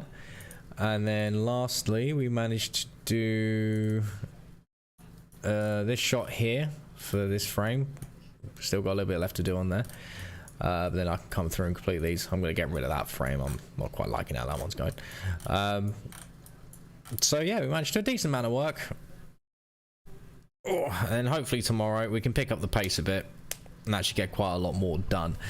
And then once all of these ones we're looking at now are done, I will then have to go through the script to make sure everything is obviously finished and finalized, and then figure out what else we need to draw. But to be totally honest, I think I'm actually coming close to finishing what's needed to be done. I think all we need left to do now is actually get the part where Mark Sawaf is taken into the forest, where he shows detectives where he put the rest of the bombs, before he then has a struggle with them, and sadly Mark Sawaf dies in a, to be honest, kind of controversial way, but we'll get into that. That's going to be a fun scene to draw.